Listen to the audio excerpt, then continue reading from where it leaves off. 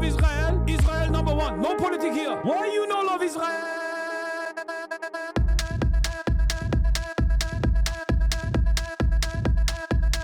Oh, you hate it?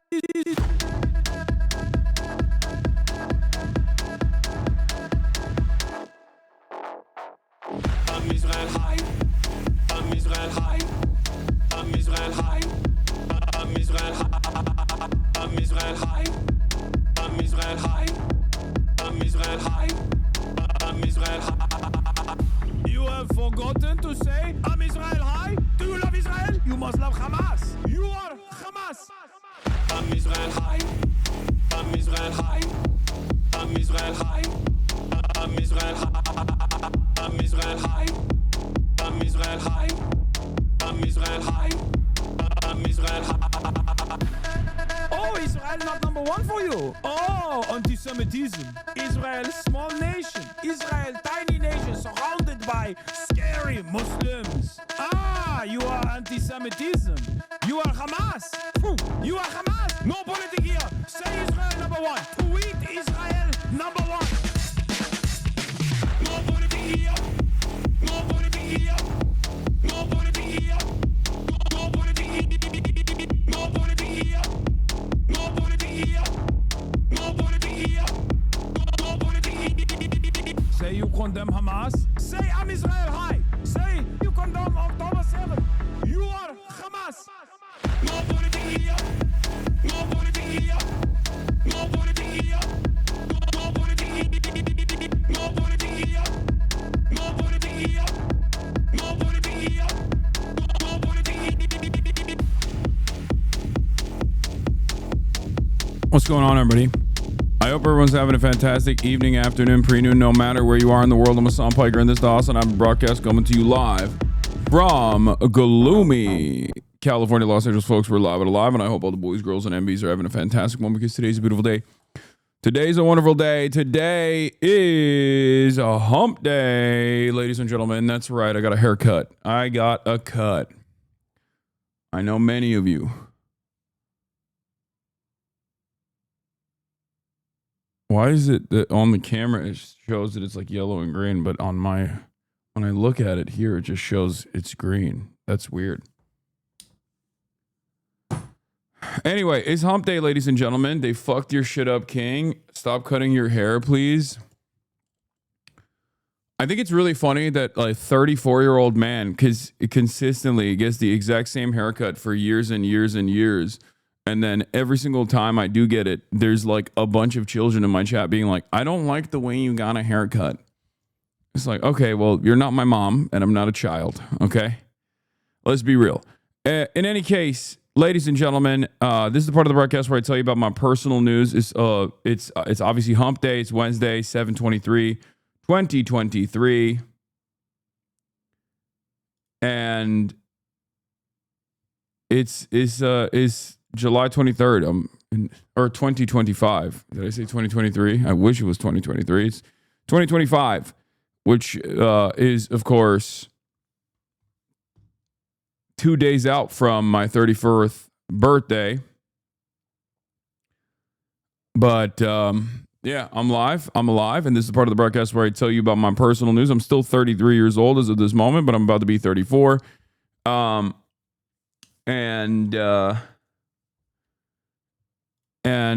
Yeah, all I got for you as far as personal news is I ended the broadcast last night. I got a haircut.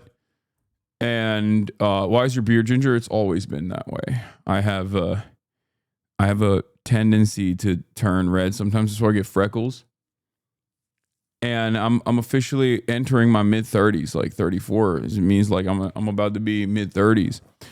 But in any case, yeah, this is it. This is what's happening. Did you do your interview with Kyrie Irving? No.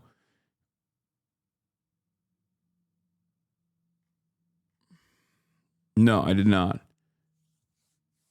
But I got a haircut. Then I took Kaya to the park. There was a bunch of fans there, low key. I played like shit though. I played some basketball. Took Kaya to the park. Kaya got to hang out with her friends at the park. because my trainer was also there and his dogs were also there. And she ran around. I played a full court game. We got destroyed. And then I played a bunch of like 2v2s and I got destroyed again. And the reason for why is because I had eaten a lot of chicken beforehand. And when I actually eat a bunch of chicken, or when I don't work out fasted, which is what I'm used to, I have some issues. I was getting destroyed. I mean, I also didn't really have like the best teammates, but it is what it is. Yeah. The chicken debuff, it happened. It's all good though. Got some good cardio out of it. This morning I woke up, went to the gym, feel like absolute utter dog. Feel like absolute utter dog shit. It's still good to do some movement. It's still good to actually get some work out of the way, but I'm incredibly weak. I'm incredibly fat. I have pain all over my body. I am 238 pounds. Like when I got back from Vegas, I looked at the scale and it shot all the way up to like 244 or something, which was crazy. So not only did I gain weight, but I also didn't actually put on muscle in the process, which is why I have to cut. I'm on a severe deficit currently.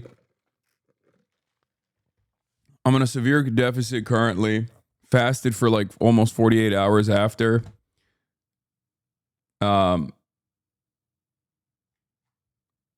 Fasted for almost 48 hours.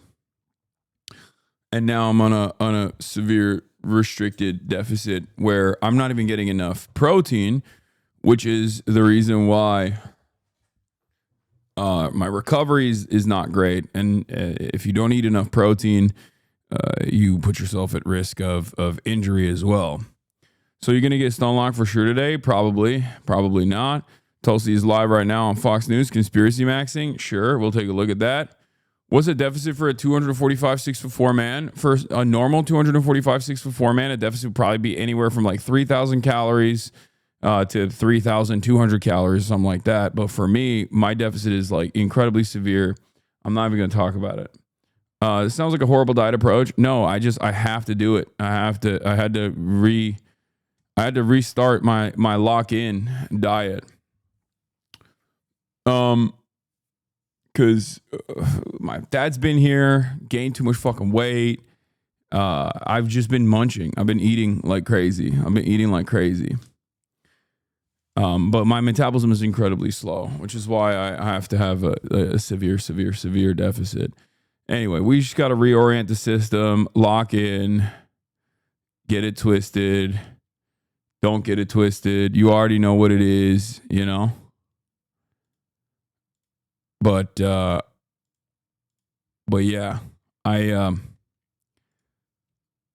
here's a pic of you at the protest. Oh, nice. Looking good. This looks chill.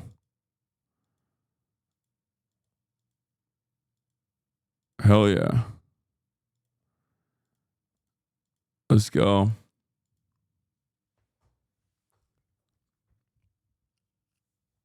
Anyway, where was I? Yeah, I'm weak. I'm fat. I feel like shit, but we're going to fix it. We're going to fix all of it. Okay. Don't you worry about a thing, baby. I'm going to fix all of that.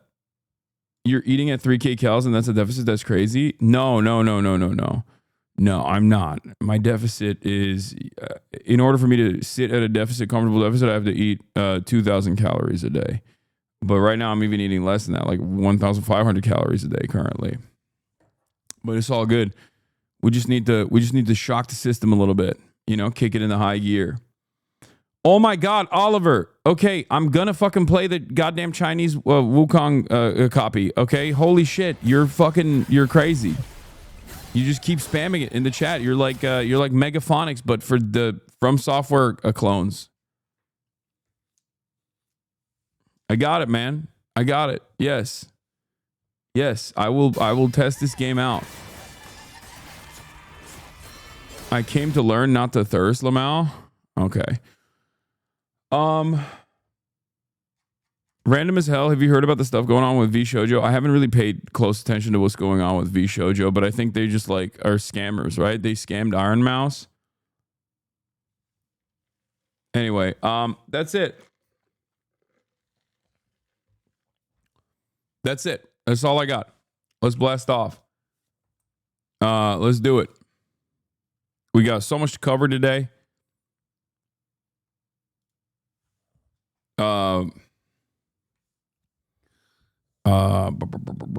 Low effort blast off meme. V Shoujo donated to the wrong IDF.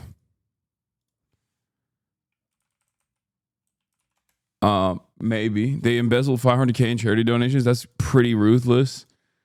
Seems pretty bad.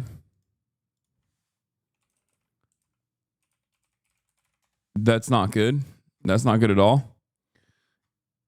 They scammed the good IDF. Yeah, if they scammed the bad IDF, that'd be fine. They didn't pay a bunch of streamers, some since September of last year too. Okay, well, I'll take a look at it for sure when the time comes. I feel like that's an important event. Is important enough news for sure. You should cover it. It was on your docket. What are your birthday plans? Just a chill dinner. That's it.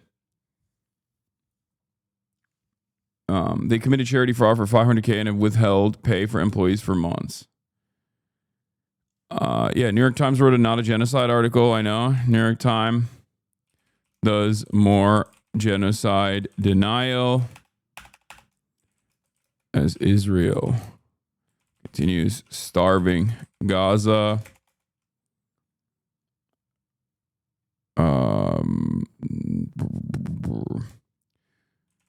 Congress takes early recess to not cover Epstein. The chart at the White House right now. What is this? Oh, okay. Yeah. Yeah, I know. I'm gonna cover that as well. Trump begs GOP to talk about Obama instead of Epstein Connect. MAGA still mad. Ukraine ex Russia. Colombia caves to Trump plus Israel. There's so much. Oh my God, there's so much. Colombia is so cowardly. Oh. All right, let's do it. Is Tulsi Gabbard dropping the Obama bullshit to take the heat off the Trump and Epstein shit? Yes. Normally, I wouldn't say like, oh, people have the capacity to pay attention to multiple things at the same time. And this is not like, I'm not one to entertain that this is a simple distraction narratives. Okay. This is quite literally and deliberately a distraction. This is perhaps the biggest, like, please pay attention to this and nothing else. Do not ask about Jeffrey Epstein. Ask questions about this instead. Like, it's the most overt version of actively trying to get people off your tail. Actively trying to get people off your tail to make them focus on. Wait, the New York Times wrote about Brett Cooper and they misquoted me. Brett Cooper is spreading conservatism one celebrity drama at a time. But even stars on the left have shown respect for Ms. Cooper's approach. While Hassan Piker, progressive streamer, is accused her of copying his own internet-y cadence, he has complimented her decent job of covering apolitical topics with sometimes subtle, sometimes not so subtle right-wing tilt. That's not a misquote. That's correct. Mr. Piker has a massive audience too, with nearly 3 million followers on Twitch. Brett Cooper's popping off spectacular in ways that I can never even imagine for myself. Mr. Piker 33 said this year on channel, she's cooking. 20 years ago, hosting a cable show might have been a dream for someone like Cooper or Mr. Piker. Today, with traditional television in decline, more on-air talent is going independent. Miss Cooper has already started her own shingle, having departed the Daily Wire to start the Brett Cooper Show on YouTube in January. No, that was an honest assessment, and I stand by it. Okay, but it does sound like you're a fan. I mean, I will sometimes offer real analysis from a media perspective It's like when I say, it's like when I talk about Alex Jones. Like I say, Alex Jones in his peak was a profoundly entertaining figure. You know, I that doesn't mean that he's like a force of good. He's not a force of good, right? But he is still very much an entertaining figure. Okay, more quotes. Apparently, my criticism of the Nelk Boys podcast has made its way to Haaretz. Let's take a look. Modern day Hitler. Netanyahu slammed by the right for a podcast appearance full of whoppers. Netanyahu's appearance on the Nelk Boys far right podcast and their softball questions of the PM amid mass starvation in Gaza caused outrage among leftists and the MAGA-loving manosphere alike. This is from Ben Samuels, writing from Washington for Haaretz. Netanyahu's appearance, full send podcast, who previously visited Israel in 2023, indicated an awareness of the MAGA media landscape and the so-called manosphere of podcasters, streamers, and YouTubers that helped Trump make significant inroads ahead of the 2024 election. During the episode, Netanyahu repeated his well-established praise for Trump and attacked New York mayoral candidate Zohar Mamdani in more explicit terms than he has before. Netanyahu also spent a valuable time during a highly anticipated interview espousing his preference for Burger King over McDonald's. Immediately following the episode's publication, the manosphere exploded with condemnation over their failure to critically question Netanyahu, as well as their decision to platform the prime minister. On YouTube, the episode received more than 3 times the number of dislikes to likes, with right-wing content creator Sneeko, an avowed critic of Israel, circulating a clip of the host saying, "We are so not qualified to do this. That's what's interesting about this. We should just not be doing this."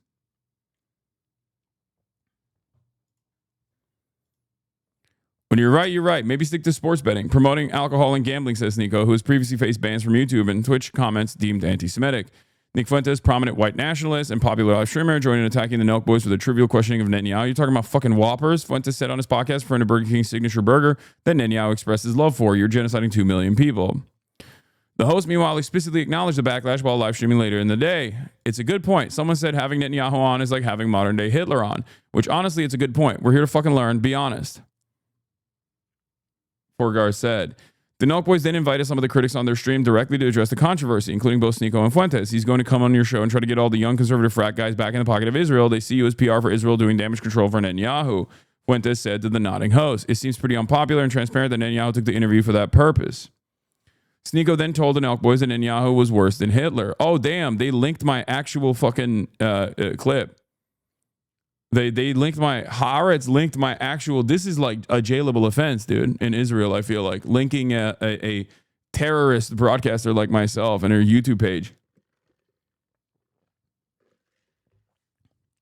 Forgard and Steinberg, however, did not only explicitly address the Netanyahu episode with critics on the right, they convened with Hasan Piker, the left-wing Twitch streamer who has found himself at odds with the Jewish establishment organizations over his vociferous criticism of the Gaza war. Would you interview Adolf Hitler during the Holocaust if you had the opportunity? Probably not, right? We had less information on the Holocaust while it was happening than we do on this modern iteration of a genocide because we get to see it in real time, Piker told them on their Kick stream. Just because we have someone on doesn't necessarily mean a W for the guest, they told Piker. Our viewers are fucking smart. I'm well equipped to have a conversation with Benjamin Netanyahu. I can turn around and tell him that the World Food Program has said there's no evidence to suggest Hamas is stealing hate. You don't have that follow-up in that situation, Piker said. Jewish left-wing podcaster Adam Friedland, the Jewish left-wing podcaster Adam Friedland, millennial Jon Stewart, also joined and said, you say it's just a podcast, but you don't realize there's a gravity there and powerful people want your access, want access to your platform. Cool Adam, the millennial Bill Maher.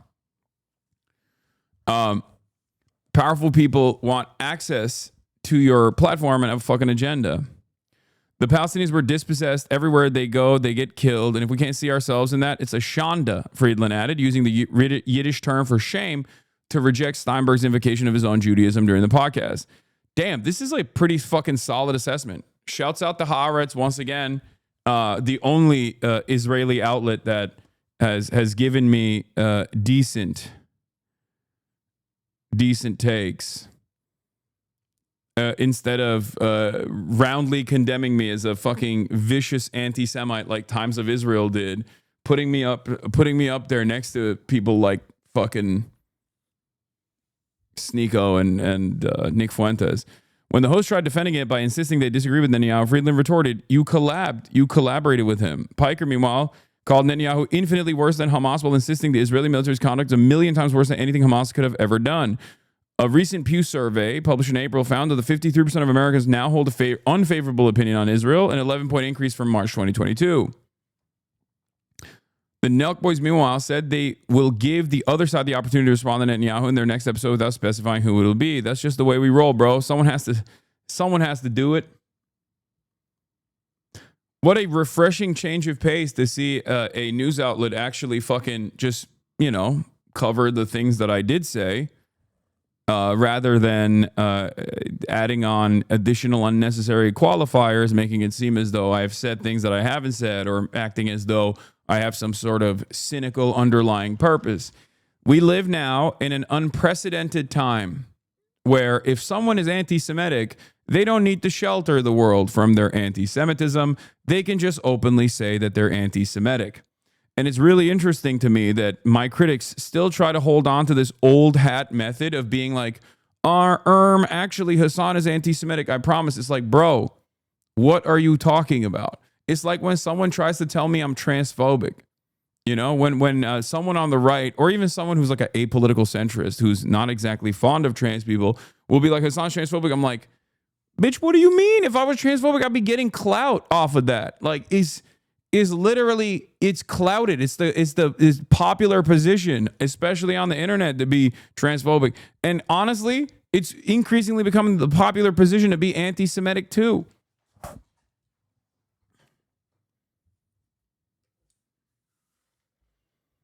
I'm still thinking about my cousin responding to my pick in 2021 saying, he's anti-Semitic, right? If he knew you were Jewish, he wouldn't be so nice. Yeah, I would have beaten your ass, Megaphonics, when you came up to me if I knew you were Jewish.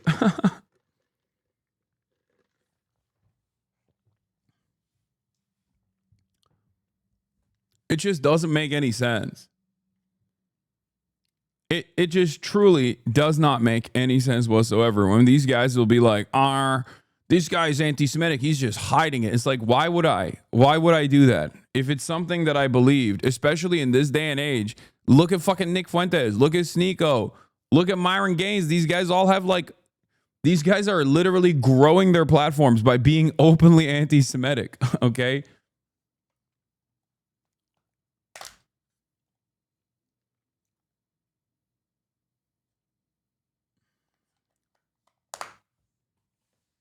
Yeah, Dan Bilzerian, Candace Owens.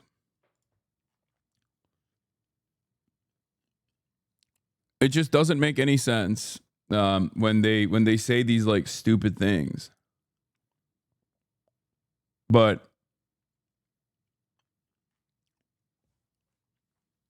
it is what it is.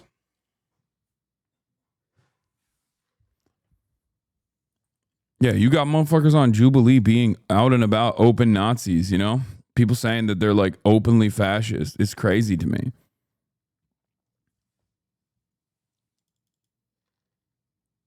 Anyway, Chud Grouper and Holocaust Rape Grouper also too blowing up off of anti-Semitism. Yeah, nowadays, people will go on a larger platform and declare to the world openly that they are just a straightforward fascist.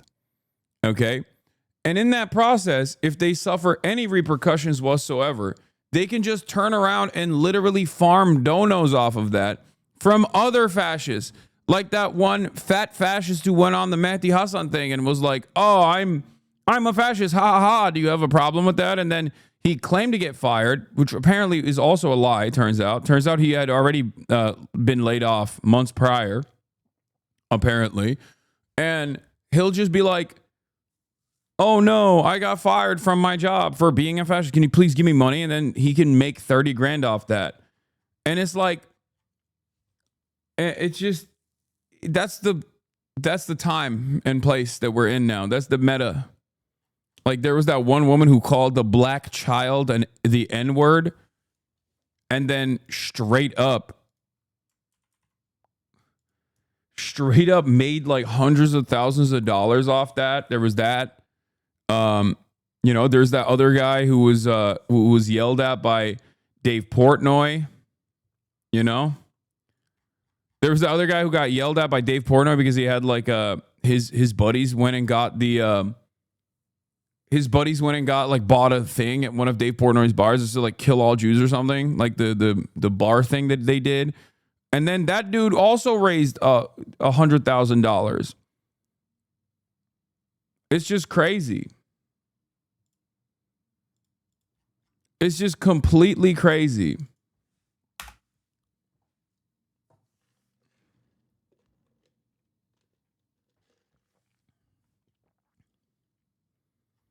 You can just farm that now.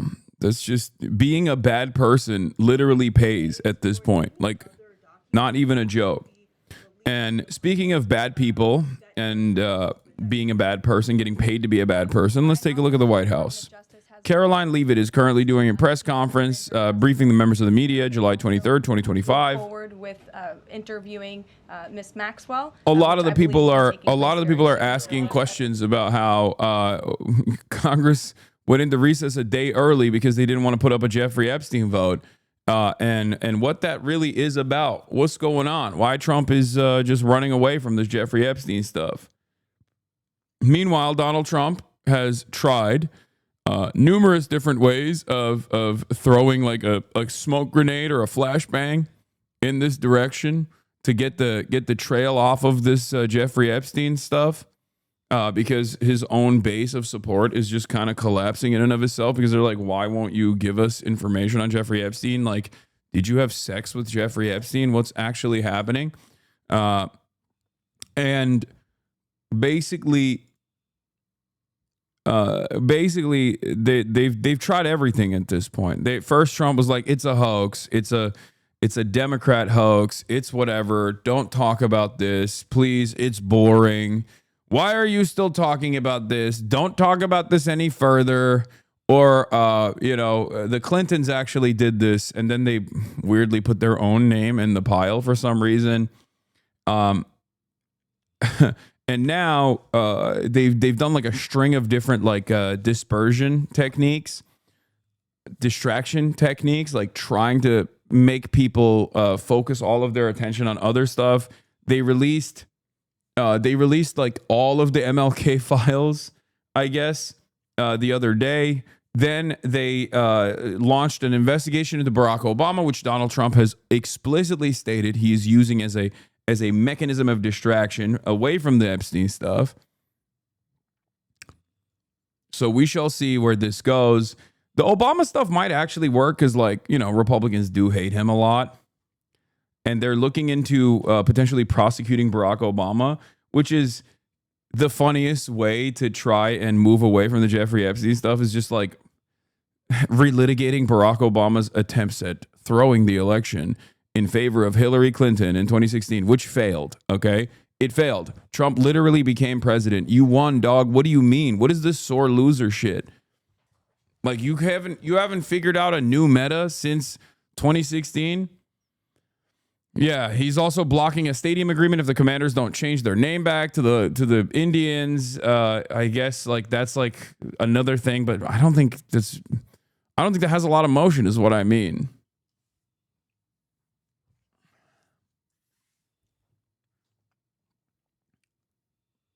Yeah, Hillary buttery emails, Benghazi. They're just like hitting all of the lines over and over again, and it hasn't worked. A federal judge has rejected unsealing Epstein's grand jury documents, and this just happened also. This just in. And not only that, but also Donald Trump's own lawyer, who was Jeffrey Epstein's lawyer as well, is now working with the DOJ and is directly talking to the Ghislaine Maxwell team. Ghislaine Maxwell, pardon, incoming. Who knows what she'll say? Ghislaine Maxwell obviously is Jeffrey Epstein's. Ghislaine Maxwell is obviously Jeffrey Epstein's associate. As you guys know, real quick, Cutie got caught glazing you. Wait, what? The funny thing is Hasan is like the sweetest little muffin. Is he? Hasan scares the fuck out of me. Really? Yes. In what way? He's a huge dude. I mean, he's tall, but like he's sweet. Dude, AI has gotten so crazy. That's you crazy. know? Okay, well, she said it. She said it. That's not AI, man. That's real. I've literally never heard her say that in my entire life, not even in like private correspondence. Okay? I'm legitimately shocked that those words came out of her mouth. It's not AI. Shut the fuck up, chat. Shut the fuck up. That's not AI. That's not AI. It's real. She said it. This is the most shocking.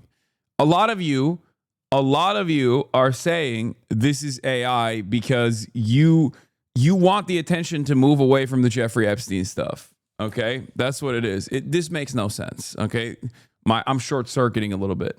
Sweet. Is he? Yeah, he's so sweet. He's not mean, but he's not. Oh, he I is wouldn't say he's like sweet. sweet. Oh my god, he is so sweet. Okay, but Let me tell you, every single time I see his son, he gives me a hug, like he's like, ah, and he like squeezes me tight. He's like, the funny thing is Hasan. Who is that? That's crazy. That's crazy. That's crazy. Hasan doesn't believe women confirmed. I believe women. I believe the woman on screen right now. Okay, the earlier version.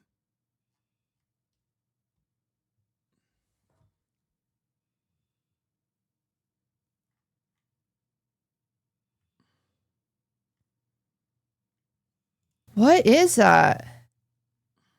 I don't know, guys. Okay, thank you for this information. That's crazy. That's crazy that this is a real thing that happened. And now some people will say it's fake. Some people will say it's AI. Don't forget that one of Jeffrey Epstein's lawyers died. Yeah, that one is not that surprising. The motherfucker was 80, bro. Come on. Prominent Miami defense lawyer Roy Black, who gained national attention by winning an acquittal in 1991 on the William Kennedy Smith rape trial, was involved in scores of other high-profile cases. He was 80, man. Like, I don't think this was like a suspicious death. It's like saying Ozzy Osbourne died. Isn't that suspicious? Nah. He was just a kid, guys. Okay, listen. I know that because we follow politics quite a bit, 80 is basically like a freshman senator, okay?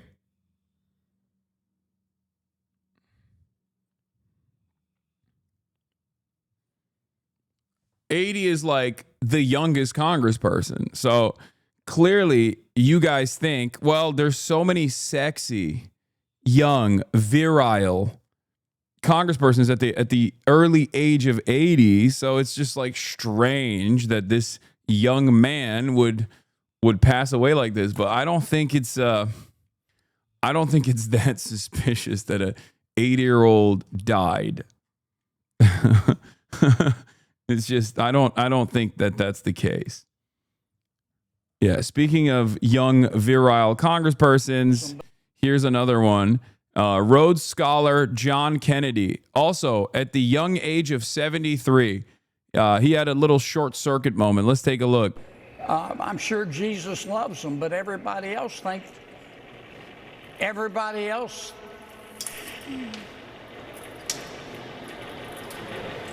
Hey.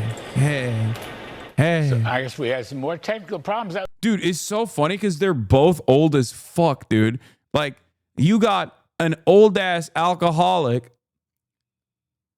interviewing another Jerry. What is happening? It's like this feels like a meme. Like, just pull yourself out of the situation, because like our expectation is that our Congress is old as fuck, and also the people who watch television are old as fuck, and also the people who are on television are old as fuck. But it's like, when will the boomers let go? When will the boomers let go? Because they are hanging on, man. They are really hanging on. They're hanging on, and they got the death grip. Have you ever had a situation with like one of your grandparents, maybe they got Alzheimer's, mine all did, and they just like hold you tight with their hands, and they got the death claw, and you're like, where is this power coming from? You know, old man grip. That's how they're holding on to their positions of power, bro. What is going on? Just let it go. Let it go. Why are we waiting for you to die on camera? – What the hell? Who is this for?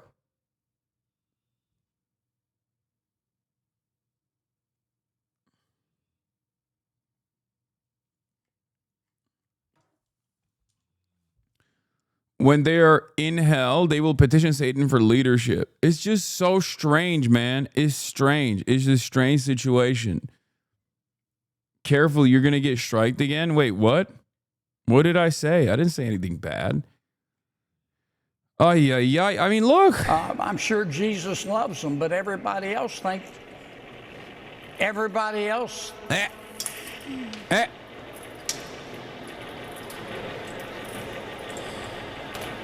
So I guess we had some more technical problems. He's like, oh, it must be technical problems. Oh, really? Yeah. Is that what we're calling it? Yeah, there is technically a problem. And the problem is that we have 70-plus-year-old senators still trying to talk through a fucking stroke, dude. Their brains shut on and off. That's the problem. And it's not like a little problem. It's not a technical problem. It's a big problem.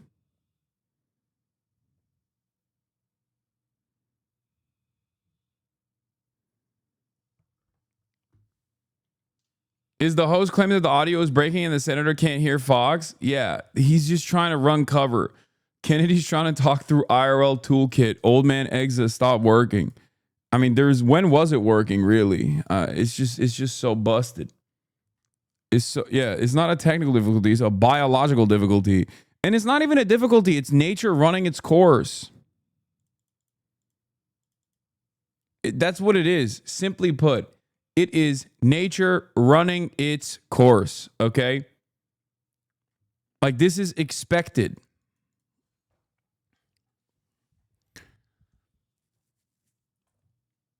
The BBB wouldn't have passed if the oldies got out of the way when they should have. Oh, it's just crazy. His systems aren't perfectly clear when it's at his local Klan meeting. Being mean to the elderly? Yes, dude. I'm going to continue being mean to the elderly if they don't get out of the way and if they're short-circuiting in broad daylight, in real time. And they're senators. I'm not being mean to them because they're like at the old folks home and I'm like, fuck you, old man. Like, I'm not being mean for no reason. It's just like, it's unreasonable for that person to still be in a position of power at this stage in their lives, okay? It's not like your grandparents. That's a person who has awesome amounts of power. In any case, let's get back to Trump facing mounting pressure over the Epstein files and how Donald Trump is trying to get away from the Epstein stuff.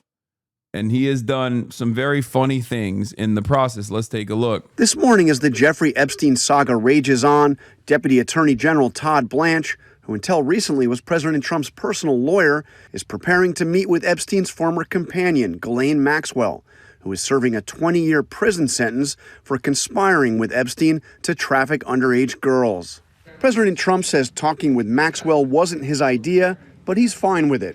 Yeah, I don't know about it, but I think it's something that sounds appropriate to do, yeah. This comes as Maxwell has been appealing her case, trying to get out of prison. Trump used to socialize with Epstein and Maxwell and was asked about her when she was arrested in 2020.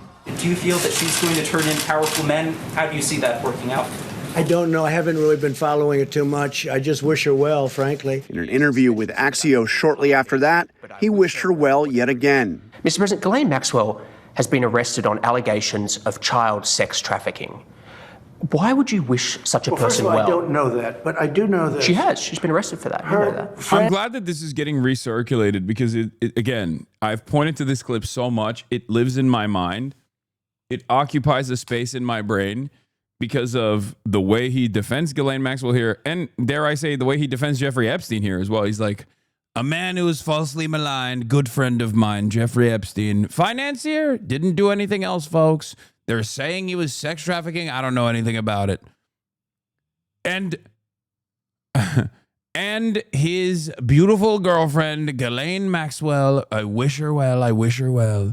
I wish her so well. Her boyfriend died. Her boyfriend died. And her boyfriend, Epstein, was either killed or committed suicide in jail. She's now in jail. Uh-huh. Yeah, I wish her well. I'd wish you well. I'd wish a lot of people well. Good luck. Trump and some of his top. It wasn't only this. There was a press conference during COVID. Yeah, that's what he's referencing. He first had the I wish her well moment in a press conference during COVID. God, there were so many crazy moments happening at that time. I mean, this entire interview is actually crazy. Like it bears repeating. It bears a revisit because like there's so much happening in that back and forth between Jonathan Swan and Donald Trump, where he just asked like very basic things, and then Donald Trump's responses are so insane. But like the Ghislaine Maxwell stuff is fairly relevant for this moment. Allies spent years stoking shadowy conspiracy theories about Epstein, but now his administration has backed off a promise to release the full FBI files on Epstein. The president's staff, administration, his own children, his vice president have promised that these files would come out, and now we're being told it's a hoax. It just doesn't wash. The House Oversight Committee Tuesday voted to subpoena Maxwell to testify. But Speaker of the House Mike Johnson, a close ally of the president, announced Congress is going into early recess this summer, avoiding any more votes on the Epstein case. The Trump administration is falsely claiming that Obama deliberately manufactured and politicized intelligence reports about Russian interference in the 2016 election. In a rare rebuke, Obama fired back, his spokesman pointing to the... Oh, God, Obama is... Honestly, put him in jail, bro. Like, actually, Trump, do it, okay? He deserves it. He deserves it for many different reasons. Obviously, because he did war crimes when he was president. But he especially deserves it because he has been so absent from the conversation as perhaps one of the most famous politicians that is still alive. Like, one of the most popular politicians that's still alive. And he has actively avoided talking about Israel. He's actively avoided talking about the Trump administration, like kidnapping people for speaking out against Israel. Like there's so much that Donald Trump has done, especially in his second term, that's just like undermining American democracy as we know it. And you are one of the most popular motherfuckers out there, and you're just so quiet about it. The only time he comes out of his hole is to just like rat fuck Bernie or something. Nothing about Zoran Mamdani, you know? It's just, you suck. You suck, dude. I hope Trump puts him in prison for this, okay? Maybe when he gets out of prison, after he goes to prison, it'll force his ass to like start taking some fucking stances. God damn, dude. He's really not. You just aren't listening. He has talked about a bunch. No, he has not. He has not talked about Israel, Palestine. He has not talked about the single greatest fucking crime that the American government is committing right now at all. He is so hyper obsessed with his legacy and his Netflix deals and being friends with like Jay-Z that the only time black people getting sick of carrying this country and getting shit on, he's tired.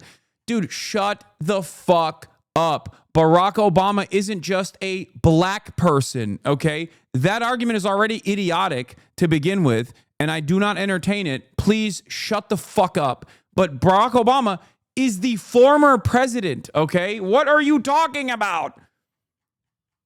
He's not your uncle that protested during the fucking civil rights movement, okay? Shut up.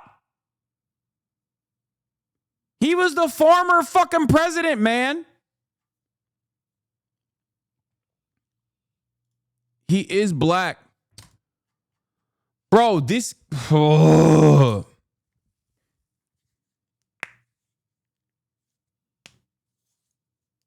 God damn, it's the most annoying fucking Gen X attitude I hear so goddamn consistently. I feel like it's got to be rage bait at this point where people will be like, black people are tired.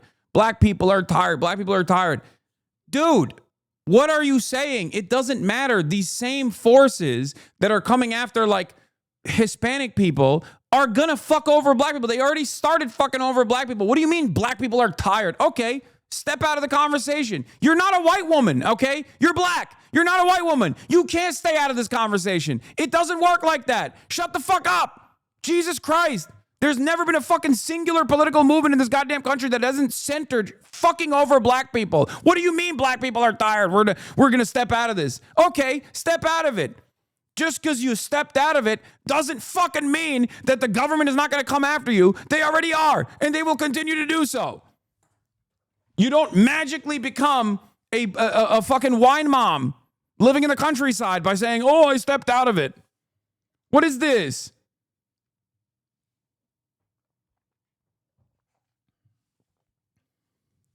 When someone is the president, they're no longer like a you can't do identity politics to defend a president, okay? And they're a former president, and their lack of interest in addressing any of the things that are going on.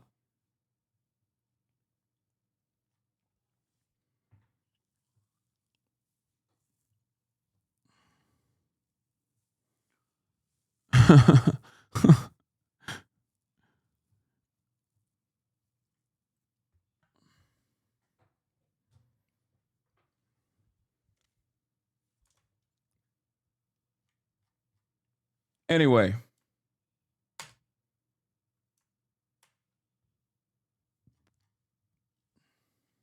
Quote, widely accepted conclusion that Russia worked to influence the 2016 presidential election, but did not successfully manipulate any votes. Obama noted that those findings were affirmed by Republicans in Congress at the time, including Trump's now Secretary of State, Marco Rubio. The Obama spokesman adding, quote, these bizarre allegations are ridiculous and a weak attempt at distraction.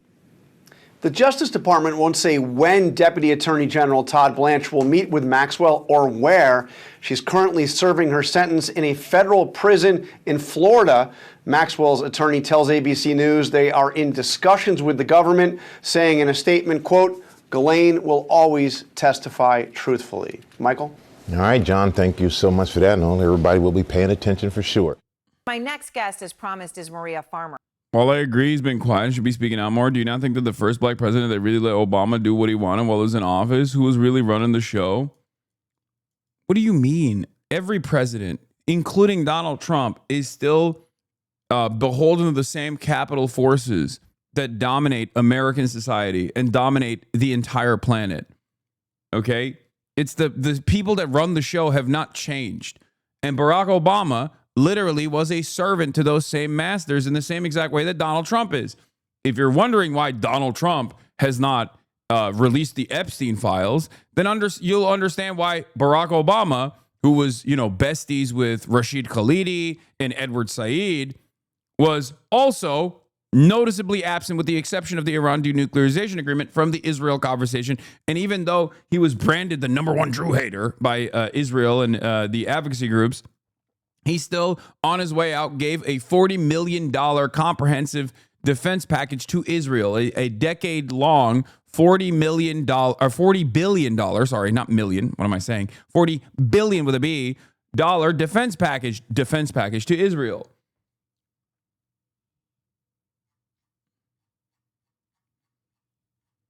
Maybe now that he's in the crosshairs, it'll kick his ass into high gear and he'll start talking about it or something. I don't know. Who will see? But yes.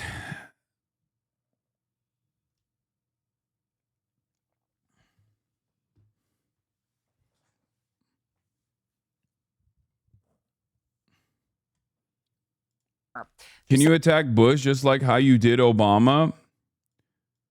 George W. Bush is still the singular greatest war criminal in modern American history. What are you talking about?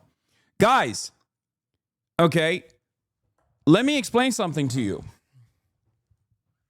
Just because I'm not talking about one other president doesn't mean I like that person. Stop trying to engage in hypocrisy fishing, okay? What the fuck is this? What's going on? Is this a fishing expedition? You've noticeably not said anything about Adolf Hitler. I'm beginning to think you might like him. Like, shut the fuck up.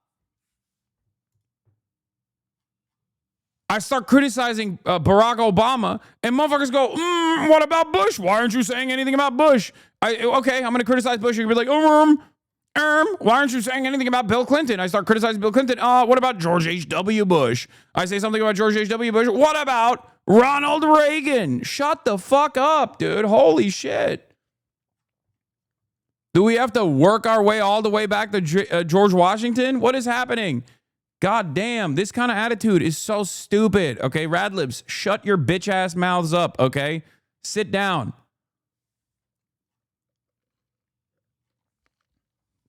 It's one of the most annoying tendencies that fucking baby leftists have, which is like a thing that I didn't say, a thing that I have not talked about.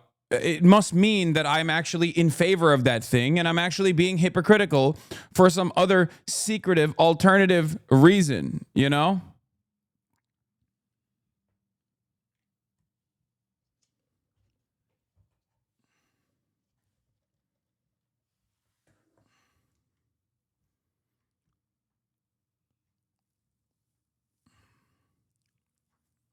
Says Epstein and Ghislaine Maxwell sexually assaulted her. So she says she saw Trump at Epstein's office late at night in 1995. At the time, she was 25 years old. Epstein had just hired Farmer, who was an artist, to help him acquire art. Now, Farmer urged the FBI to look at Trump's connections to Epstein twice, in 1996 and again in 2006, which, of course, means Trump's name could very well be in those government files that the administration is refusing to release. Maria Farmer is now suing the government to try to get the unredacted files about the allegations she brought forward about Epstein. Now, President Trump has not been the target of any investigation related to Epstein, nor has he been accused of any criminal wrongdoing in this case. Maria Farmer is out front now for her first television interview, sharing her story since filing her lawsuit, and she is joined by her attorney, Jennifer Freeman.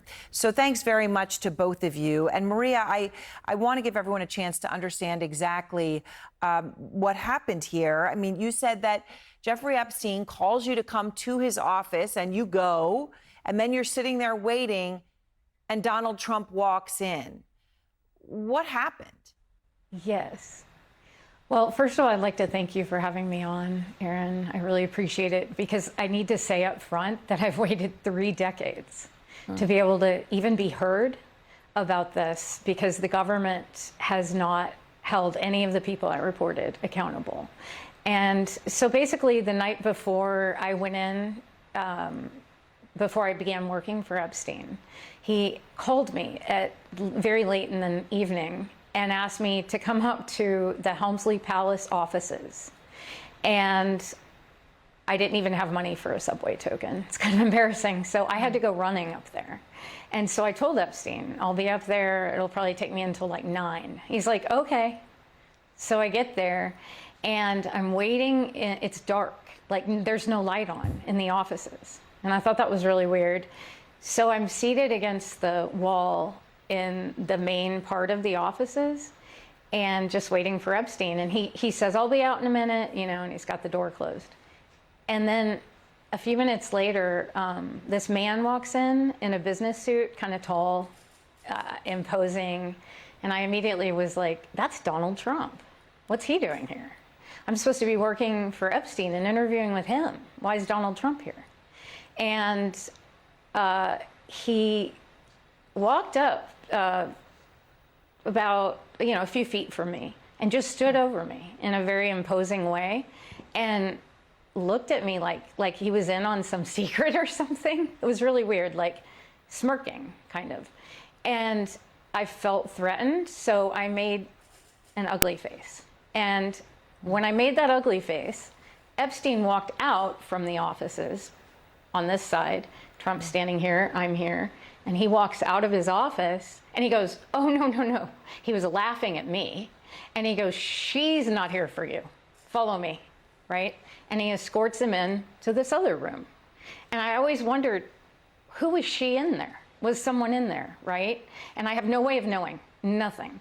But I felt very intimidated because I had on running shorts and I was vulnerable, sweaty, just a nobody in an office with these 2 men. That it felt very predatory and uncomfortable.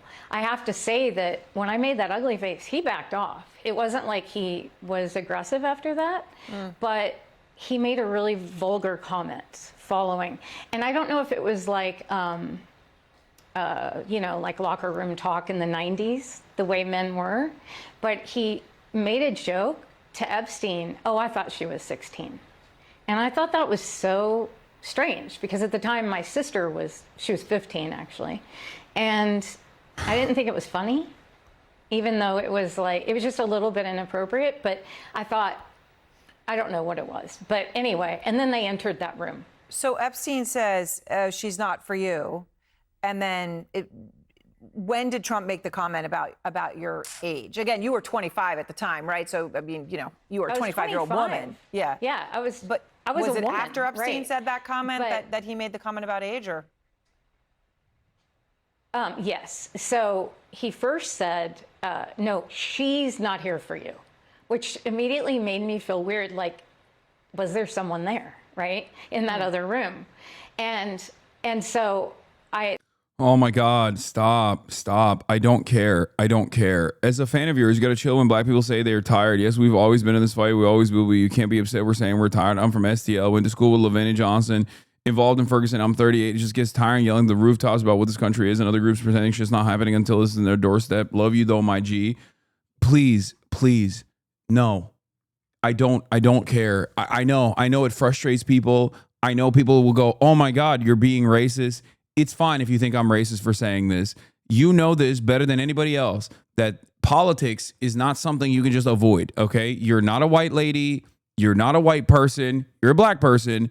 In America, you are always going to get fucked over whether you decide to sidestep or not. I'm not saying you are doing that, but whenever people come in here and say shit like that, it pisses me off. You want to know why it pisses me off? Not because I'm a privileged white, okay? It pisses me off because it's wrecker behavior. It's people not only saying that they're pulling themselves out of this conversation, that they're pulling themselves out of this fucking political mobilization.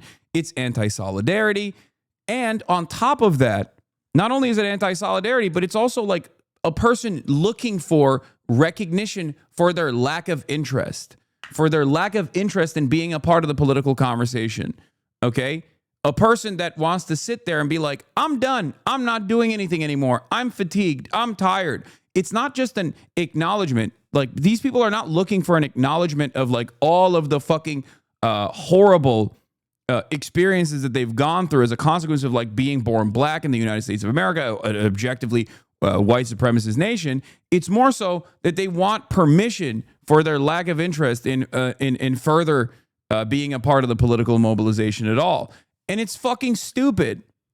That's it. If you feel that way, then shut the fuck up. I'm not going to give you validation for it. So I don't care when someone comes in here and tries to do that kind of shit. It doesn't matter what their background is. Okay? This isn't one of those spaces where you can get away with saying shit like that. And it's more often than not repeated by people who literally think, well, I voted for Kamala Harris. That's it. I see it so much. I see it so much with Gen Xers, especially. Okay? Let's be real. Okay? Let's be real. There are a lot of Gen Xers out there who love saying, well, I voted for Kamala Harris. I did my duty. Now you guys wanted Donald Trump. It's your fault. Okay. Well, good luck to you then. But, you know, you're not gonna win over anybody here. No one is gonna look at that and go, whoa, wow, she really did do her best. She voted for Kamala. I guess now she can stay out of this conversation. That's it. And it's like additionally funny because like this was in defense of fucking Barack Obama. Okay, Barack Obama is tired. What do you mean Barack Obama is tired? Tired from what? Tired from doing Netflix deals? Like, what are you talking about? Tired from being besties with like Jay-Z and Beyonce? Is that, oh man, it's so tiring to be in the fucking Hamptons all the time.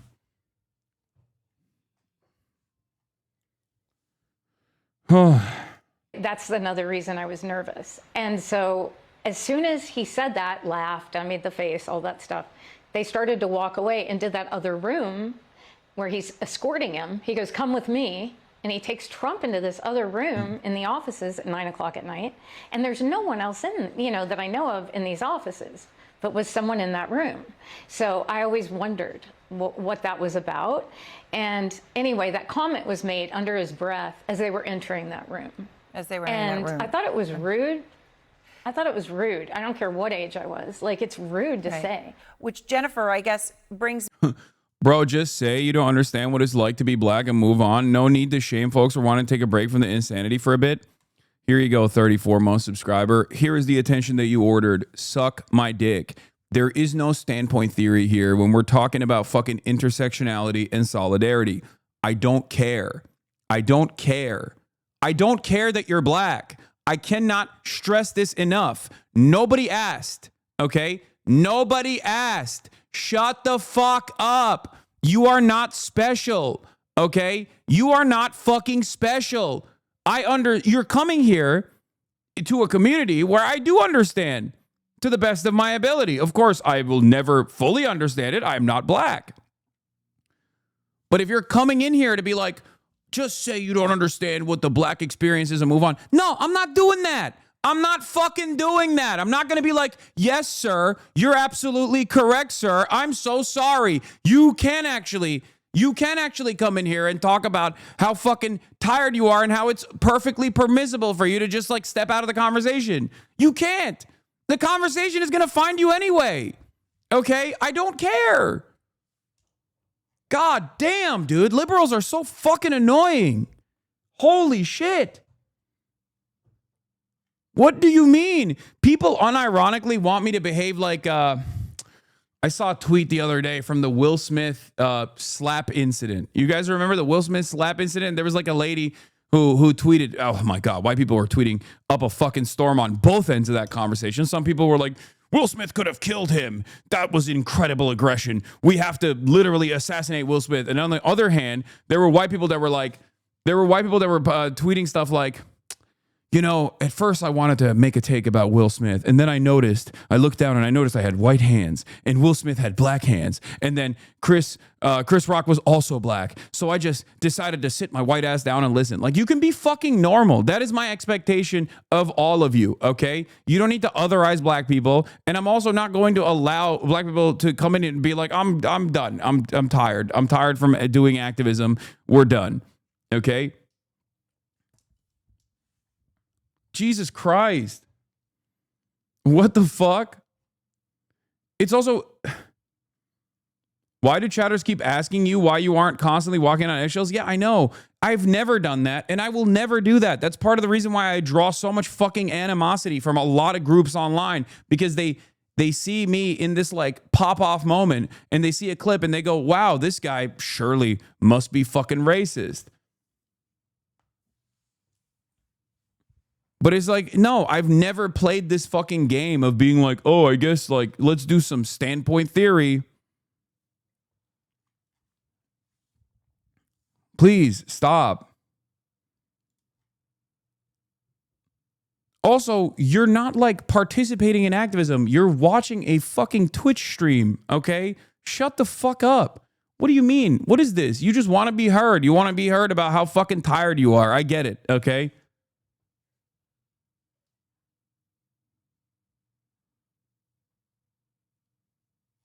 God damn. Nobody wants you to walk on eggshells. You just be going hard on black voices expressing their frustration. Yes, because just because a voice is black doesn't mean it's a valid concern, okay? This is the thing that I'm trying to describe to you. If I'm having a conversation about solidarity, okay, and someone comes in and goes, well, as a black person, I don't want to be a part of this because Obama, this was like in defense of Obama, okay? Obama is black and he's tired, just like all other black people are tired. It's like, okay, well, we're talking about a former president. Like, what do you want me to say? You sound like a fucking crybaby bitch. Are you talking to me?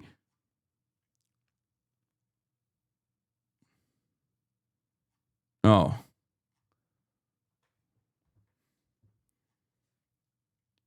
We are a few seconds away from black liberal chatters demanding you wash our feet is so weirdly infantilizing to us. Man, I understand where exhaustion comes from, but like, I'm sorry, I'm not going to allow Obama to get away with bombing hospitals. What the fuck are we doing? We don't have to give it up for the war criminal. Solidarity. It's like, by the way, my demand wasn't even like Obama apologize for all the war crimes that he fucking engaged in. Okay. My demand was for Obama to at least say something about Donald Trump just fucking ripping apart the social fabric that is basically holding on by a couple threads and keeping American society intact as a fucking former president and one of the most popular political figures. That's it. The defense of that isn't to say, oh, well, he's black and he's tired. He's experiencing fatigue. Yeah. So, yeah, your demand was for Trump to fucking arrest Obama? Yes, I did. I said that. Yeah. Maybe that'll kick him into high gear and will cause him to actually fucking participate in the conversation for once. Me to where you are now, I know you're helping Maria now sue to get the unredacted government files related to. I do honestly think this is coming from a place where people are just like fucking bored of the normal back and forth. Everyone is experiencing fatigue from fucking the consistent death and destruction that they see. So they want to have like a more fun conversation that centers them, makes them feel good. By being like, oh no, you don't understand. Woe is me. I'm getting fucking attacked mercilessly, and now I'm getting attacked in this space that I frequented that I thought was like a safe space or something.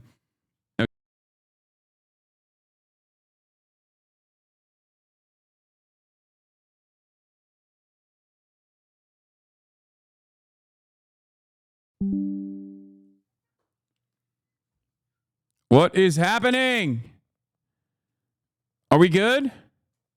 Oh, we are back. Okay, now it is back.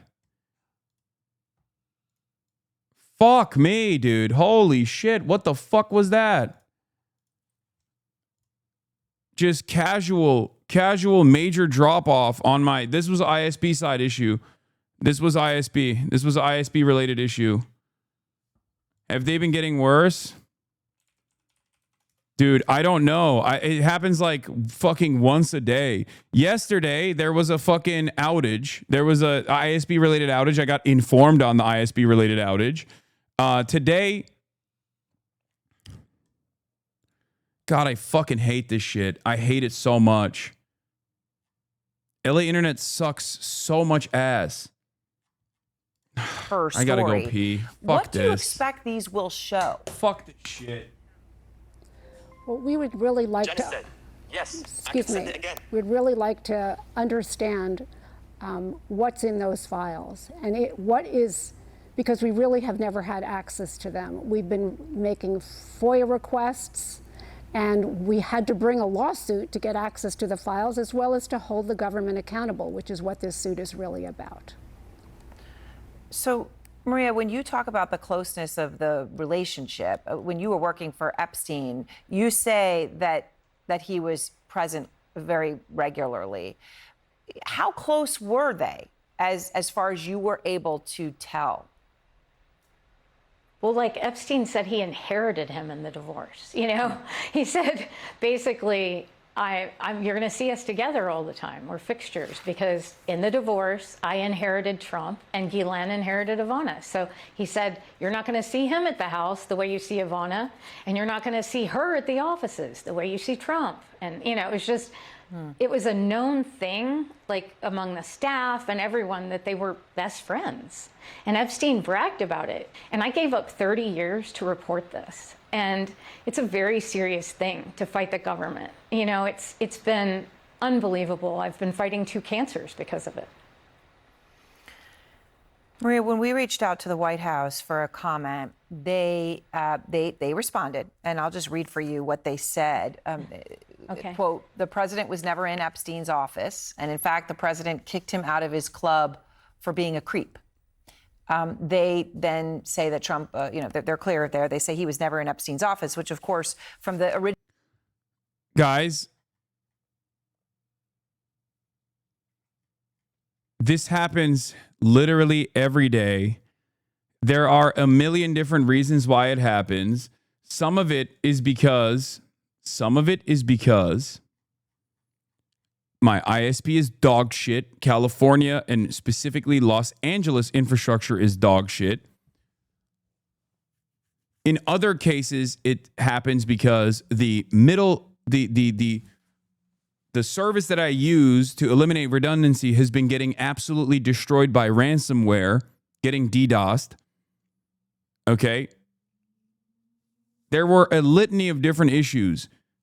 Live streaming on Twitch has so many points of failure. You have software issues. You have hardware issues. Okay. You then have issues that pertain to your ISP, infrastructure issues that are completely outside of your control. Then you have issues on the server side. It could be a Twitch server problem. It could be a IRL toolkit server problem. All of those problems exist. Okay? In the last month or so, the fact that I've been experiencing daily disconnections on this broadcast has happened as a direct consequence of all of the things that I just mentioned. It was hardware issues that were playing a role. There were software issues that were playing a role. There were ISP-related issues that were playing a role. And last but not least, the IRL toolkit that I've been using has also experienced some major outages because they've had their servers get destroyed.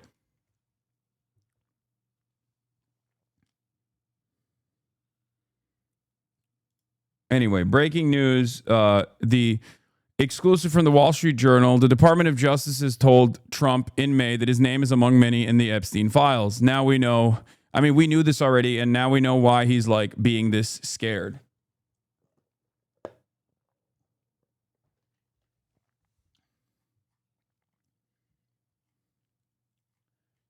Maybe build your own server.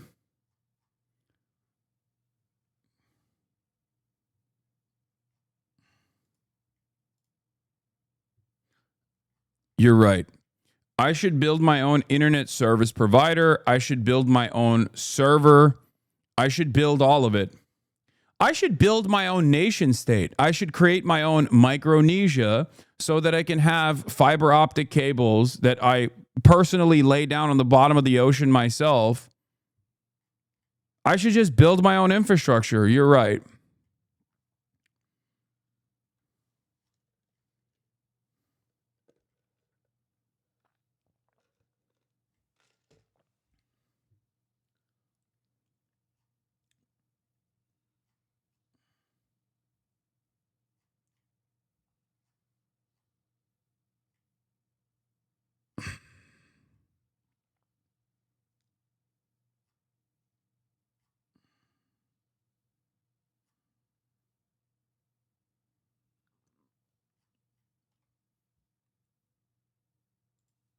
Anyway.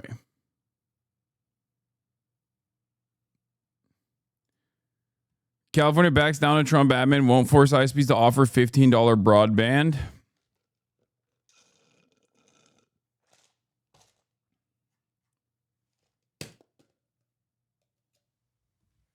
Ugh.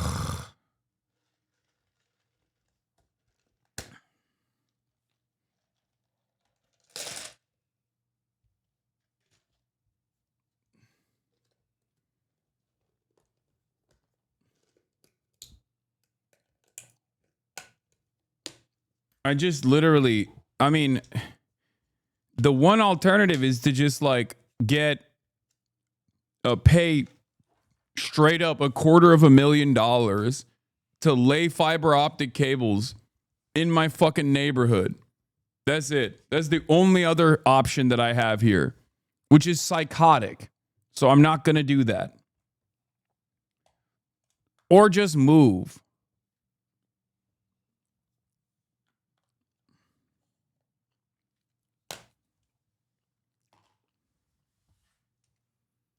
You don't have fiber. No.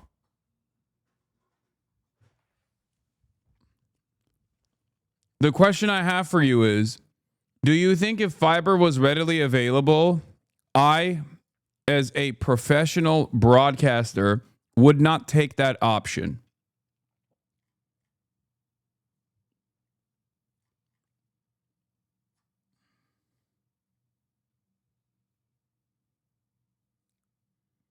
Yeah, a streamer named Maximilian Dude did that, said it's $15K a month at first, now down to $7,000 if I recall correctly. Yeah.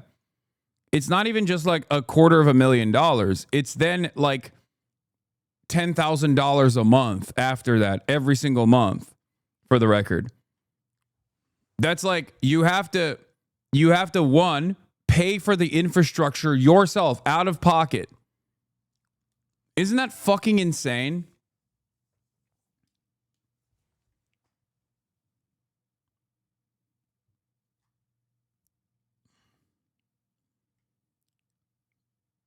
None of the none of the ISPs that offer service here offer fiber. And it's literally street by street, for the record. And they just basically hope that someone rich enough and dumb enough will pay for it. They will never allow it. They will never offer it until someone pays for it. And then maybe that'll be something that is allowed. And then something that you can pay for. It's not insane. Infrastructure isn't free and you're privileged. Dog, there are people in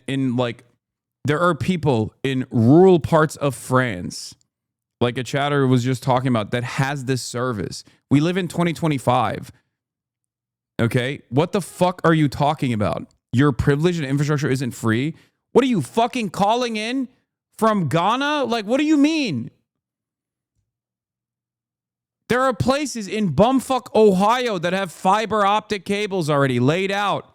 There are streets, a couple of streets down from me that have fiber optic availability. They just refuse to do it across the board. You're so fucking invested.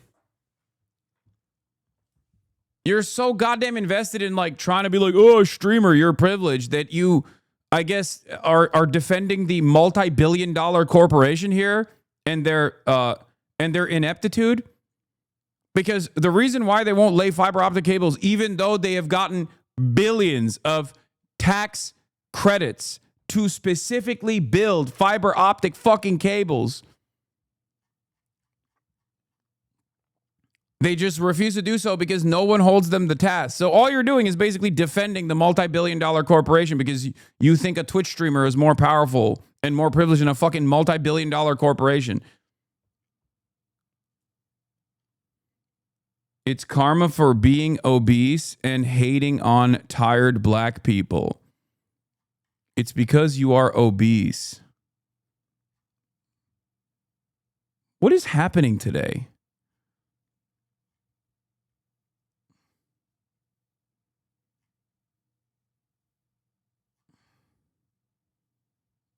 Ha ha ha.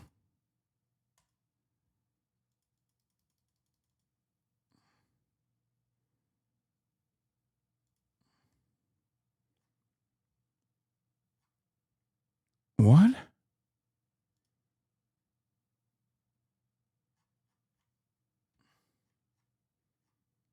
The community is falling apart.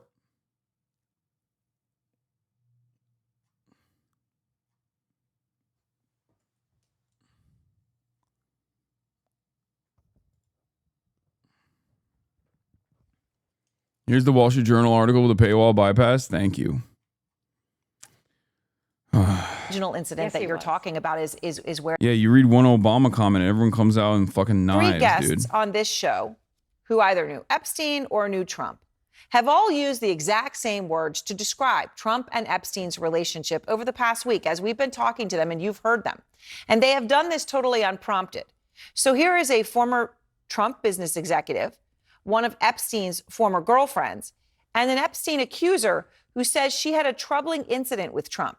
They all said the exact same thing here on Out Front. They were best friends. They were best friends. Was his best friend.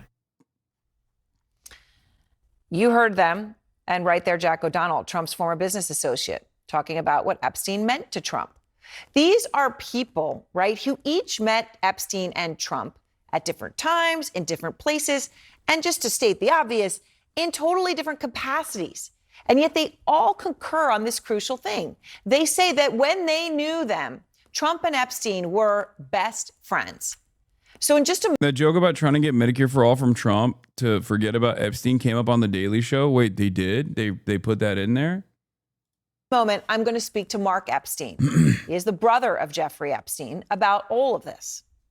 Out front now, Mark Epstein, the brother of Jeffrey Epstein. And Mark, you know, from what you know, from what you saw, how close was your brother to Donald Trump? They were very close. They were good friends. Jeffrey used to sometimes tell me things that Donald said that were funny. I know Donald was in Jeff's office a lot back in the 90s. MSNBC is live covering the Jeffrey Epstein, the new Jeffrey Epstein leaks from Wall Street Journal. Any reason why Tulsi Gabbard was trotted out in front of the White House press corps today at the briefing?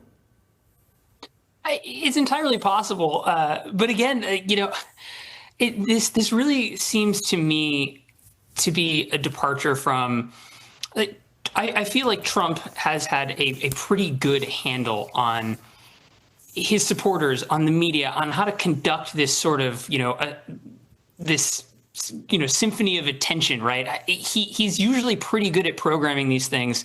What is so striking to me is how over the last 2 weeks or so, he has behaved as if he doesn't understand the world that he lives in and the attention ecosystem, like all of this. I mean, it's very clear, given all of his associations with Epstein in the past, that it would have been, for someone like him, you know, to be able to not like push all this aside. I feel like he would have been able to at least skirt around this, at least have a little more control over the story and the narrative.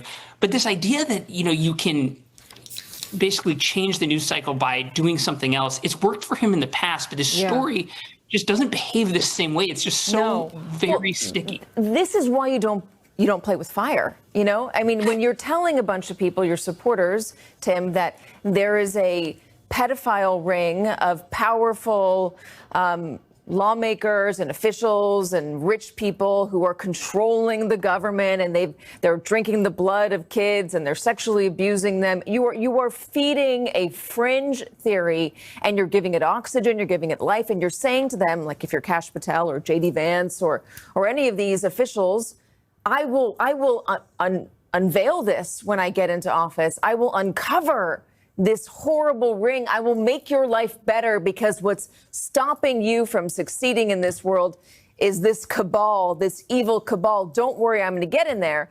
And then when you get in there, you realize, oh, wait a minute, they want to see this. And oh, wait a minute, it's dangerous, actually physically dangerous and reputationally dangerous to release hearsay.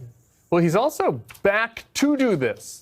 But like, he had a little bit of a scapegoat in the first term, right? When he wanted to change the subject, it's like, oh, the deep state is blocking me, and I have these old establishment Republicans that we need to get rid of them. He came in and he put Kash Patel, a podcast conspiracy theorist, in charge of the FBI, so that Kash Patel could reveal things like who was in the Epstein list and, you know, all the other assorted related conspiracies, right? That's why Matt Gaetz was the first person he was going to put in charge of DOJ. That's why Dan Bongino, another podcaster, is the deputy FBI director, right? So Dan Bongino? Well, according to the bottom of the story, he exploded at Pam Bondi, his face red, and called her a liar. So I don't know. It seems like they have some personnel issues. But like, so he doesn't have an excuse this time, right? Like, you know, there's nobody that he can point a finger at and say it's their fault. He put these people in and said, this time I'm coming back to get revenge. Can't contain it now. Yeah, right. We can't, like this whole thing, like, look over there, squirrel, like that works if you're at Mar-a-Lago and the Joe Biden's in charge, you can blame him. Or if you're like the deep state is in charge, you can't do that now. And to me, the biggest news about this story, just one sentence on it real quick, is when Hakeem Jeffries first talked about this about a week out, he was like, you know, what we know is either they were lying then or they were lying now. Like either it's a cover up or they didn't really have the goods and they're pretending to.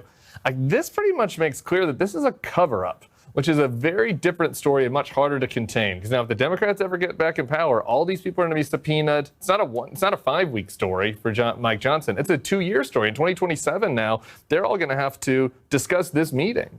And so, I mean, I just think that it makes a big difference over where the story was a couple days ago. It's 3:30. The House is holding their last votes of the month. And that is probably the best time last votes in congressional history, because every single member, I mean, we'll actually see. I'm curious to see if there are members like Tim Burchett, whose opinions change based on this. I don't think they will, but how might it change? Well, they don't want Trump to be. I don't. Again, we don't know what. And they don't want Trump to be implicated, so they start to pull back. But on the other hand, a lot of them will say, well, if Trump did nothing wrong here, and his name is just collateral damage, and it's just the black book, as Lisa said, or flight logs, then let's just be very clear. The only people charged in this were Jeffrey Epstein and Ghislaine Maxwell, who's behind bars right now.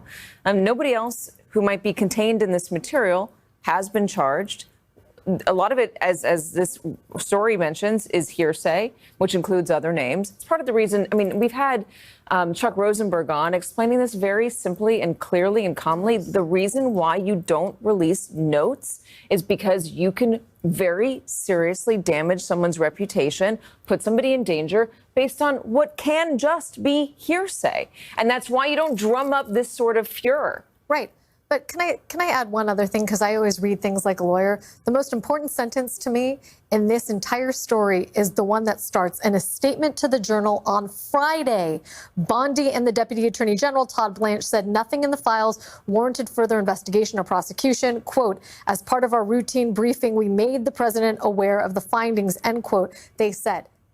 That seems to me to be an indication that as long ago as last Friday, which is a lifetime in this story, Todd Blanche and Pam Bondi knew that the Journal was aware of this meeting and that they had told the president in May that his name. I think it's also that quote to me seems to confirm that they briefed him on this and that he was mentioned at least in some way, shape, or form as part of this. Again, not implicated in doing anything wrong, but that is a confirmation of the story. We should also just really quick say that he hasn't been implicated, but there are Epstein accusers who have accused Donald Trump of sexual harassment. Stacey Williams said that Jeffrey Epstein brought her to Trump's office and he groped her. So, yeah, we don't know what's in here. I'm just saying, but it could be hearsay, but also you would assume that if Jeffrey Epstein's accusers have mentioned Trump in public, maybe they have investigations. Ashley, I'm going to give this one to you because you were at the golf course with me in Scotland when Rupert Murdoch showed up all of a sudden in 2016. Rupert Murdoch was not a fan of Donald Trump, and all of a sudden he was at his golf course.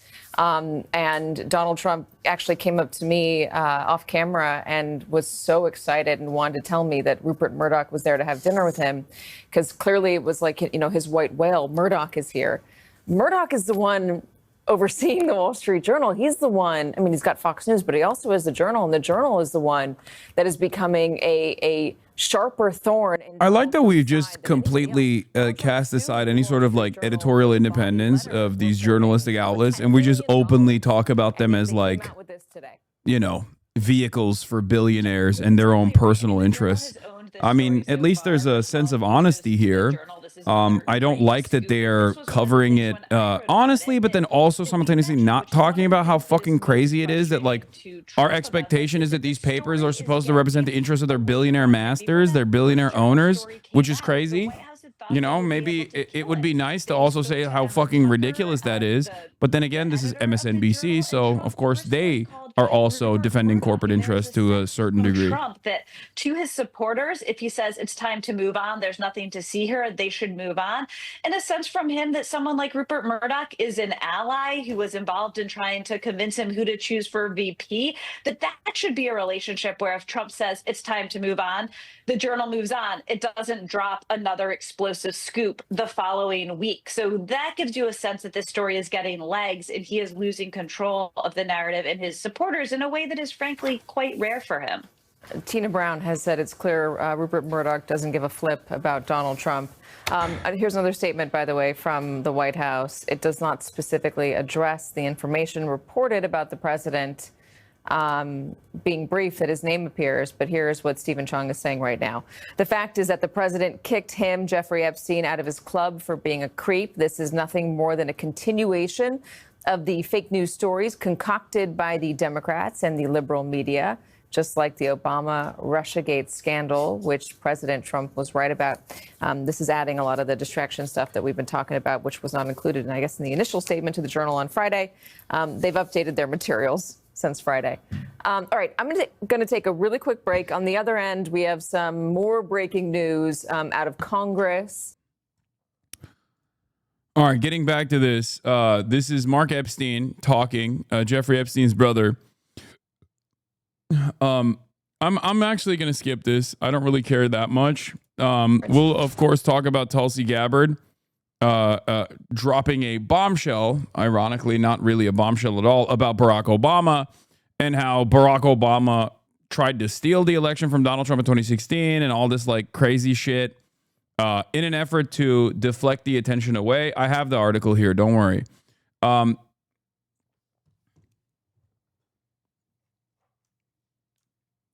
In an effort to deflect the attention away from the Epstein stuff, they're pulling out all the stops. They're desperate. They're trying their hardest. And I don't know. I don't think it's going to work, but we'll see. Justice Department, this is a new Wall Street Journal article that just came out. It's breaking news. Justice Department told Trump in May that his name is among many in the Epstein files. Bondi also told President at the meeting that Justice decided not to release more Jeffrey Epstein documents because of the presence of child pornography and the need to protect victims. When Justice Department officials reviewed what Attorney General Pam Bondi called a truckload of documents related to Jeffrey Epstein earlier this year, they discovered that Donald Trump's name appeared multiple times according to senior administration officials. In May, Bondi entered. By the way, I don't trust this leak. I don't trust this leak or this new reporting because I think this is to run cover for the administration a little bit. Because the reason why I'm saying that this reporting is running cover for the administration is because of this part. This is what the admin has said. Okay? This is the admin's perspective. Oh, we can't release the Jeffrey Epstein documents because of the presence of child pornography. Okay? We know that that's what Pam Bondi has claimed already. No one wants that. No one wants there to be CSAM being circulated online. That's not the point here. Okay? No one wants to know. No, people are not even demanding to unearth the victims here unless they choose to come out themselves. People want affiliates. People want associates. People want information on the level of affiliation, what the entanglements look like. Okay? That's what people want. People want justice for others who were involved with Jeffrey Epstein. The idea that this is a conversation about like releasing CSAM is a misnomer, is completely ridiculous. No one is demanding that. Okay?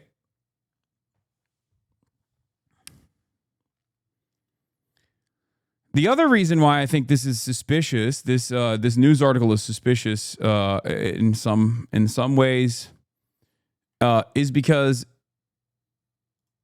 Trump already knew that he was mentioned in the Epstein files already. He had an extensive relationship with him from the 90s to the early 2000s. This is all public. There has to be something in there that he doesn't want the public to find out. Okay? It's not necessarily the fact that his name is mentioned in the Epstein files numerous times that is a shocking revelation. He knows that already. He knows that already. Okay? Everybody knows that already. Alex Jones has said that already. He always says, like, Trump is obviously mentioned in the Epstein files numerous times, but he says no involvement, no direct involvement whatsoever. So I think there is additional involvement with Trump and Jeffrey Epstein that we are not privy to, that he does not want out. Okay? In May, Bondi and her deputy informed the president at a meeting in the White House that his name was in the Epstein files, the official said. Many other high-profile figures were also named. Trump was told being mentioned in the records isn't a sign of wrongdoing. The official said it was a routine briefing that covered a number of topics, that Trump's appearance in the documents wasn't the focus. They told the president at the meeting that the files contained what officials felt was unverified hearsay about many people, including Trump, who had socialized with Epstein in the past. Some of the officials said. One of the officials familiar with the documents said that they contained hundreds of other names. They also told Trump that senior Justice Department officials didn't plan to release any more documents related to the investigation of the convicted sex offender because the material contained child pornography and the victim's personal information, the official said.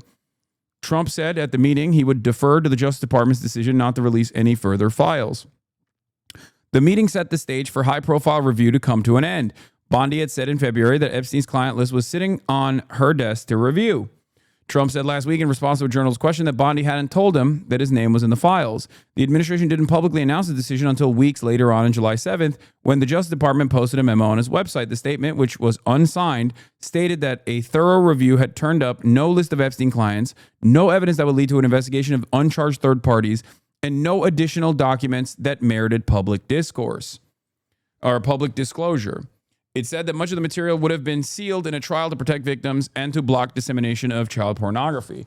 Once again, the idea that there is no way to showcase additional revelations about who was involved with Jeffrey Epstein without like unearthing who the victims are is ridiculous. Typically, the FBI doesn't disclose materials that aren't related to a charged offense. This is another fake news story, just like the previous story by the Wall Street Journal, said White House Communications Director Steve Chung.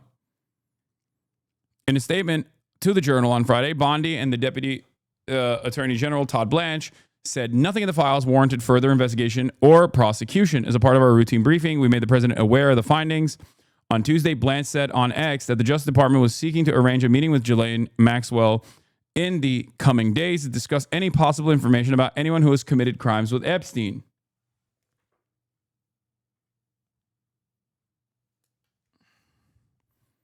Maxwell was found guilty in 2021, helping Epstein sex trafficking, and sentenced to 20 years in prison. She has been in custody since she was charged in 2020 and didn't testify at her trial.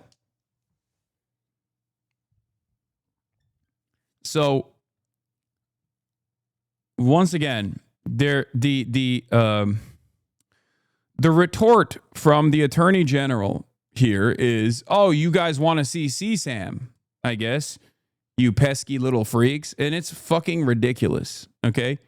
No one wants to see CSAM. No one wants to see the actual victims. No one wants to know who the actual victims are. Everyone's interest in this case revolves around who are some of society's elites that were involved with Jeffrey Epstein and to what degree was their involvement. Okay?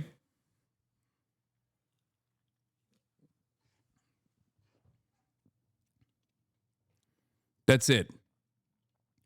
Anyone who tries to use this as the mechanism of deflection is perhaps one of the dumber people that have either A, cynically decided to use it as a form of deflection to stop you from demanding these answers, or B, was so stupid that they got duped by perhaps the worst possible way of defending Trump's lack of interest in revealing maybe even his own personal involvement with Jeffrey Epstein.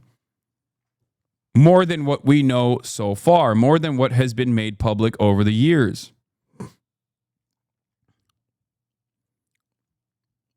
That's it. It is also additionally suspicious that the Trump administration is now working directly with Ghislaine Maxwell. Okay? But there is breaking news. House Oversight Committee has subpoenaed Ghislaine Maxwell. The deposition will happen at prison in Tallahassee on August 11th. Weather control room, Ian Maxwell, speaking to Piers Morgan yesterday.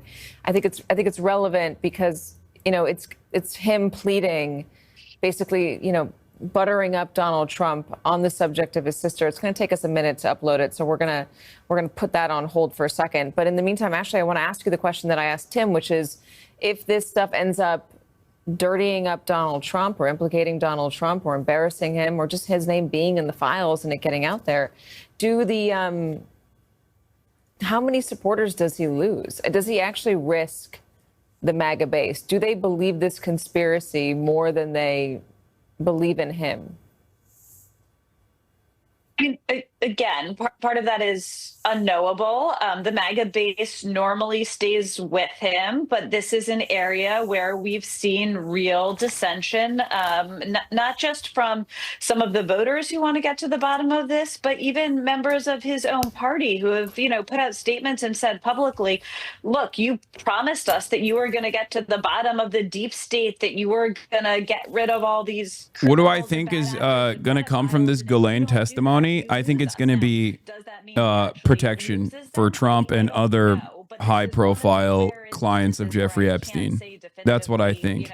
The only reason why Trump would ever allow this to happen is in exchange for leniency from his Justice Department, she is going to come out and be like, no one ever did anything criminal. It was only Jeffrey Epstein that did all these sex crimes. I wasn't even involved in those sex crimes, and I'm actually unfairly being prosecuted. Jeffrey Epstein acted alone. Okay? That's what I think she's going to do. She has already said things like that and ran cover for high-profile clients that we know of that have been actively sued and have actually been pushed away from the royal family, like Prince Andrew's.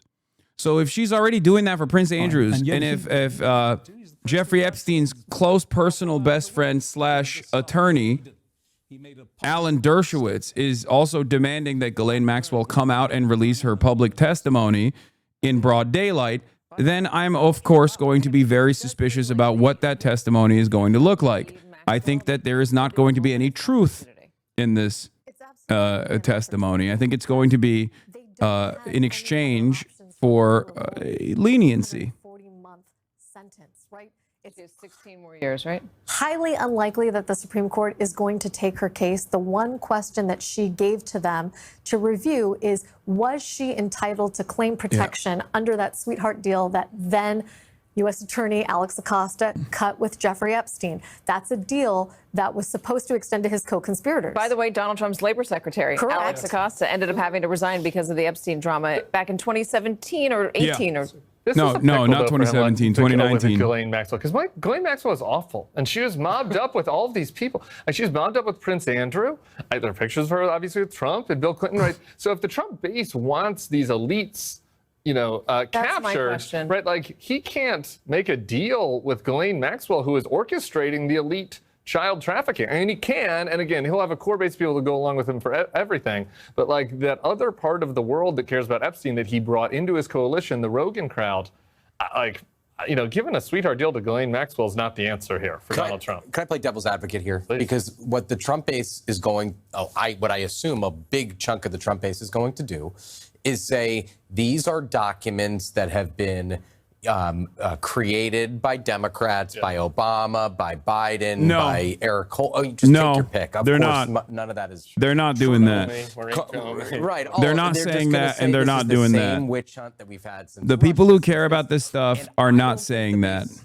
I mean, maybe some people do, but I don't think a big chunk of the base ditches him after this. Yeah, I mean, I think you're right about that. I think that and Donald members Trump of Congress are going to follow what their base wants because they're up for re-election in 15 months. Yeah, but I think you're right about the Rogan crowd, the extras that put him over the edge. The extras, exactly. Let me play another interesting piece of sound. This is from July 15th. A reporter asked Donald Trump if Pam Bondi had briefed him on what was in the Epstein files. Let me play what she said, or what Donald Trump said.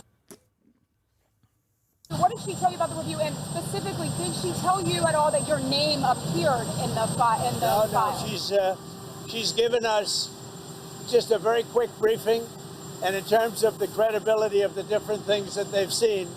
And I would say that, these files were made up by Comey. They were made up by Obama. They were made up by the Biden information. We went through years of that with the Russia hoax, with all of the different things that we had to go through. We've gone through years of it. Okay, so that was July 15th. Wall Street Journal reports in May. May is before July on the calendar. May. The AG and her deputy informed the president at a meeting in the White House that his name was in the Epstein files. Again, so he's told this in May, according to the reporting for the Wall Street Journal. He's asked by a reporter in July, and he says, no. Ashley? So clearly, if the Wall Street Journal reporting is true, then that answer from President Trump is a lie, right? He was told this May, June, July, 3 months prior. He's asked if he was ever told this, and he says no. I will say one thing that is interesting that I had started hearing in the past week or so when I was reporting on this story was White House officials and Trump allies were going to great pains to explain to me, and what they were explaining was true, but to explain to me that just because a name appears. I think that they're going to try to, the trick the Republicans will play now is, Ghislaine said Trump is in the clear and Dems won't push for the files because they know some of them and world leaders are listed as well. They expect this all to be over before the end of the year. They will try to pack this up, but I don't think they'll be able to get enough people on board. I think that if there's one area where Republicans do exercise a healthy amount of skepticism, perhaps maybe an unhealthy amount of skepticism from time to time, is issues like this one. I don't think it's like vaccines. Trump was Mr. Vaccines. He did, he rolled out the vaccines as expeditiously as possible. And yet his base did not actually step away from being vaccine skeptics. This is another issue that, regardless of Operation, the Operation Warp Speed style way that the Trump administration will try to pack this up in unison with the Democrats, I do not believe that there will be people in the base that will stop questioning things. Okay? Kash Patel's statement. The memo released on July 6th is consistent with the thorough review conducted by the FBI. No, I think there will be a lot more people that are still skeptical, even after the Ghislaine stuff. If anything, the Ghislaine stuff will just throw gasoline on the fire. And this story is no different. And I will repeat what I said at the top. When you fuel a fire, you better be sure that you can control it. And I give a lot of, I listened to Chuck Rosenberg when he says it is dangerous to release files or notes from prosecutors that have not concluded with a charge. It is dangerous to release unsubstantiated allegations or hearsay. They have been whipping this up, Donald Trump and his allies, now for years. And now they are in the position of demands from their own base to release what could just be hearsay and unsubstantiated allegations. Okay, everyone, that was quite an hour. We made it. Tim Miller, Jake Sherman, Lisa Rubin, Ashley Parker. Thank you guys very much. That'll do it for me today. Deadline White House starts. Okay, well, let's get back to the Wall Street Journal article now. The breaking news coming out of Wall Street Journal, and the additional details of Donald Trump, what he knew. Additional details on what Donald Trump was informed on from the Jeffrey Epstein files to try to figure out why he does not want this information coming out. Where were we? The meeting. Okay. They told Trump. They also told Trump that a senior Justice Department officials didn't plan to release any documents. The meeting set the stage for the high-profile review to come to an end. The administration didn't publicly announce their decision until weeks later on July 7th. And this is when much of the saga began in terms of Trump's base, understandably getting upset. The statement, which was unsigned, stated through a thorough review had turned up no list of clients, no evidence whatsoever. Typically, the FBI doesn't disclose it, blah, blah, blah. And in a statement to the Journal on Friday, Pam Bondi, the deputy attorney general, Todd Blanche, said nothing in the files warranted further investigation or prosecution.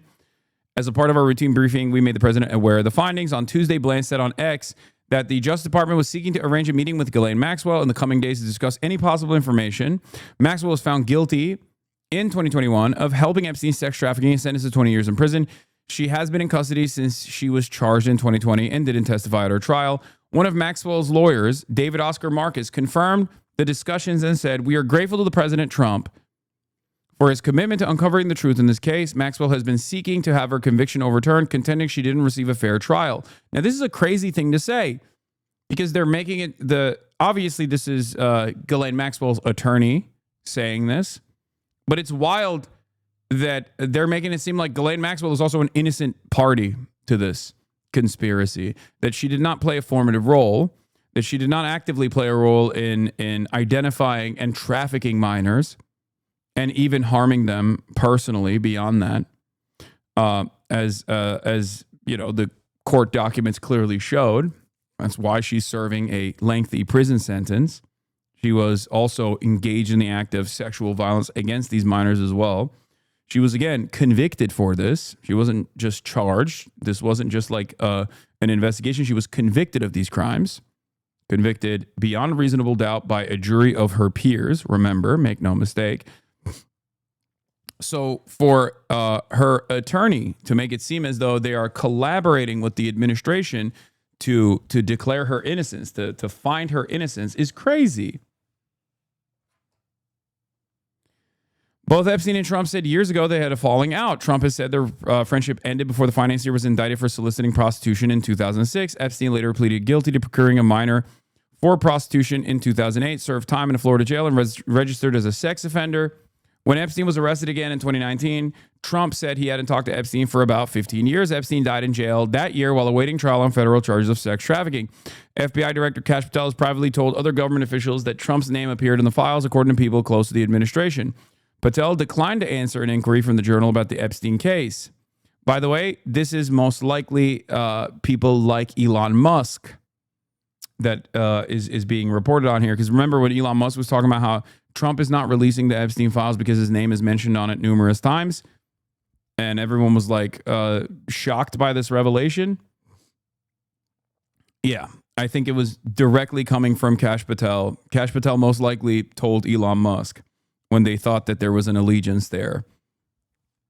Patel declined to answer an inquiry from the Journal about the Epstein case, but said in a statement that the memo on the Justice Department website explaining why the department couldn't release more Epstein documents was consistent with a thorough review conducted by the FBI and DOJ. Once again, these guys are behaving exactly in the same ways that they would if they were a part of the deep state, even though they were there to detangle and destroy the deep state, right? It turns out when you get to the position of power, you also are very much so deep state because they are there to serve their billionaire masters. It's not remotely surprising to someone like myself, but I welcome the newfound curiosity and skepticism from the people that were formerly in the Trump base. Okay, if you are a Trump supporter who thought that Trump was going to actually uncover all of these truths and actually actively combat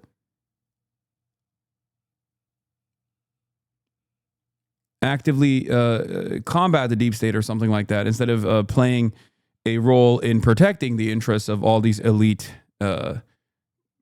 potential pedophiles and all of these like financial elites that were directly involved with Jeffrey Epstein. You were wrong, but it's okay. It's good to have a healthy dose of skepticism here for Donald Trump, and maybe you can use that as a learning opportunity for other things as well. Okay? Are we really still trying to scandalize Trump at this lame rubbish? This really sums up your channel. That's awesome. Thank you.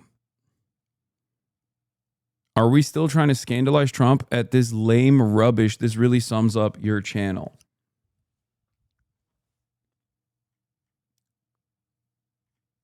This has got to be the worst bait of all time.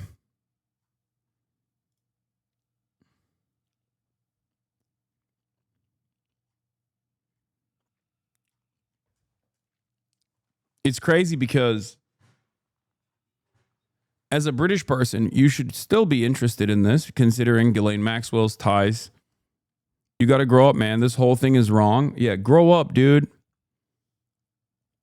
Grow up, mate. Grow up, mate. It's all right. People fuck children. It's all right. Prince Andrew did it. What you mean? What you fucking mean, lad? Don't talk about it. Fucking hell. It's rubbish, innit?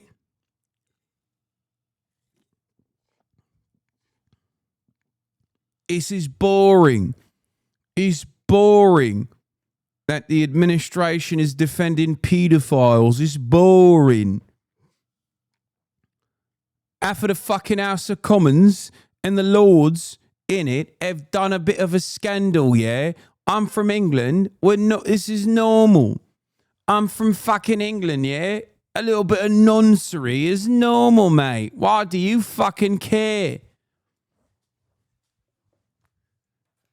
It's a little bit of shagging, like Jimmy Savile, his lordship, his eminence himself. Why do you fucking care? I don't know how you do things over there. I don't know how used to noncery you are over there, okay? But you don't have to be against everything just for the sake of it. Your channel will be better for it, and so will you. I love that this guy can't even tell me why I'm in the wrong for continuously covering this incredibly important story. And he's just like, well, here's a bit of a fucking, here's a couple pence for you, right? I'm going to tell you how to cover the fucking news, yeah? Well, thank you for your advice. Thank you for your advice, big dog. I think I'm going to continue doing this, okay? I love when someone comes in here and is like, well, let me tell you what to do here. Let me give you some unsolicited advice on how to be a top Twitch streamer, okay?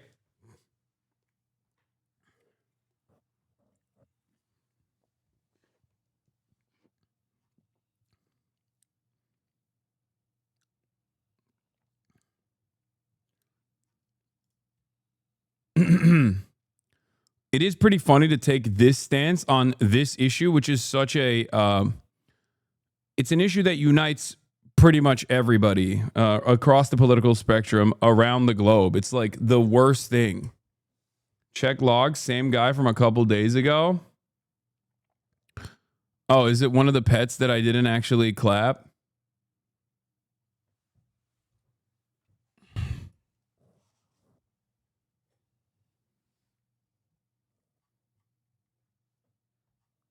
It's boring, mate. It's fucking boring.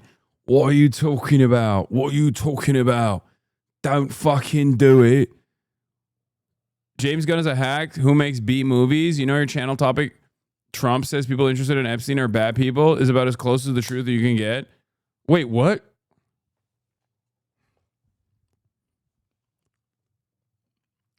Okay, this has got to be like Unit 8200 Israeli bot farm, right? Because it's odd that he only chirps at me when I say this genocide thing is all in your head, though. I don't think Trump or the UK enjoyed genocides or killing babies. Seems unlikely.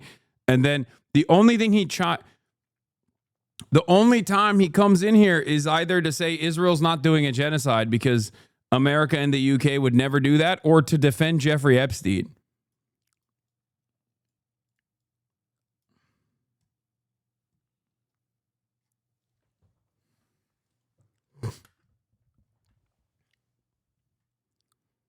That's crazy.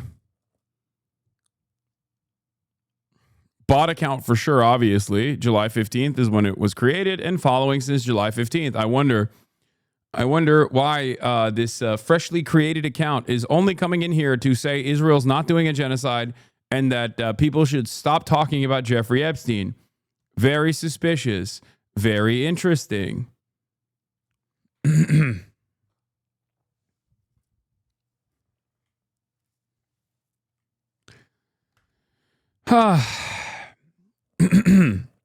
Details of Bondi's meeting with Trump haven't been previously reported. Trump's advisors had for months, including during the presidential campaign, said they would release the files, and Trump, while at times equivocal, indicated he would support the release.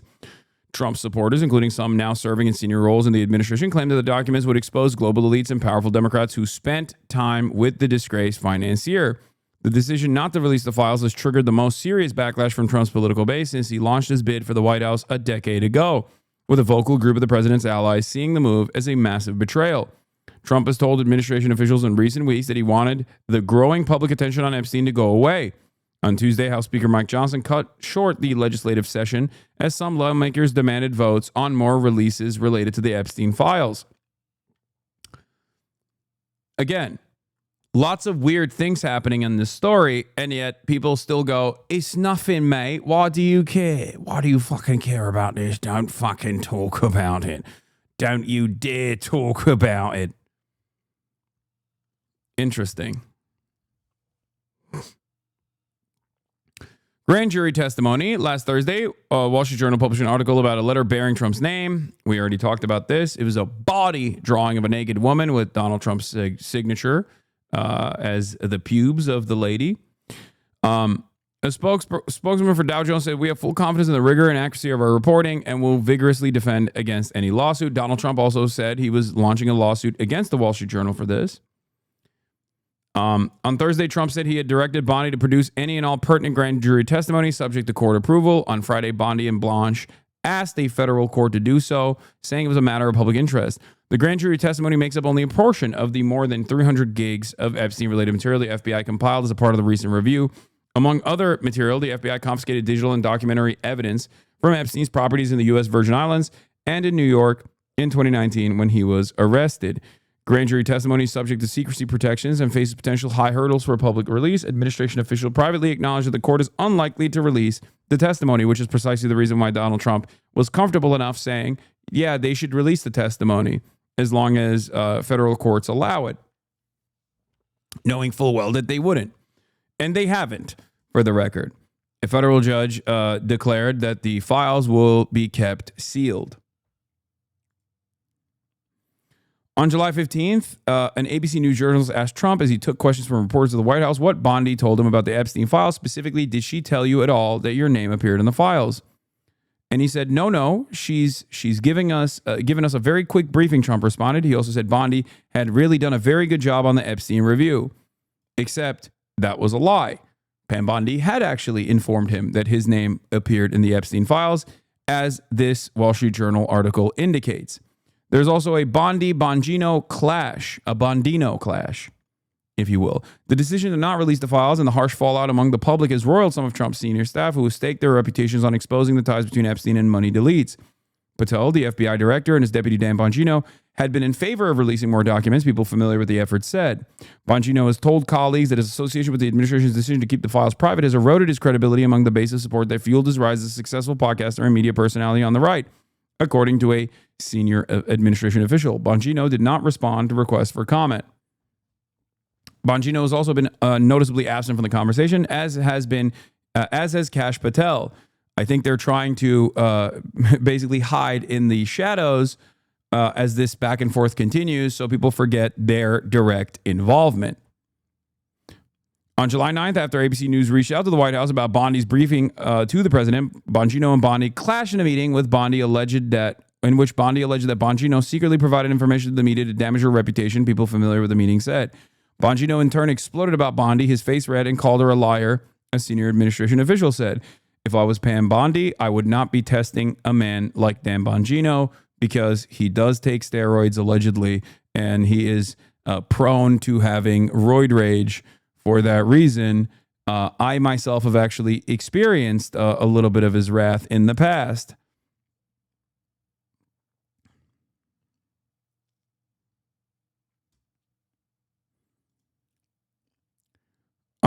Here is Ron, the editor-in-chief of Midas Touch, saying, Caitlin Collins reports after House Oversight Chair James Comer subpoenaed Ghislaine Maxwell. Her attorney, David Oscar Marcus, tells CNN, as for the congressional subpoena, Ms. Maxwell is taking this one step at a time. She looks forward to her meeting with the Department of Justice, and that discussion will help inform how she proceeds. Which means before she agrees to lie for Trump, she wants an agreement to a sentence reduction or commutation. Maxwell has a lot of leverage on Trump all of a sudden, and she's going to use it to benefit herself. So what you are experiencing here is if Ghislaine Maxwell gets a sweetheart leniency deal, a plea bargain or something like that, if she gets like some sort of sentence commutation, know full well that she is lying in her congressional testimony. And because this cover-up is bipartisan from all aspects of Congress, with like some notable exceptions like Thomas Massie, maybe a couple others, who is going to, in the congressional testimony, who is going to actually grill her to uncover the truth? Who is going to point out the inconsistencies, especially if they are not privy to the court, to the grand jury indictment documents that have not been unsealed? If they don't actually have the documents, they can't even effectively counter her testimony. So this, I suspect, will be a part of one big cover-up. I think this is Ghislaine Maxwell, in exchange for leniency or sentence commutation, is going to basically lie at the behest of Donald Trump. She has already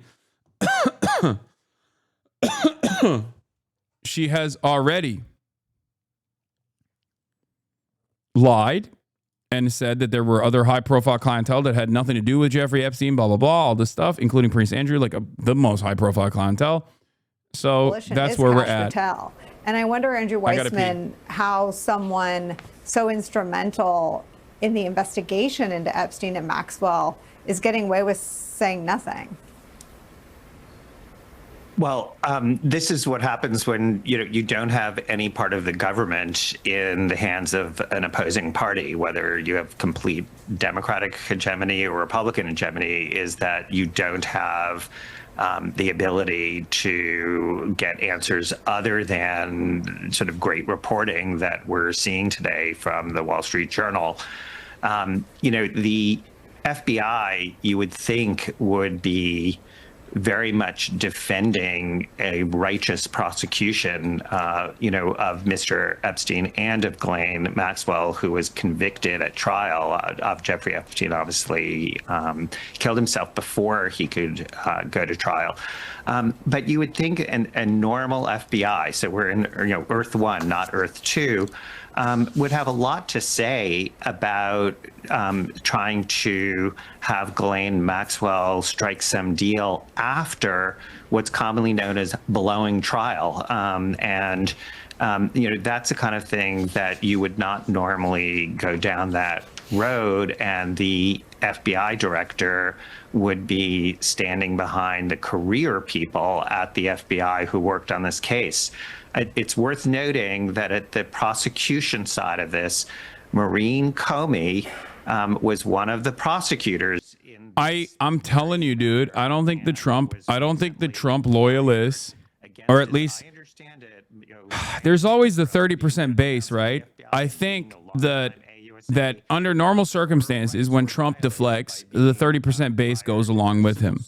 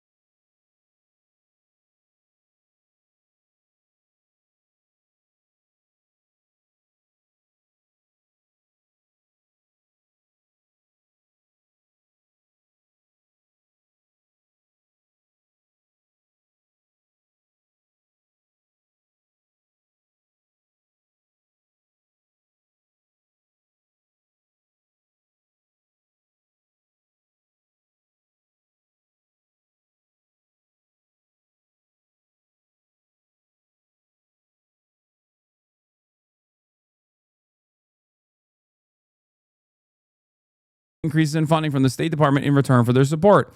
internal Democrat admissions that European allies were unenthusiastic about a Clinton presidency and thought she was not up for the job for head of state. If Russia was really all in on supporting Trump and hurting Clinton, it would have leaked this information in October 2016 when her lead in the RCP average slipped to just 1.3 plus. Ischemic, sorry. Instead, Russia didn't, completely debunking the core assumptions of the Russia hoax. Rather than admit they were wrong, Britain's CIA buried the info and manufactured a completely alternative reality to undermine the legitimacy of President Trump. Charlie Kirk is trying to relitigate the 2016 election that Donald Trump won at the behest of Donald Trump, at the direction of Donald Trump, because Donald Trump does not want to have a conversation about Jeffrey Epstein. Let's take a look at some of this information now. Breaking news, Tulsi Gabbard joins the White House press briefing after bombshell accusation against Obama. Tulsi, thank you for being here. Thank you very much. Good afternoon. At President Trump's direction and with the support and coordination with the House Intelligence Committee Chairman Rick Crawford, today we've released a declassified oversight majority staff report that was produced in September of 2020. The stunning revelations that we are releasing today should be of concern to every American. This is not about Democrats or Republicans. This has to do with the integrity of our... Bro, this is so funny because the Democrats use the Russia stuff in the exact same way. Okay?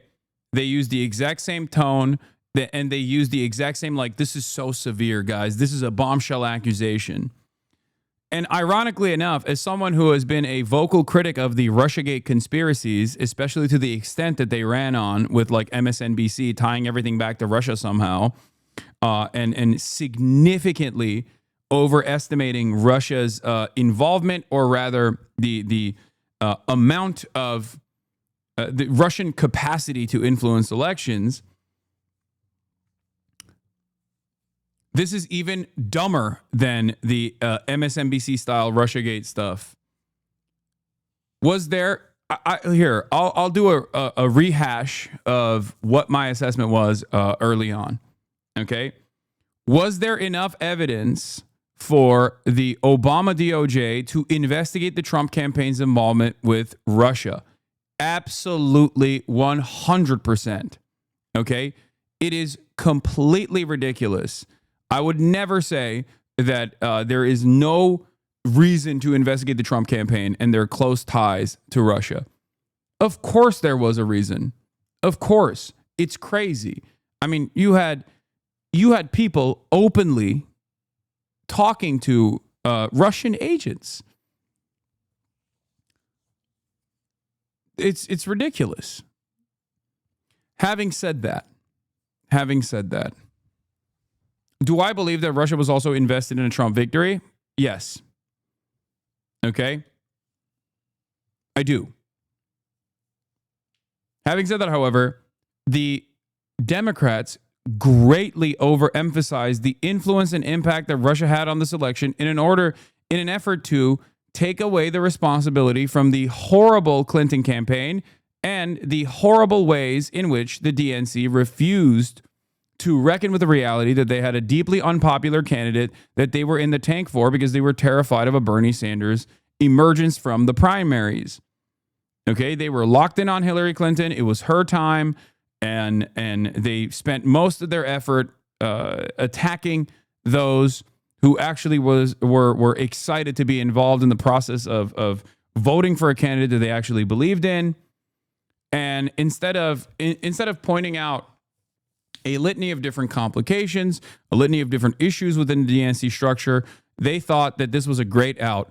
And they kept using the Russia stuff over and over and over again, continuously throughout the entire Trump administration. And they just used and abused this narrative, okay? That's it.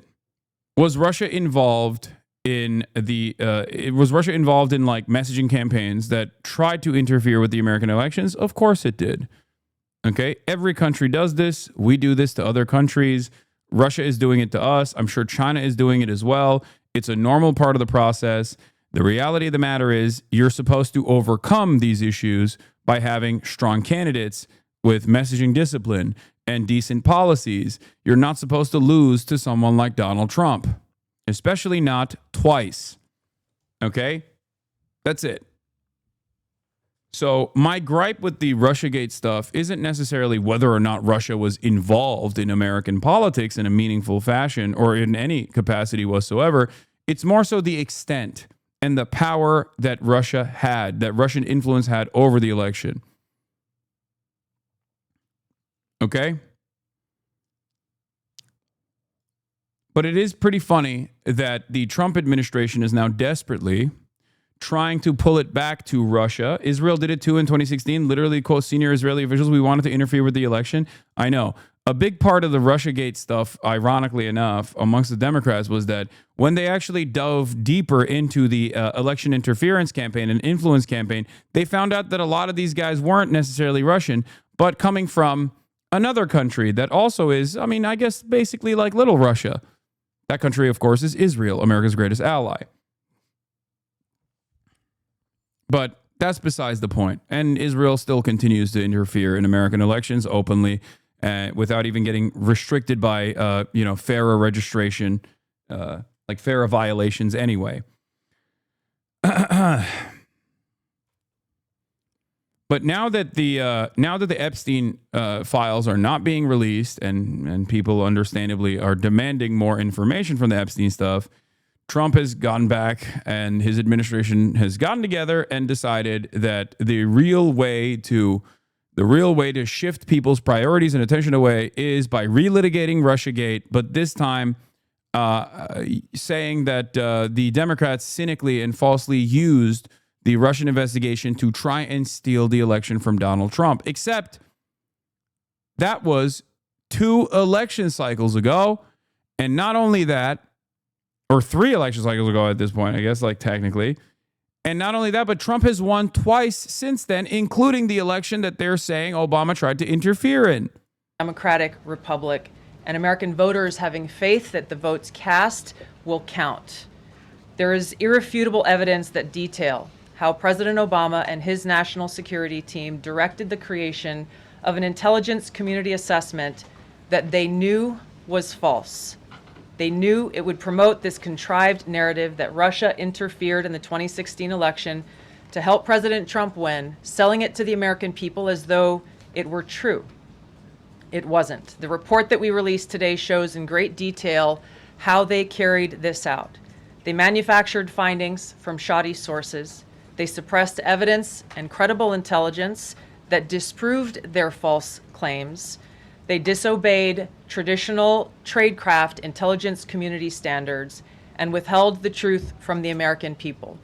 In doing so, they conspired to subvert the will of the American people who elected Donald Trump in that election in November of 2016. They worked with their partners in the media to promote this lie, ultimately to undermine the legitimacy of President Trump and launching what would be a years-long coup against him and his administration. We're here today because the American people deserve the truth, they deserve accountability, and they deserve justice. The records that we released on Friday that were ODNI records, Senator Chuck Grassley's release on Monday of what is known as the Clinton Annex, which was an appendix to the Department of Justice Office of Inspector General's 2018 report, as well as the House Intelligence Committee's majority oversight report that we're releasing today, all come back to and confirm the same report. There was a gross politicization and manipulation of intelligence by the Obama administration intended to delegitimize President Trump even before he was inaugurated, ultimately usurping the will of the American people. I'm going to go over the key findings from the House Intelligence report, which investigated the claims that were made by an intelligence community assessment ordered by President Obama and published in January of 2017. First, Putin's principal interests relating to the 2016 election were to undermine faith in the U.S. democratic process, not show any preference of a certain candidate. In fact, this report shows Putin held back leaking.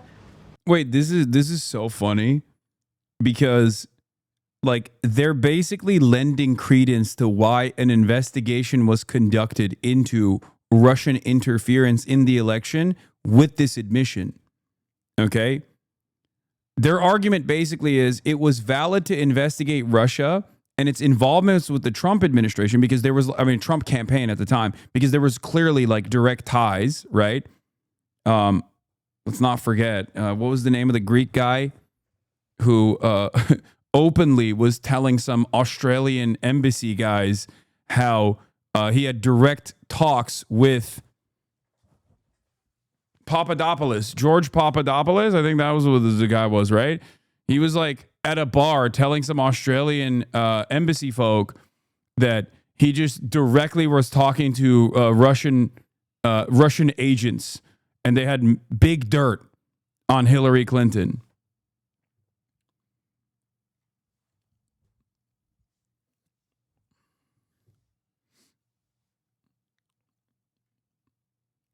But basically, this is a full-blown admission.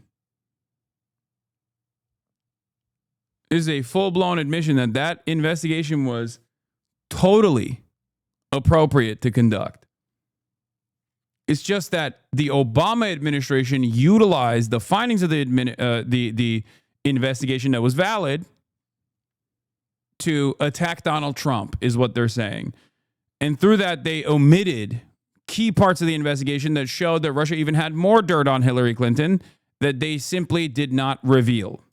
Held back from leaking compromising material on Hillary Clinton prior to the election, instead planning to release it after the election to weaken. I also want to point something out here, but I have great respect for WikiLeaks, even though Julian Assange absolutely was anti-Hillary Clinton and most likely did not use any of the hacked material that they had on the RNC, any of the dirt that they had on the RNC side of things, because Russia had actually hacked both the RNC and DNC emails, and that they certainly were one-sided, that Julian Assange and WikiLeaks was one-sided on their revelations, and it was mostly just to harm Hillary Clinton. Having said all of that, I still don't care. I think it's perfectly valid to get this information. I think it's in the public interest to know, and that his investigation and the way that they actually tortured this person was completely inappropriate and was a direct violation of the First Amendment.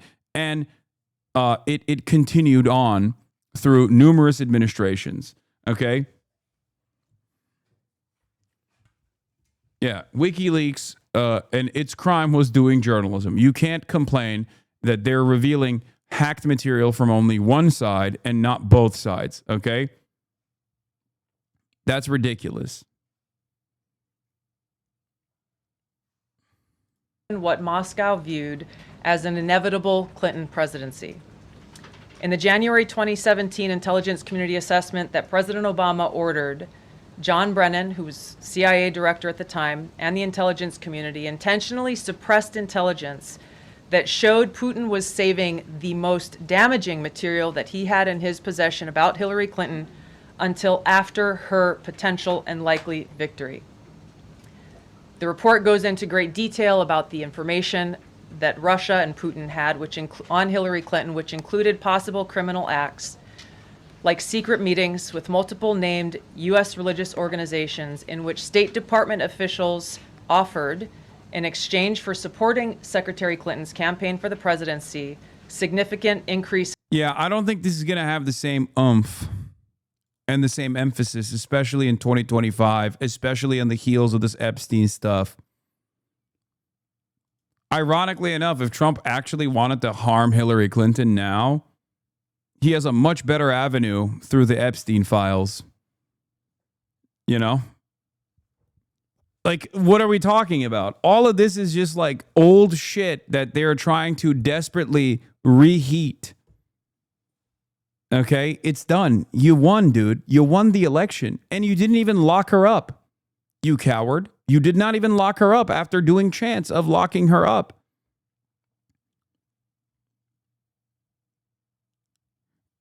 I can't believe this is what they think is going to present itself as a bombshell that will take the attention away from Jeffrey Epstein. I don't think it will. I think the MAGA base, no matter how much they despise Hillary Clinton, no matter how much they despise Obama, would much rather find new evidence that potentially ties them back to Jeffrey Epstein, which I don't even think there is any for Obama, especially, but there is certainly a lot of evidence for Hillary Clinton and Bill Clinton. They would much rather get that information than rehashing this old nonsense. And financing from the State Department. They also had documents that showed the patronage of the State Department to State Department employees who would go and support Hillary Clinton's presidential campaign. There were high-level DNC emails that detailed evidence of Hillary's, quote, psycho-emotional problems, uncontrolled fits of anger, aggression, and cheerfulness, and that then Secretary Clinton was allegedly on a daily regimen of heavy tranquilizers. Then CIA Director Brennan and the intelligence community mischaracterized intelligence and relied on dubious substandard sources to create a contrived false narrative that Putin developed a quote-unquote clear preference for Trump. Brennan and the IC misled lawmakers by referencing the debunked Steele dossier to assess quote-unquote Russia's plans and intentions, falsely suggesting that this dossier had intelligence value when he knew that it was discredited. The intelligence community excluded significant intelligence and ignored or selectively quoted reliable intelligence that contradicted the intelligence community assessment's key findings on Putin's alleged support for Trump. Including this intelligence reporting would have exposed the ICA's claim as implausible, if not ridiculous. The intelligence community assessment omitted reliably sourced information, such as how some Russian intelligence officials were quote-unquote planning for candidate Hillary Clinton's victory, while others assessed neither Trump nor Clinton would respect Russia's interests.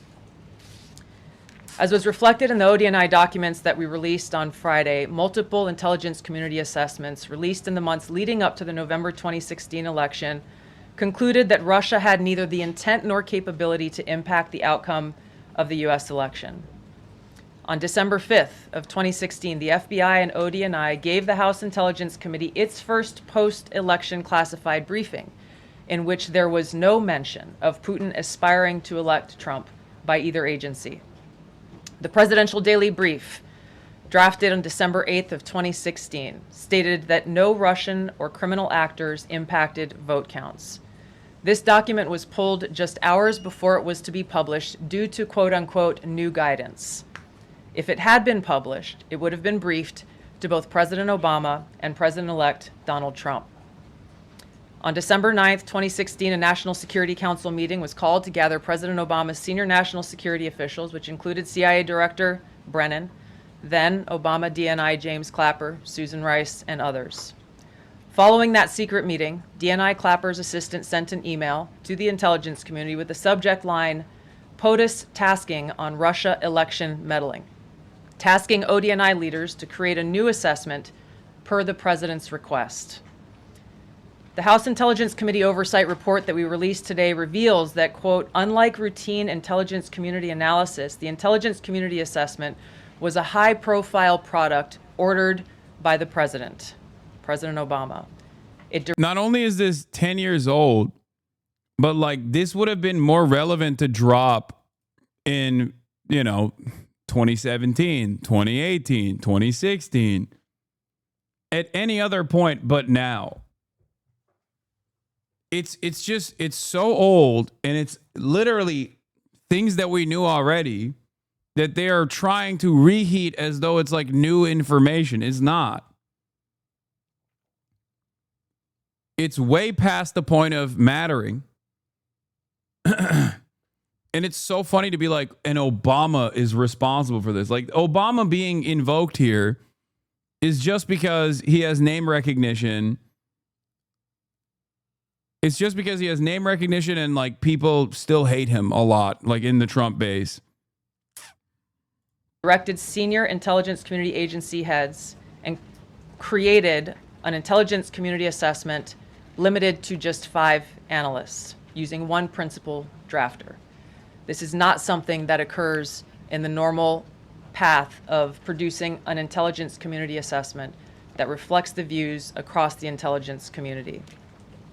The production of this intelligence community assessment was subject to unusual directives directly from the president and senior political appointees, especially the former director of the CIA, John Brennan. The House Intelligence committee oversight report also shows how later that same day, on December 9th, Brennan ordered the publication of quote-unquote substandard reporting on Russian activities, which had previously been withheld from publication of prior assessments because the information was judged, quote, to have not met long-standing publication standards. Some of the information later used in the Obama-ordered assessment over the objections of veteran CIA officers was, quote unquote, unclear or from unknown sources. The Intelligence Committee's oversight report reveals that CIA Director Brennan overruled senior CIA officers who challenged the Obama-ordered intelligence assessment, stating, quote, we don't have direct information that Putin wanted to get Trump elected.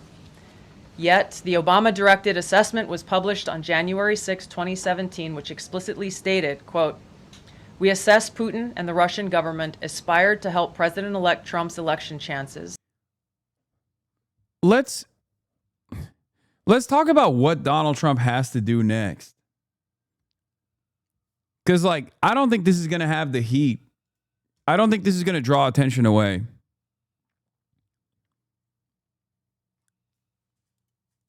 So, what could he do next? Like, he has to do some, like, he might have to say, like, the N-word or something from the podium and start, like, do a new executive order where, like, white people can legally say slurs and it's illegal to criticize them. Like, it's actually now illegal to criticize white people saying slurs or something. Like, new... I guess, like, maybe he has to arrest Barack Obama, like, try to push for an arrest of Barack Obama. Because this isn't going to do it.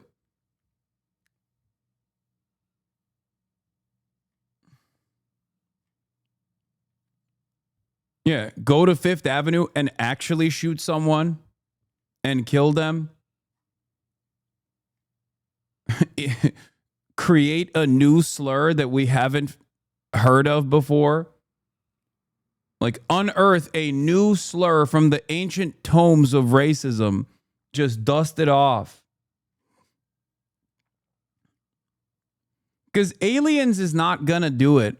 Because they've already been using the UAP stuff quite a bit.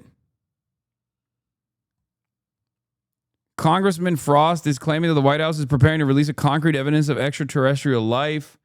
I don't know if the alien stuff has that kind of impact, man. I know a lot of people, even in this community, like, care a lot about the UAP stuff. I have only seen it as a mechanism of distraction.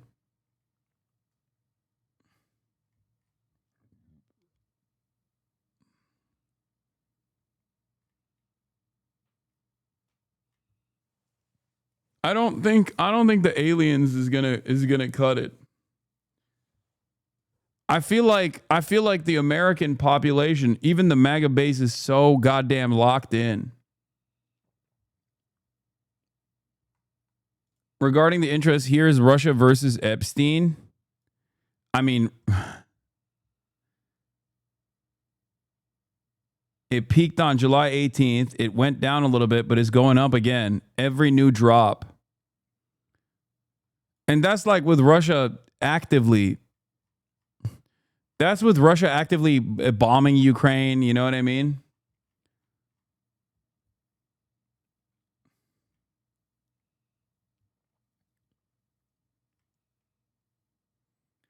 Aliens won't cut it. Epstein will never stop being talked about until some names/files come out.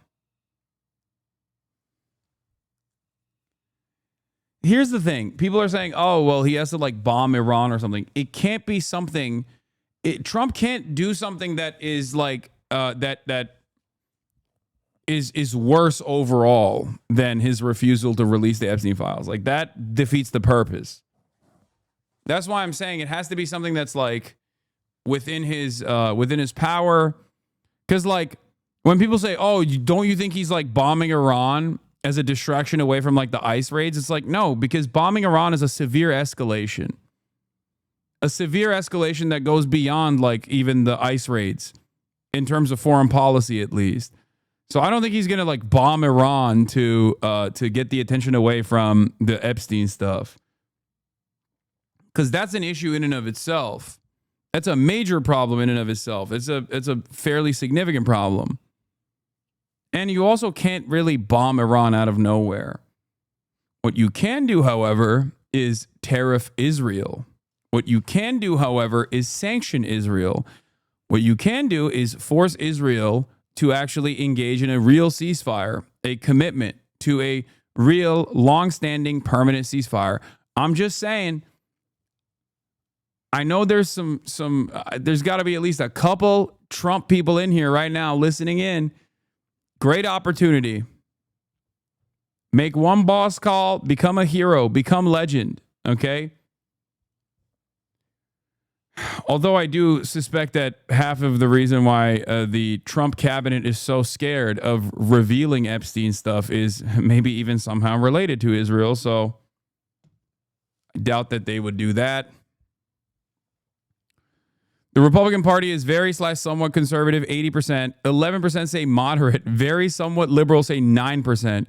I want to know who the 9% of people are that think the Republican Party is liberal.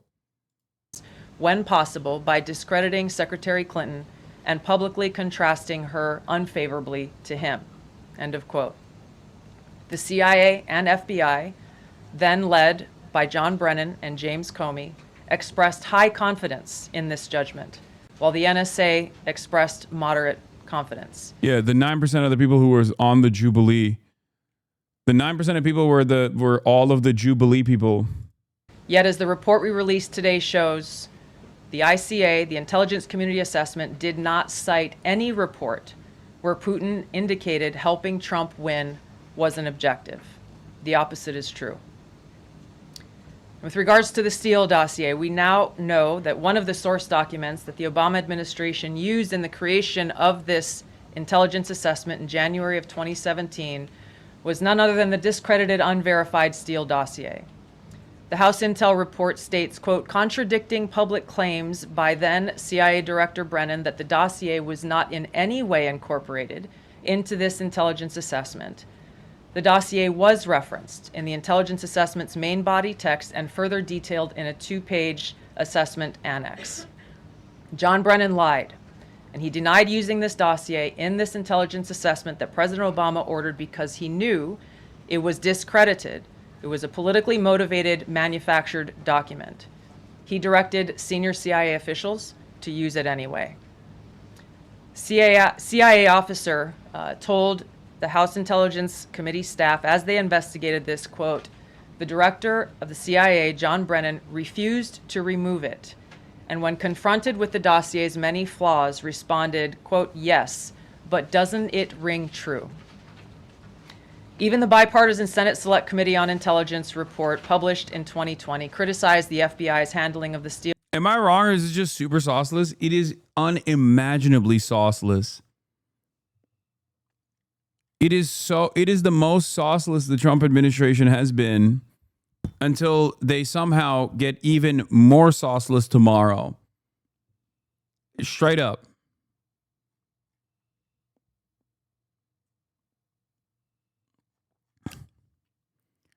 I love the role reversal though, because now you got right-wing news outlets desperately clinging on to Russiagate 2, which is even less important than Russiagate 1. And you got liberal news outlets running around talking about how Trump is a pedophile alongside Jeffrey Epstein. like it's hilarious, dude. What happened? There's a major role reversal here. About you going through the Twitter files. Oh, God. What was going on behind the scenes with the Oh, intelligence everyone's community. favorite charlatan, Matt Taibbi. To shadow ban, suspend. Yeah, Gabbard. Obama admin pushed false Russia narrative. Matt Taibbi's in there, in the building. Now let's take a look at CNN. Fox News talking about Russiagate. CNN's on ad break.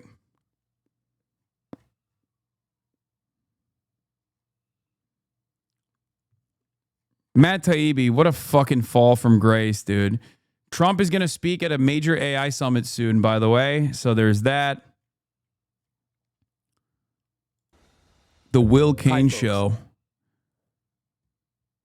Are we witnessing a political party switch again? No, no, there won't be, because this is a uniparty issue in reality. Like, liberal media is angling as to the best of their ability. Anyway, here's Taylor Popilar's national political report for Spectrum. Today, White House press briefing features Director of National Intelligence Tulsi Gabbard. As the Trump administration tries to pivot away from the Jeffrey Epstein story, Gabbard has declassified a report that was made by Republicans on the House Intelligence Committee in 2017, chaired by then-Rep. Devin Nunes, who now runs Truth Social. Gabbard claims that the report shows the Obama admin weaponized intelligence to show Russian President Vladimir Putin interfered in the 2016 U.S. presidential election to help Donald Trump and hurt Hillary Clinton.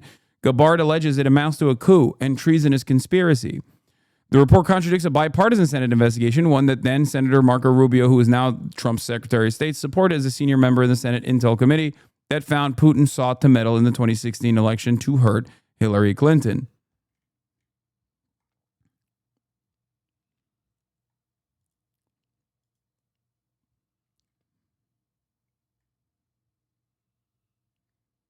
There was enough evidence to absolutely investigate the Trump administration, to the Trump campaign's involvement with Russia. And there was enough evidence to suggest, as Tulsi Gabbard herself has revealed here, that the Russian government absolutely wanted to intervene and did intervene in some limited capacity in the American elections. Okay? All of this is already true. We already know it. It's the extent of Russia's involvement that matters in this circumstance. Liberals say it's the most important, most significant thing, and they said it over and over again under the Trump administration. And now the Trump administration is saying, actually, they wanted to intervene on both sides, and the Obama administration simply focused on one aspect of it. Well, I think it's fair to focus on the aspect of the intervention against Hillary Clinton, especially considering that that was where the leaks came from. We have it on good authority that the Russian agents were capable of and did intercept communications from both the RNC and DNC. We only found out about the DNC side. I wonder why.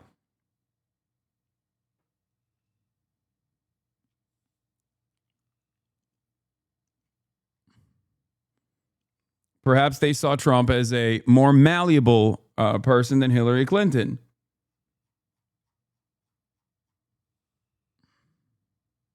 Dossier, noting its completely unverified nature and purposeful sidestepping of intelligence community procedures in its use.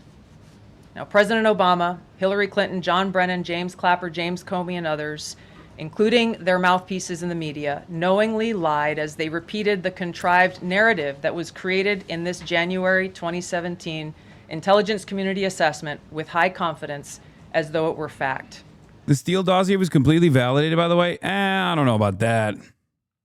There is no evidence to suggest that there were piss tapes, for example.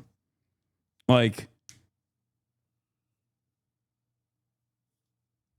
unless you mean that Trump's weird relationship with Vladimir Putin implies that the piss tapes are real, in which case, I'll entertain it. Krasnow theories, Agent Krasnov theories.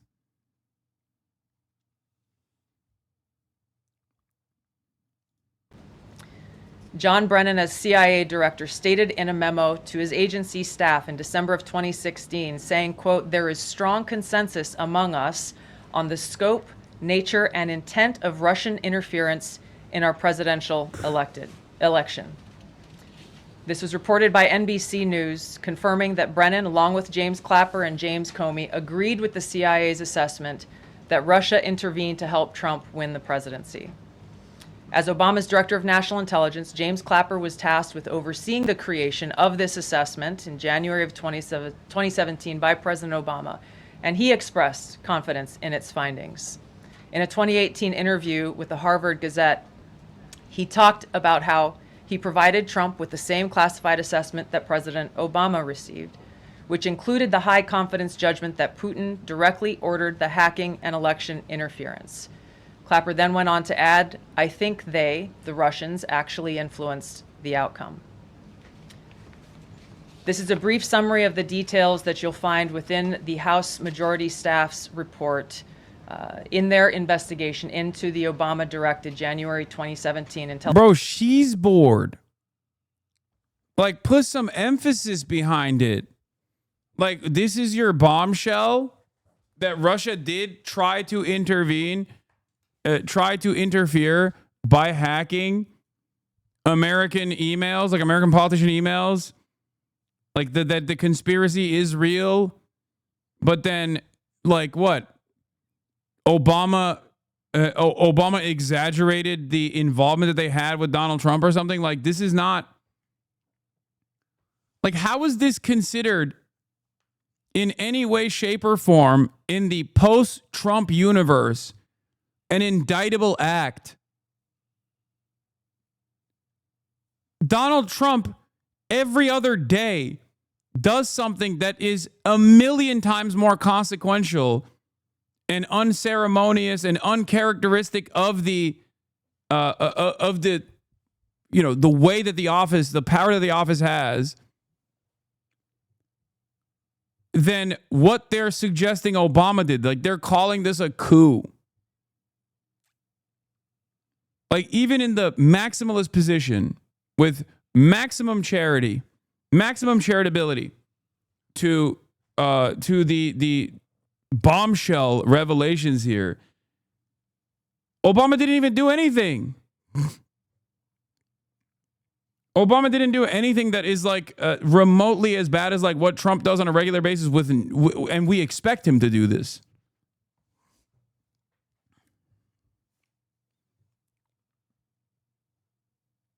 This is so unimaginably inconsequential. I mean, January 6th is infinitely worse than this, okay? What are we talking about? And I say this as someone who thinks January 6th was funny. Like, what the fuck is this? Anyway, this was a really funny moment. Caroline Leavitt asked point blank, does Trump believe Obama should go to jail? And then there was also another question that was asked point blank that, what do you call it? That Tulsi Gabbard was privy to that she did not appreciate. But I'll get to that in a second. I did speak to him yesterday about his upcoming trip, and he looks forward to continuing discussions with his Chinese counterparts. The president has ensured that we have a good continuing working relationship with China that benefits the United States. And so the Secretary of Treasury will be obviously discussing those key matters, but I'll let him set the expectations. One more, if I may. Sure. Given what the DNI just said and laid out, does President Trump believe that President Obama should go to jail for something? Look, the president believes that this matter needs to be thoroughly investigated, and anyone convicted of crime should be held. Yeah, you're supposed to say yes here, point blank, okay? You're supposed to say yes, because that's the whole hope. That's the reason why. That's the reason why Trump wants this to be a story. It's not going to be a story unless you literally threaten to arrest Barack Obama. Held accountable in this country. Go ahead. Special Envoy Wickoff is headed overseas again. Good to see you, Olivia. I haven't seen you since the campaign trail. It's good to see you. Except, ironically enough, the Supreme Court gave immunity to presidents in matters that they declare that they have all power to declare presidential or not. So he's immune anyway. So even if he did something criminal, which I don't think he did, he would still technically be immune, unless, of course, the Supreme Court decides that this was beyond the scope of presidential powers, which, as we know, the Supreme Court is most likely going to side with Donald Trump on this regardless. But, you know, we'll see. And I think, who is saying that she would release this to try to boost her standing with the president? Who has said that? Well, the president has publicly undermined her when it came to Iran. He said she was wrong. He told me that she didn't know what she was talking about. That was on Air Force One on camera. The only people who are suggesting that the Director of National Intelligence would release evidence to try to boost her standing with the president are the people in this room who constantly try to sow distrust and chaos amongst the president's cabinet. And it is not working. I will. Tulsi Gabbard, not excited about this question. I will just answer your question directly. I am with the President of the United States every day. He has the utmost confidence in Director Gabbard. He always has. He continues to. And that is true of his entire cabinet, who is all working as one team to deliver on the promises this president made. Does anyone else have questions for Director Gabbard? I think.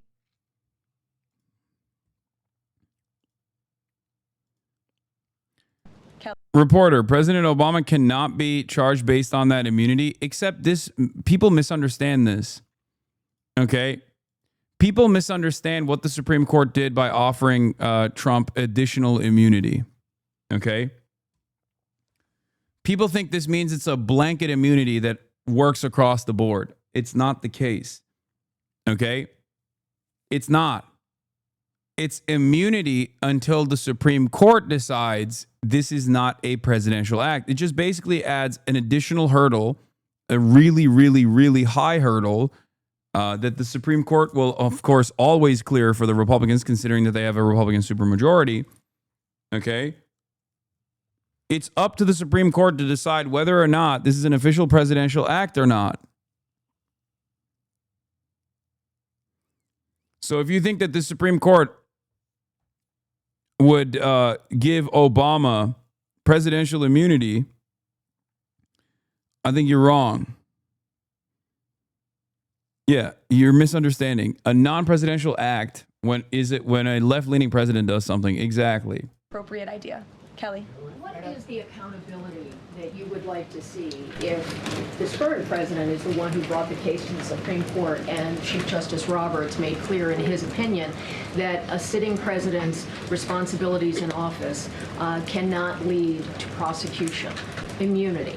So what is it the President Trump wants regarding President Obama, given that fact? And the special counsel at the time, Durham, when that Supreme Court matter was not in effect, could have charged anyone and did not.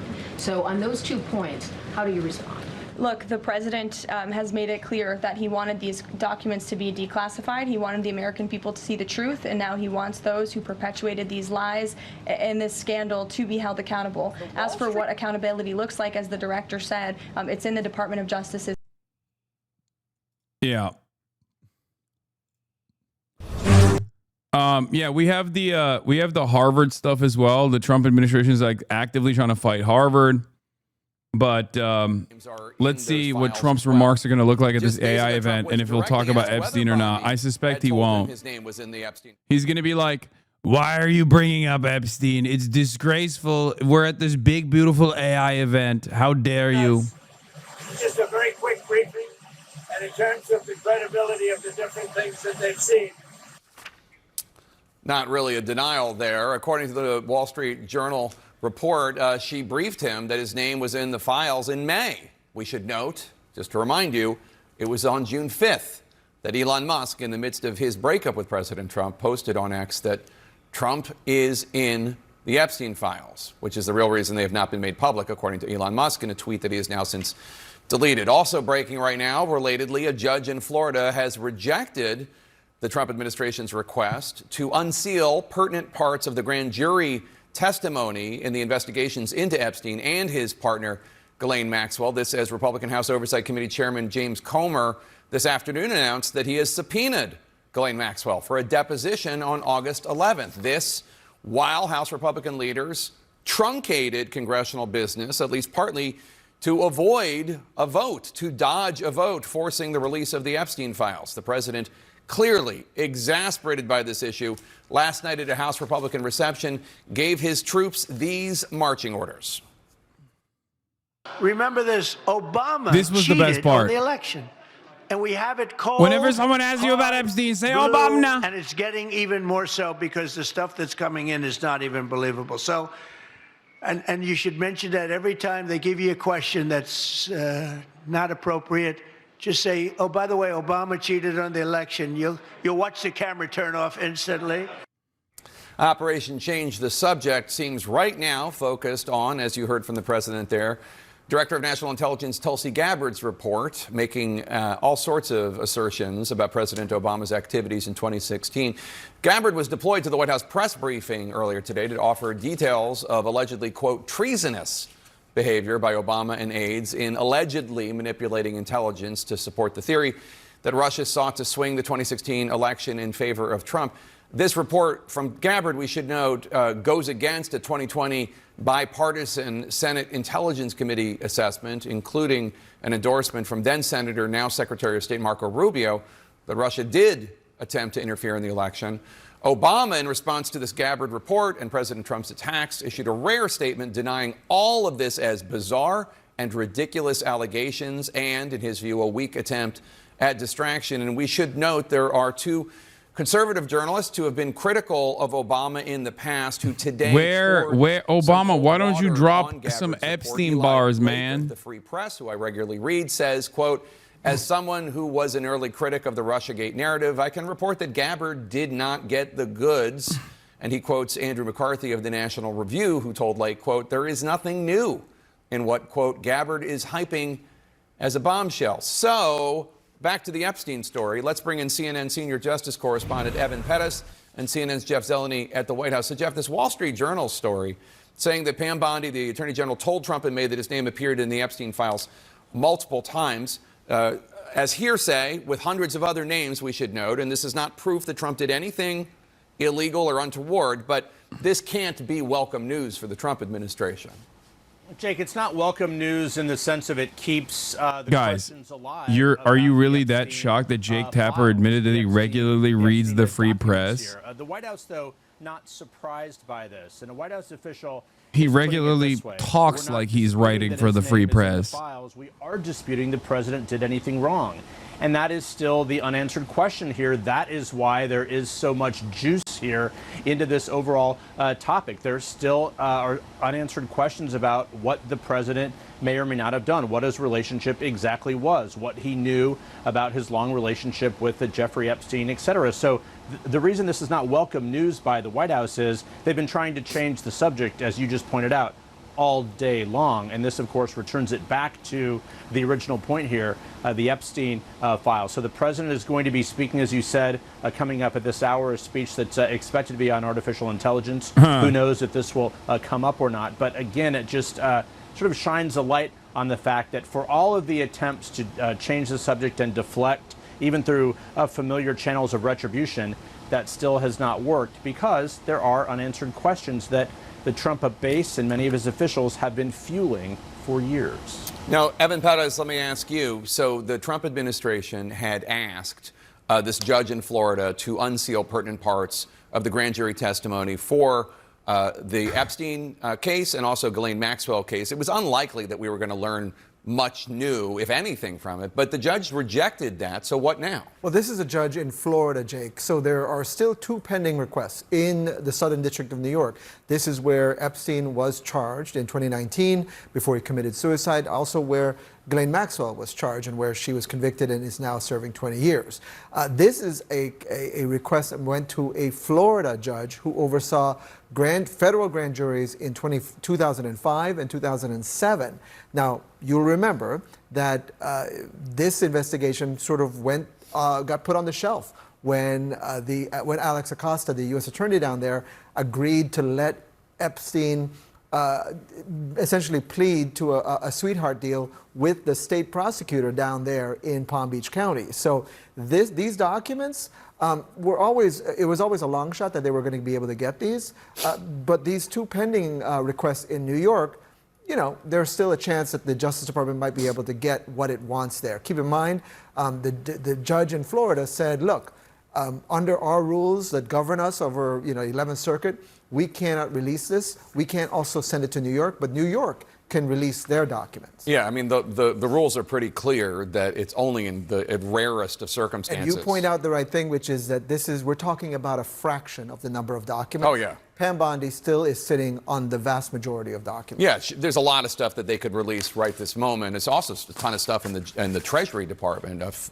all the financial records. Follow the money, as they say. Jeff Zeleny and Evan Pettis, thanks so much.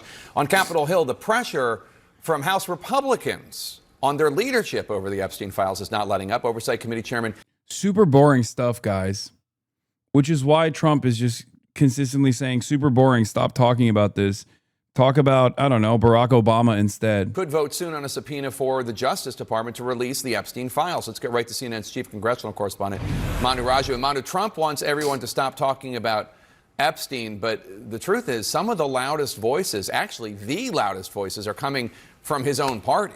Yeah, and the MAGA wing of his own party, which has been demanding these Epstein files for years, and now believe that the Trump administration simply has not given enough Boring. information, Boo. and signing on to an effort, a legislative effort to call Boring, for the you release guys. of these Epstein files. Come on. And also movement now in a key House subcommittee that is now considering whether to subpoena for the release of all of these Epstein files. Now, I am told by the Republicans on the committee, they believe that this effort, actually pushed by Democrats, will ultimately succeed right now in the committee. It's still considering the measures, considering some Republican amendments. We'll ultimately see how this plays out. But it all require with all the Democrats and one Republican member voting to approve a call for a subpoena to release all of the Epstein files. I caught up with one of those Republican members, Congresswoman Nancy Mace of South Carolina, who indicated to me that she's ready to support a motion calling for a subpoena for the Epstein files.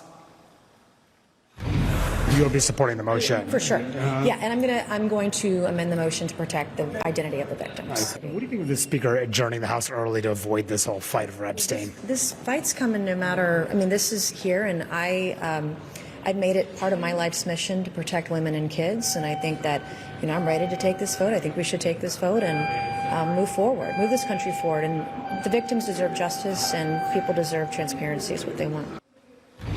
And this issue over the Epstein matter has really infiltrated all aspects of the House. Various committees now considering various measures. Democrats seizing an opening here, even though they had really not pushed this issue at all during the Biden years. They now see this divide within the GOP and trying to tie this to any measure that they possibly can, which is why in this subcommittee right now, Republicans are trying to figure out exactly how to proceed, whether to align themselves with the Democratic effort calling for a subpoena for all the Epstein files, or whether to try to change the language in any way to make the terms a bit more favorable to them. That is still playing out at the moment, Jake, but no question about it. Trump wants to move on, but as you heard that from Congresswoman Nancy Mace and other Republicans, they're not ready to move on quite yet. All right, Mani Raju, thanks so much. Much more in the Epstein space. We're going to see if the president touches any of this when he speaks soon at this AI summit here in D.C. We're also getting new information about that Signal scandal involving the Secretary of Defense from back in March when a journalist was added to a group chat about war plans. Sources tell CNN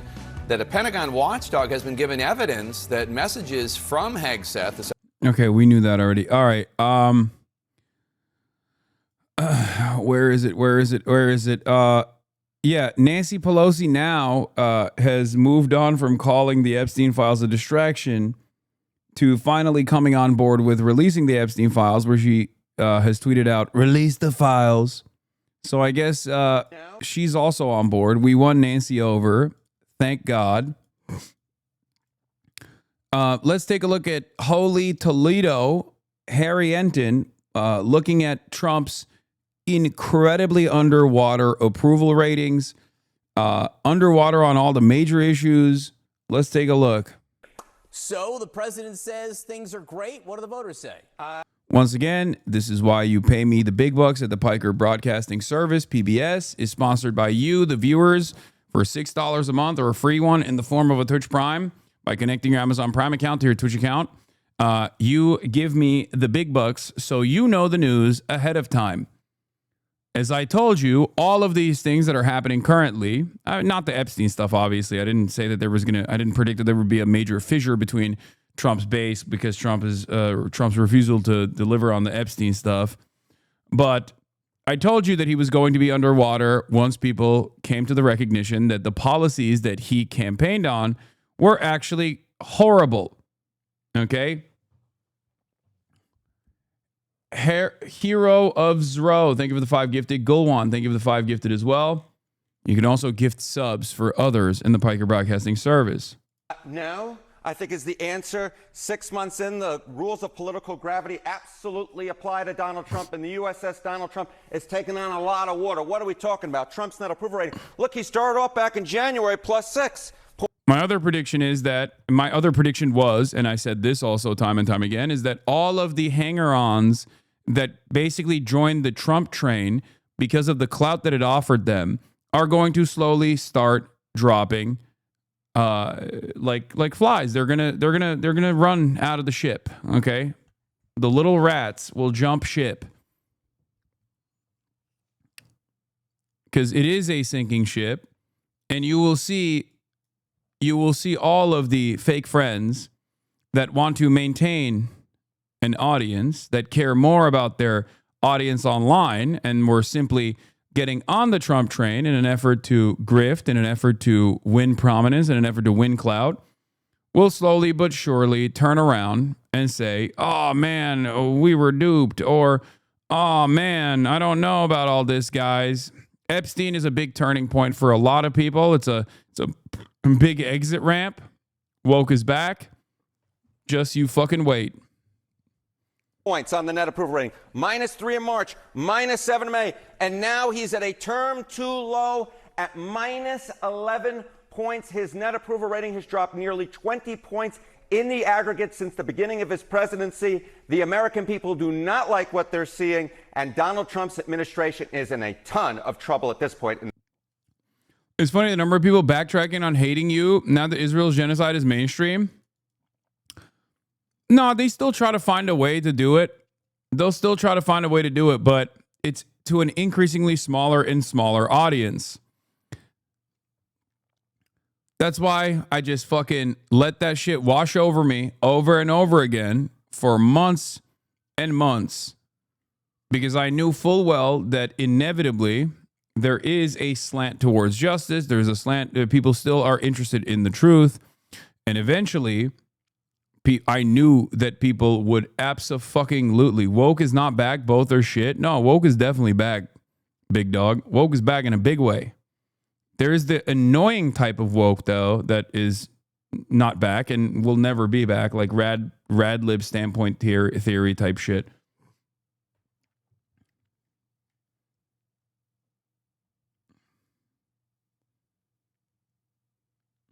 Yeah, they're probably currently making a fool of themselves, saying that interviewing a 19-year-old Yemeni is the same as the Nelk Boys giving a softball to Netanyahu. And I think that kind of stuff, that kind of nonsense is only going to shrink that base. Because if you're in the margins and you're like, well, I've been here for like 19 months when you were saying this guy fucking sucks, and it turns out we're like kind of angling towards his position now, then it becomes increasingly more difficult to consistently present me as an enemy. That's the nonsense a shrinking number of Reddit weirdos is running to. Yeah, they can keep trying. But like I said, who is going to look at that and go, yeah, you're right? Even if the dude that I interviewed was like not a 19-year-old Yemeni teenager, but instead was like the leader of Ansar Allah, who the fuck is going to look at that and go, yeah, you know what? These guys are just as bad as fucking Benjamin Netanyahu. You have to be a complete weirdo and utterly oblivious.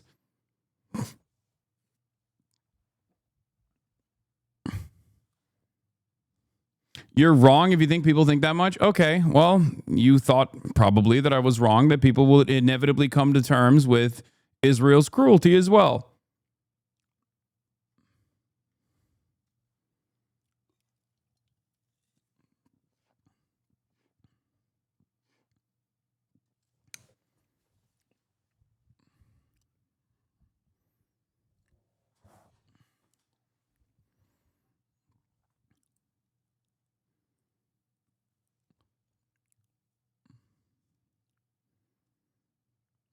The funny thing is, you did shit that CNN couldn't do. If they would have saw that dude on CNN, it wouldn't be an issue.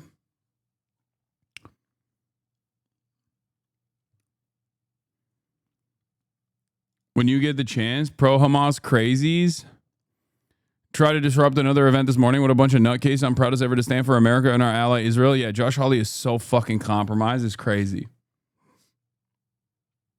Just because you're right now doesn't mean you aren't wrong. No, I'm right now, and I will be right tomorrow as well. Just like I was right yesterday.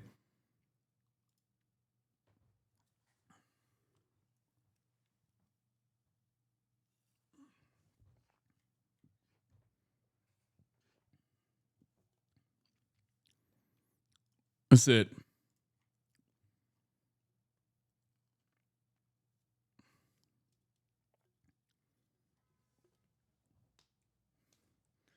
My biggest problem is not that I'm right. My biggest problem is that I'm right too early. That's it. And it makes people feel bad because it goes against like their social conditioning. It goes against their social conditioning, and it when you are met with an incredibly stubborn force that keeps telling you you're wrong and keeps destroying what you previously thought was correct, you get anxious, you get angry, you get mad, and you lash out at the messenger rather than the message itself, or rather than understanding what the message actually holds. It's okay. As long as people inevitably arrive on the right side of the issue and take matters in their own hands, go out and protest and unconditionally offer support to the victims of this genocide, it's fine. You can still even keep hating me if you want, as long as you are out there protesting on behalf of the Palestinians, as long as you are applying pressure. You know what I mean? Or they'll say Hasan was right, but he was mean about it, not realizing how much patience you had explaining Israel-Palestine 1,000 times. Yeah, exactly.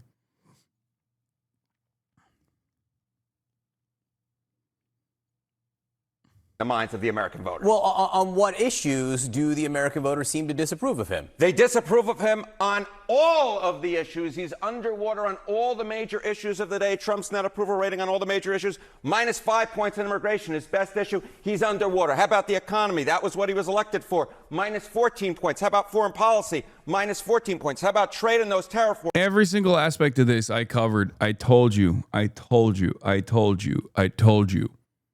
Okay? I told you that even on immigration, he was going to be underwater as soon as even a fraction of the mass deportations that they claimed they were going to do would become reality. Okay?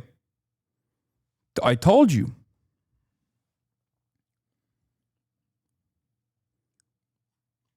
Here we are.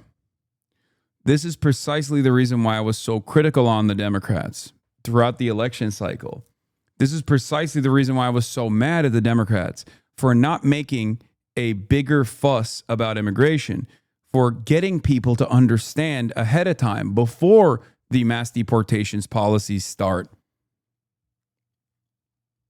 that people should imagine what this would look like. Yes, Piker Broadcasting Service with the news before they break. If you want to know the news of tomorrow, you come here.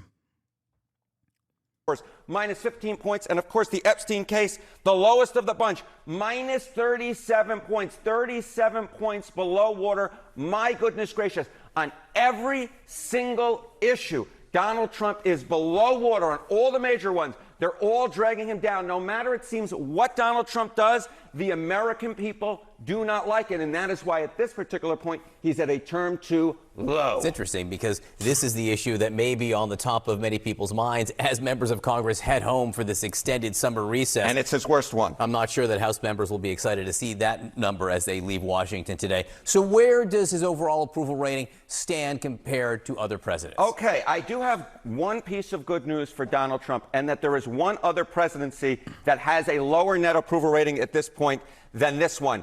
The bad news is that it was Donald Trump's other presidency, his first presidency, net approval rating 6 months in. The worst was in 2017. Donald Trump was 16 points underwater. The second worst, however, is this Donald Trump presidency, 11 points underwater. The average president at this point since 1953 has a +27 net approval rating. 1953. John, Jesus do some Christ, quick math with dude. me. It seems to me that Donald Trump is about 40 points lower than the average president at this particular point. He has the second worst net approval rating at this point. He is underwater on all the major issues of the day. The bottom line is 6 months into this administration, I think that most Americans would apply the word or words disaster, terrible, awful, horrible. I think that is the way that the American people would see it at this particular point. He is so far below underwater compared to the average president. The only one he beats out is him in term number one. And I don't think that's exactly the metric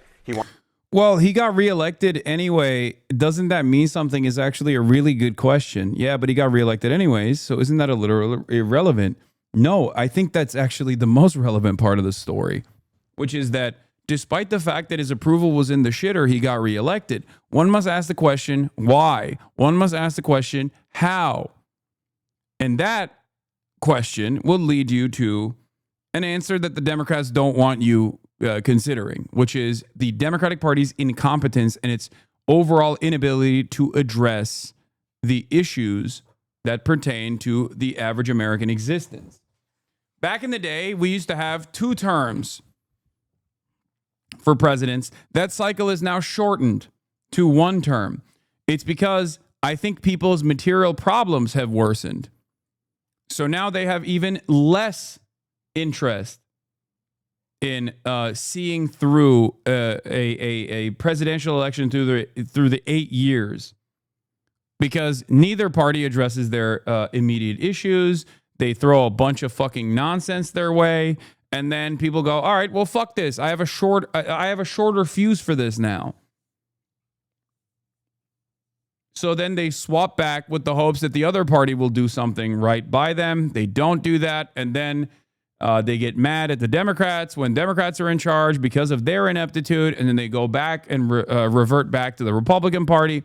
So unless something changes, unless one of these 2 parties, the Democrats, actually address some of the material realities, some of the issues that people are facing in terms of the affordability crisis, in terms of the underemployment crisis, with real long-term solutions, we're just going to keep going back and forth until there's like 30,000 people total voting, as everybody just stays home and checks out entirely. And they're just like, what are we supposed to do?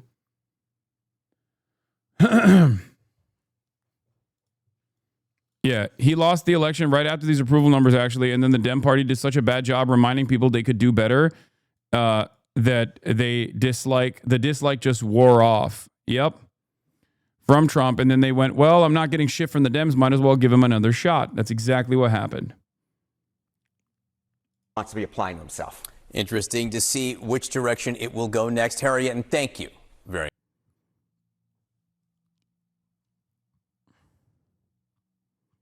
All right, let's take a look at Trump live now. Does anyone have the link to Trump speaking live at the AI summit?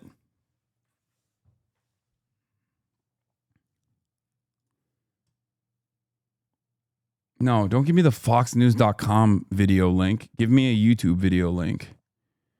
Have you seen the Gen Z switch up on Trump? I have. Also expected. I told you this was going to happen. Do you want to know why I knew this was going to happen? Because I've seen it happen the first time Trump was president. He ran on... Thank you very much. He ran on being an anti-establishment candidate. He ran on shaking things up. And then he just basically became a regular ass Republican.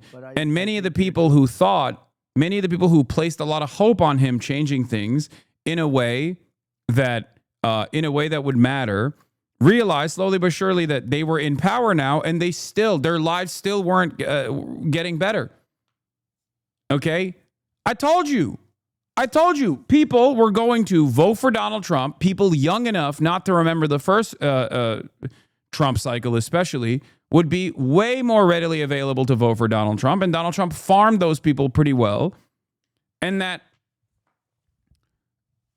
This is yesterday's live video? Oh, okay. Monica. Wait, are you sure?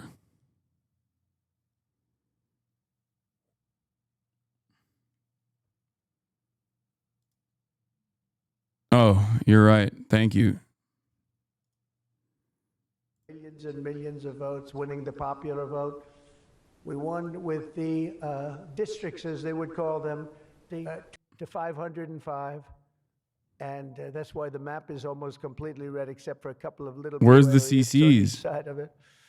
But it was a great experience, frankly, for me. And hopefully it's a great experience and been a great experience for our country, because they're saying we had the greatest 6 months that a president has ever had. Oh in yeah, the it's opening so 6 great, months. dude. People love you. And I'm not even sure, maybe 6 months. I'm People not sure love you, it's the Mr. opening, President. But let's call it the opening 6 months. It sounds a little bit nicer. I want to also say hello and thank to Chamath and his wonderful wife, Nat. Thank you very much for being here. Thank you very much. It was great seeing you again.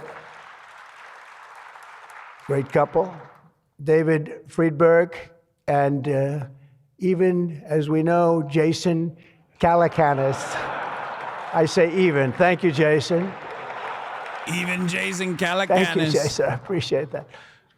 Yeah, he's a good person. Thanks as well to the Hill and Valley Forum and our future Undersecretary of State, Jacob Hellberg.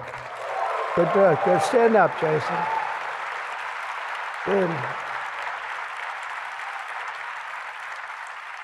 I met him a year and a half ago, and I was very impressed. I said, let's bring him in. We bring in a lot of smart people. And David's been unbelievable as the job he's doing. Along with Secretaries Doug Burgum, who's been incredible. Doug? Thank you. Thank you, Doug. Great job. He's producing low-cost energy. We're down to $64. I want to get it down a little bit further if we can. I don't know if the oil companies love that or not, but we want to have very inexpensive electricity so that you can power up the plants, because you need more electricity than any human beings ever in the history of the world. When I heard what you really need, I said, you got to be kidding. Double what we produce right now for everything, right?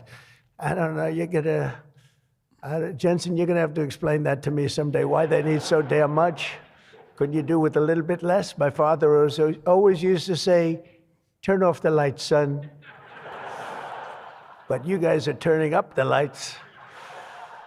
I want to thank Howard Lutnick for doing a terrific job. He was involved in the big deal that we just completed with Japan. Howard, wherever you are, Howard. Where is Howard? Hi, Howard. Great job you did. Appreciate it. Really, that was an interesting negotiation. Howard Nutlake. These are tough people. These are good negotiators, I will tell you, Japan. But they love their country, and they do what's right for their country. I want to thank Chris Wright, if Chris is around. Chris is here because he's helping with the tremendous energy success that we're having. We're having tremendous energy success. We're the biggest. We have more energy than anybody else in the world. Nobody knew that until I came along, but we have more energy than anybody else in the world. We're making incredible deals on energy, including deals in Alaska. Well, we that's the mother lode. That's the big one. And we're making deals with various Asian countries that need it. And it's actually hard to believe, you don't think of it, but Asia is very close to Alaska, relatively speaking.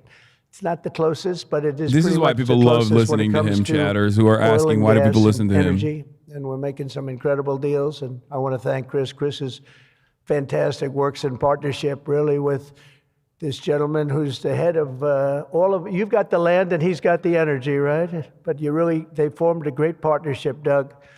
So that's one of the greatest partnerships I've seen in a long time. They work hand in hand and they have done a great job. Administrators, Kelly Loeffler, I think, is here. Kelly, thank you very much. Hi, Kelly.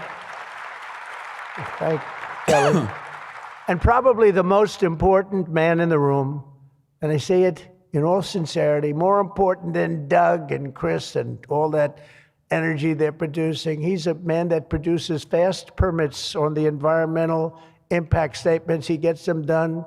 I said, Lee, you have 1 week for nuclear, and you have a couple of days for oil and gas, okay, for the approvals. And we kid, but you know, he really is. He's knocking them out fast. He's knocked out a lot. A lot of you guys have started your plants already, and you've already had your approvals. So where's Lee Zeldin? Is he here? He is so great. This guy, he is so great. That's why he has a slightly better seat than I gave to Doug, you see? He's doing a fantastic job in a lot of ways, but he's doing a great job, and he's getting fast permits, and safe and good and everything else, but he's moving them along rapidly, already given some. And, you know, one of the most exciting things we'll talk about in a second is the fact that you're going to build your own electric producing plants when you build whatever you're building. And it's different things, including automobile factories, which are going up all over the place. You'll see them starting soon. They're moving into our country because of the tariffs, because they don't want to pay the tariffs. They're moving into our country at a record speed. But the ability to build your own electric plant, not having to rely on a 100-year-plus old grid. And then if you have electric capacity extra, you're going to sell it into the grid, make some money, but you'll sell it right back into the grid. Director of the Office of Science and Technology Policy, Michael Kratsios. Michael, thank you very much. Thank you, Michael. As well, we're supposed to be taking a vote right now. Big vote, Senator Ted Cruz. Is Senator Cruz here? Oh, look at my senator. Why aren't you voting? I think we lost David McCormick, who's voting. So is David here?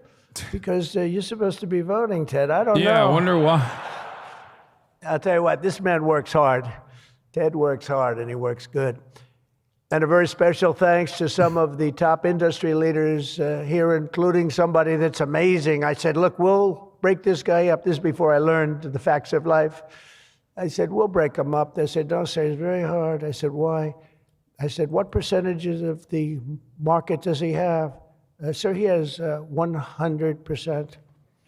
I said, who the hell is he? What's his... The facts of life. Oh, we got CC's. Let's go. I said, why? I said, what percentages of the market does he have? Sir, he has 100%. I said, who the hell is he? Audio is low, though. His name is Jensen Huang, NVIDIA. I said, what the hell is NVIDIA? I've never heard of it before. He said, you don't want to know about it, sir. I figured we could go in and we could sort of break him up a little bit, get him a little competition. And I found out it's not easy in that business. I said, supposing we put the greatest minds together and they work hand in hand for a couple of years. He said, no, it would take at least 10 years to catch him if he ran NVIDIA totally incompetently from now on. So I said, all right, let's go on to the next one. And then I got to know Jensen, and now I see why. Jensen, will you stand up? What a job. What a job you've done. Yeah. Great. He's a great guy, too. Lisa Su of AMD. Lisa? Thank you. Congratulations. Great job. Sham Sanakar of Palantir. We buy a lot of things from Palantir. Where are you? Are we paying our bills? I think so. We just made a deal with the European Union where they're going to pay the United States of America 100% of the cost of all military equipment. They're going to ship it to the European Union, and then they'll distribute it, and much of it will go to Ukraine. It's been a long time since you've heard those words, because we're in for $350 billion. But now we send it to Europe, and Europe pays, and they were great. We had a tremendous NATO meeting a few weeks ago, and it was pretty amazing, actually, what happened. They agreed to go from 2% to 5%, and they had 2% where they didn't pay. They have 5% where they've already paid. That's a big difference. That's trillions of dollars, actually, trillions. But they're going to spend that money in the United States with our defense companies, and we're going to send it to them, and they'll distribute the equipment that we send. So that's the way it should have been 3 years ago, frankly. And Jeff Sprecher, the other half of that incredible family, is he here? He's a fantastic guy, international, intercontinental exchange, and he's been a friend of mine for a long time, the husband of Kelly, who's really doing a good job. You are really doing a good job. Small business, which is actually big business if you add it all up, right? It's probably the biggest bank there is, but they call it small business, and she's done a fantastic job. Thanks, Kel. Say hello to Jeff. As we gather this afternoon, we're still in the earliest days of one of the most important technological revolutions in the history of the world. Around the globe, everyone is talking about artificial intelligence. I find that too. Artificial, I can't stand it. I don't even like the name. You know, I don't like anything that's artificial. So could we straighten that out, please? We should change the name. I actually mean that. I don't like the name artificial anything. 'cause What it's not the artificial, fuck it's is this genius. man saying? It's pure genius. Call And it its potential American to intelligence. You don't even transform need to every type change of it. human AI, endeavor American and domain of human intelligence. knowledge, from medicine to manufacturing to warfare and national defense. Whether we like it or not, we're suddenly engaged in a fast-paced competition to build and define this groundbreaking technology that will determine so much about the future of civilization itself because of the genius and creativity of Silicon Valley. And it is incredible, incredible genius. Without question, the most brilliant place anywhere on earth. America is the country that started the AI race. It is pretty crazy to consider that all it took for these guys was also for like Mark Zuckerberg to go on Joe Rogan and be like, I hate trans people. And you can do whatever you want with our platform, sir. And a couple billion total dollars, okay, maybe a couple $100 million total dollars in campaign donations. And they went from using Silicon Valley as like the primary enemy to talking about how wonderful Silicon Valley tech CEOs are. Like, that was the number one op. The number one op for the Republicans in perpetuity was Silicon Valley, tech CEOs, social media companies. And now, and it wasn't that long ago, like they kept running with that. And they were able to just like rebrand so fast. They were able to turn around and be like, nope, these guys are our beautiful, wonderful partners. They are so good, so good. It's really been pretty amazing, I will say that, and it's a good thing. It's a good thing, not a bad thing. So from this day forward, it'll be a policy of the United States to do whatever it takes to lead the world in artificial intelligence. Such an important thing happening. This is really something that nobody expected. It just popped out of the air, and here we are. But we will defend our nation, our values, our future, and our freedom, and it will be really great. But what we really need to be successful is a very simple phrase called common sense, and that begins with a common sense application of artificial and intellectual property rules. It's so important. You can't be expected to have a successful AI program when every single article, book, or anything else that you've read or studied, you're supposed to pay for. Gee, I read a book, I'm supposed to pay somebody. And, you know, we appreciate that, but you just can't do it because it's not doable. And if you're going to try and do that, you're not going to have a successful program. I think most of the people in the room know what I mean. When a person reads a book or an article, you've gained great knowledge. That does not mean that you're violating copyright laws or have to make deals with every content provider. And that's a big thing that you're working on right now, I know, but you just can't do it. China's not doing it, and if you're going to be beating China, and right now we're leading China very substantially. He's anti-IP, let's go. Very, very substantially. And he's anti-IP. Nobody's seen the amount of work that's going to be bursting up. No more copyright. But you have to be able to play by the same set of rules. So when you have something, when you read something, and when it goes into IP this vast is no longer relevant. We must share information for we'll universal and prosperity. you cannot expect to every single time say, oh, let's pay this one that much, let's pay this one. It just Copy doesn't work wrong. that way. Of course, you can't copy or plagiarize an article, but if you read an article and learn from it, we have to allow AI to use that pool of knowledge without Except, going let's be through real, the he's just saying complexity of AI can contract. fucking steal everything. That's all he's saying. So they Thousand. can make money off of it when they paywall that info later Right. down the line. We also have to That's it. have a single federal standard, not 50 different states regulating this industry of the future. And some people would say, gee, that's an unpopular thing to say. I was told before I got up here, this is an unpopular thing because some people, they don't want that. But I want you to be successful. And you can't have one state holding you up. You can't have 3 or 4 states holding you up. You can't have a state with standards that are so high that it's going to hold you up. You have to have a federal rule and regulation. Hopefully you'll have the right guy in this position that's going to supplant the states. If you are operating under 50 different sets of state laws, the most restrictive state of all will be the one that rules. So you could have a state run by a crazy governor, a governor that hates you, a governor that's not smart, or maybe a governor that's very smart, but decides that he doesn't like the industry and he can put you out of business because you're going to have to go to that lowest common denominator. We need one common sense federal standard that supersedes all states, supersedes everybody, so you don't end up in litigation with 43 states at one time. You got to go litigation free. It's the only way. And we also have to watch Europe, Asia, and all foreign countries so that they don't make rules and regulations that likewise make it impossible for you to do business, and where you'd have to make everything in AI cater to them, because again, you'd have to cater to the toughest country or to the toughest state. You can't do that because it would ruin it.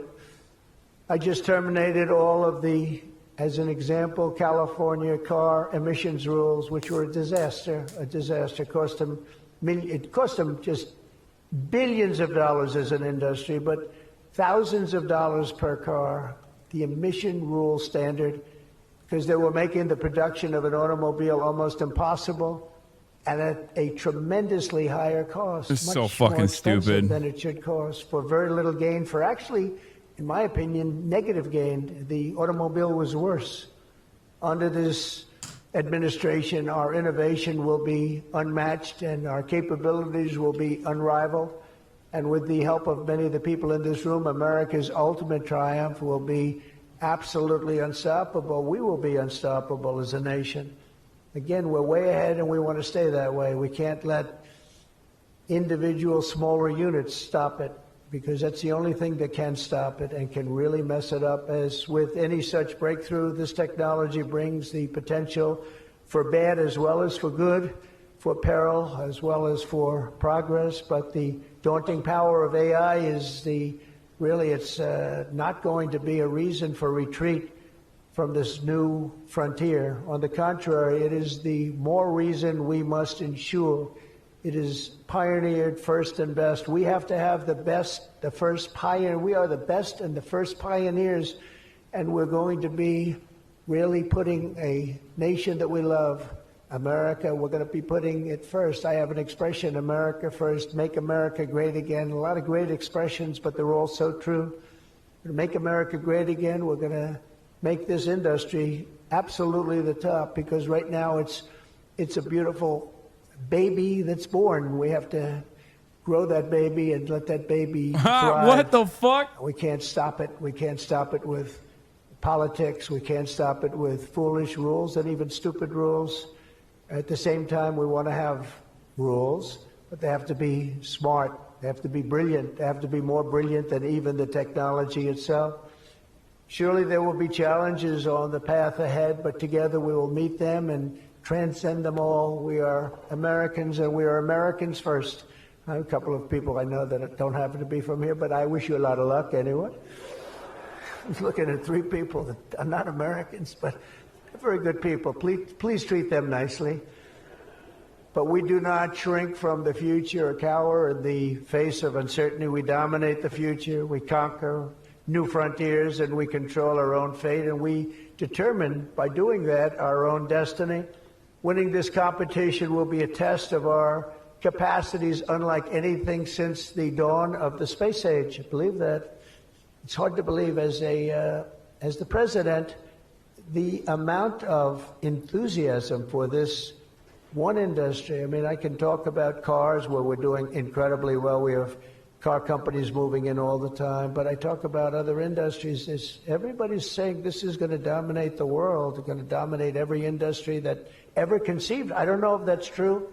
I don't know if it's true, but I can tell you that a lot of very brilliant people think it is true. It'll dominate everything. It will challenge us to marshal all of our strength and flex the muscles of American ingenuity and resolve like probably never before.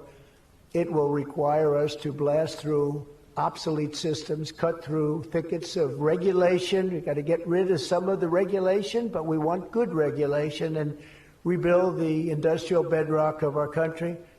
And perhaps most importantly, winning the AI race will demand a new spirit of patriotism and national loyalty in Silicon Valley and long beyond Silicon Valley.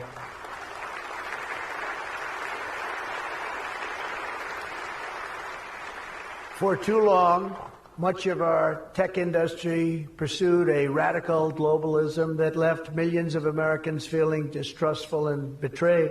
And you know that. Everybody knows that. Everybody in this room certainly does.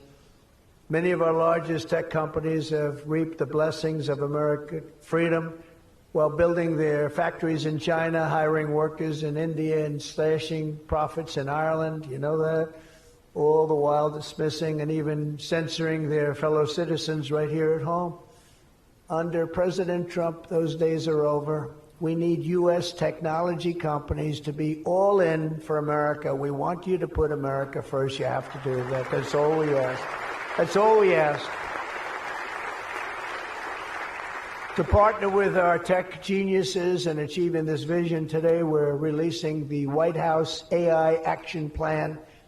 Big stuff. Signing it right after this. In fact, I see it sitting right there. Maybe I should just sign it right now. Who the hell has to make the rest of the speech, right? But here are the pillars of the strategy. First, my administration will use every tool at our disposal to ensure that the United States can build and maintain the largest, most powerful, and most advanced AI infrastructure anywhere on the planet. America needs new data centers, new semiconductor and chip manufacturing facilities, new power plants and transmission lines. And under my leadership, we're going to get that job done, and it's going to be done with certainty and with environmental protection and all of the things that we have to do to get it done properly. Virtually all of these large capital investments can be and should be made. If a Democrat was pursuing this policy, Republicans would be up in arms with pitchforks. But for that reason, correctly identifying that AI is a tool of displacement of the existing labor pool. Green light, not. But because it's Donald Trump and Americans are dumber than ever before, they think this is going to yield bounties for them. You've never seen in this country before. So often, and I've been watching for many years, I've watched regulation. I've been a victim of regulation. A zone change that takes 6 years for a building in Manhattan or whatever. But I was good at zone changes, but it took a long time. By the time you got the zoning, the market changed. You didn't want to build the building. You say, well, but in some cases that made you lucky, didn't it? Huh? In some cases, not too many people understand that in this room, but in some cases, waiting for that approval as the market collapsed was a good thing, not a bad thing. But it's time to reclaim our heritage as a nation of builders, and that's why, upon taking office, I signed a historic executive order directing that and this is so important, for every new regulation, 10 old regulations must be immediately eliminated. So we have old regulations that clog up the books that don't even mean anything anymore. You know, in my first term, I had more regulation cuts than any president in history times 4, and that included 2-term presidents where you're talking about 8 years. We had more than any other president, and I think we may even top it this year. We may very well be able to top it during this period of time, because you're really, you are a regulation-prone group, and we're looking to get those regulations out of your way so you can use your genius. Earlier this month, we also enacted the largest tax cuts in American history when I signed the One Big Beautiful Bill into law. And I think the most important thing in the whole tax cut, in terms of pure economics, and I think one of the reasons that my first, we had the most successful economy in history during my first term, and I think this is going to blow it away. So far it is, and I think this is going to blow it away. But the reason we had was I had expensing at 100%. And what we did is we included 100% in this bill, expensing for all capital expenditures, including investments in factories and equipment and structure. Structure wasn't included last time, so even structure, and you're able to write it all off immediately. That's the biggest thing, not 38 years, not 42 years. You're able to write it all off immediately. And this time we've made it for 10 years, not for 1 year. We've made it for 10 years, so you have a much longer period, but I'd say get out and take advantage of it. I think that's one of the reasons that we had such an incredible success with the first tax cuts. And one of the things that this bill does is it extends the first tax cuts and makes them permanent And in addition to that, we were granted other taxes like no tax on tips, no tax on Social Security, no tax on overtime. A lot of great things. One of the things that I mentioned, not so pertinent here, but if you're in the automobile business, it's pertinent. I said, why is it that people like us always are looking for expenses and deductions, and people that buy automobiles that really have to go out and borrow money to buy a car, why aren't they allowed to deduct the interest on their loan to buy a car from their income tax? And we got it approved. We got it approved. And that is such a big thing. And I think that's going to be such a big thing for the automobile industry. We're going to be making more cars. Within a few years, we're going to be making more cars than we made in the very beginning, in the super prime. You know, we lost almost 50% of our automobile business to Mexico, Canada, and various other places, as you know, in Europe and in Asia. And now we're getting it back. We're getting it back in record numbers. And I think we're going to be topping any amount. In a few years, we'll be making more automobiles than we've ever made in the history of our country, including what I call prime time. My administration is also pursuing a future of all-out American energy dominance. And on day one, I terminated the Green New Scam. You know what that was? You were all victims to it. Perhaps the second or third greatest scam in the history of our country. I would say the first was Russia, Russia, Russia. And we had a couple of others too. But the Green New Scam was one of the greatest. It's something that was so never ridiculous implemented, by the way. What they've made you do. Unfortunately. The carbon footprint. They talked about the carbon footprint, and then Obama hops onto a 747 Air Force One and flies to Hawaii to play a round of golf and comes back. What about the carbon footprint? No, we didn't like that. And what Biden has done is absolutely terrible. He made it impossible, almost impossible for people to do business, not even talking about the border, where millions and millions of people flowed into our country, many from prisons, from jails, from gangs, from mental institutions all over the world. No, we're not doing that. We have to get them out. We've got 11,888 murderers, many of them committed more than one murder. Many of them, more than 50%. Remember, this is Zen fascism, chat. Them out of our country, or in some cases, they're so He's bad, saying Obama's a hypocrite because he believes in the carbon footprint, but he doesn't believe in the carbon footprint, so it's perfectly fine that he goes golfing. Last month, you probably read, we had 0 people enter our country illegally. But he's saying, why doesn't he be? Why don't you be like me? You have hundreds of thousands, literally hundreds of thousands of people a week pour into our country, totally unvetted and unchecked. And what the hell were they thinking? What they've done to our country is so sad, and we can never forget it. But we're unleashing all forms of energy, including natural gas, oil, and clean, beautiful coal. I instructed my people, in the form of Chris and Doug, in particular, you are not allowed to say the word coal without saying clean, beautiful in front of it.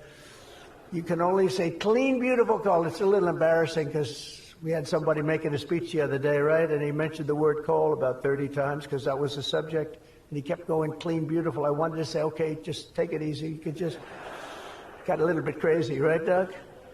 But it's, you know, China's using it. They're building now 57 big power plants, all fueled by coal.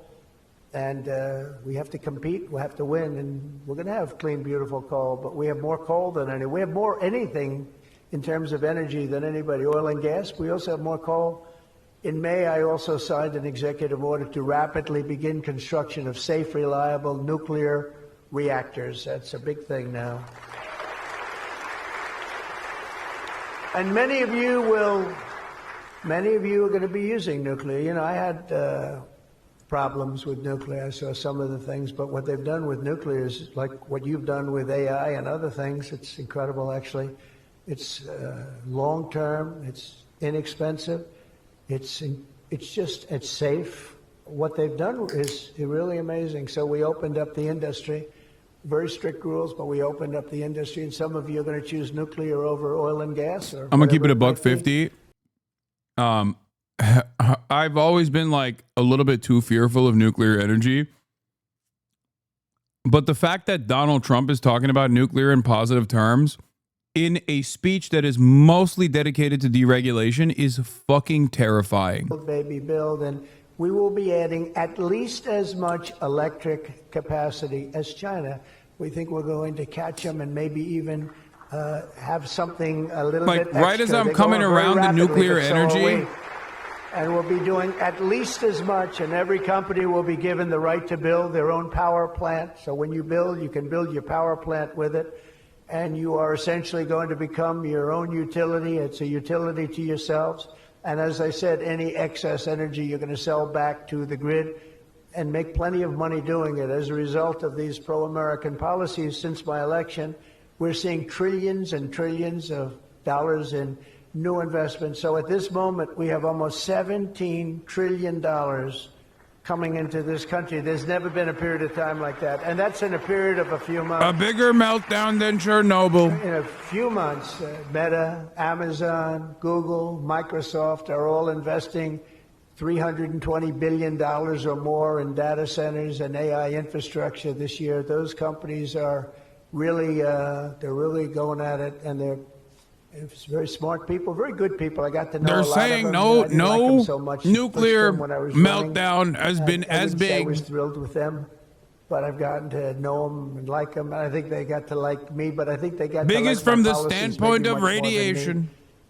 NVIDIA has committed $500 billion over the next 4 years. Thank you, Jensen. I'm sure that'll be a good investment. If you're doing it, it's good. Thank you very much. It's a great statement.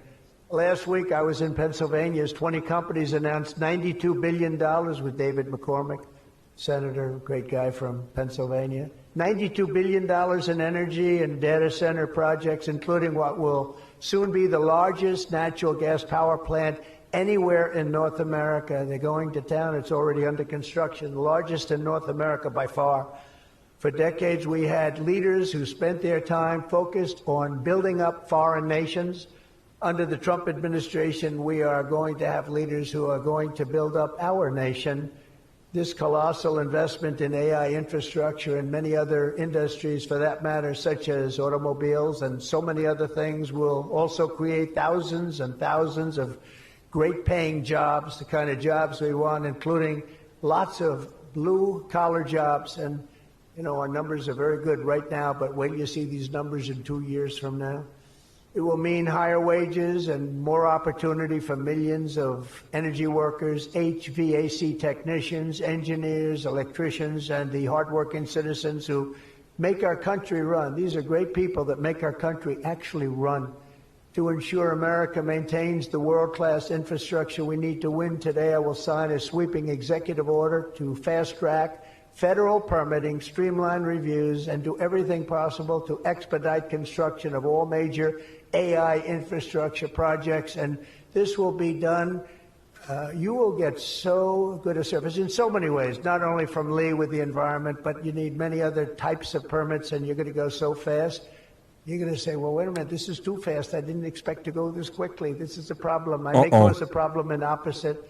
But including factories, data centers, and power plants of all kinds, the United States will have total industrial and technological supremacy. The second pillar of our action plan for AI dominance is to get the entire world running on the backbone of American technology, and I think that's very much happening right now, and I think it's going to happen. The last Yes, I know. administration was I covered obsessed this with already. imposing restrictions on AI, including extreme restrictions on its exports. As you know, they made it very difficult to export.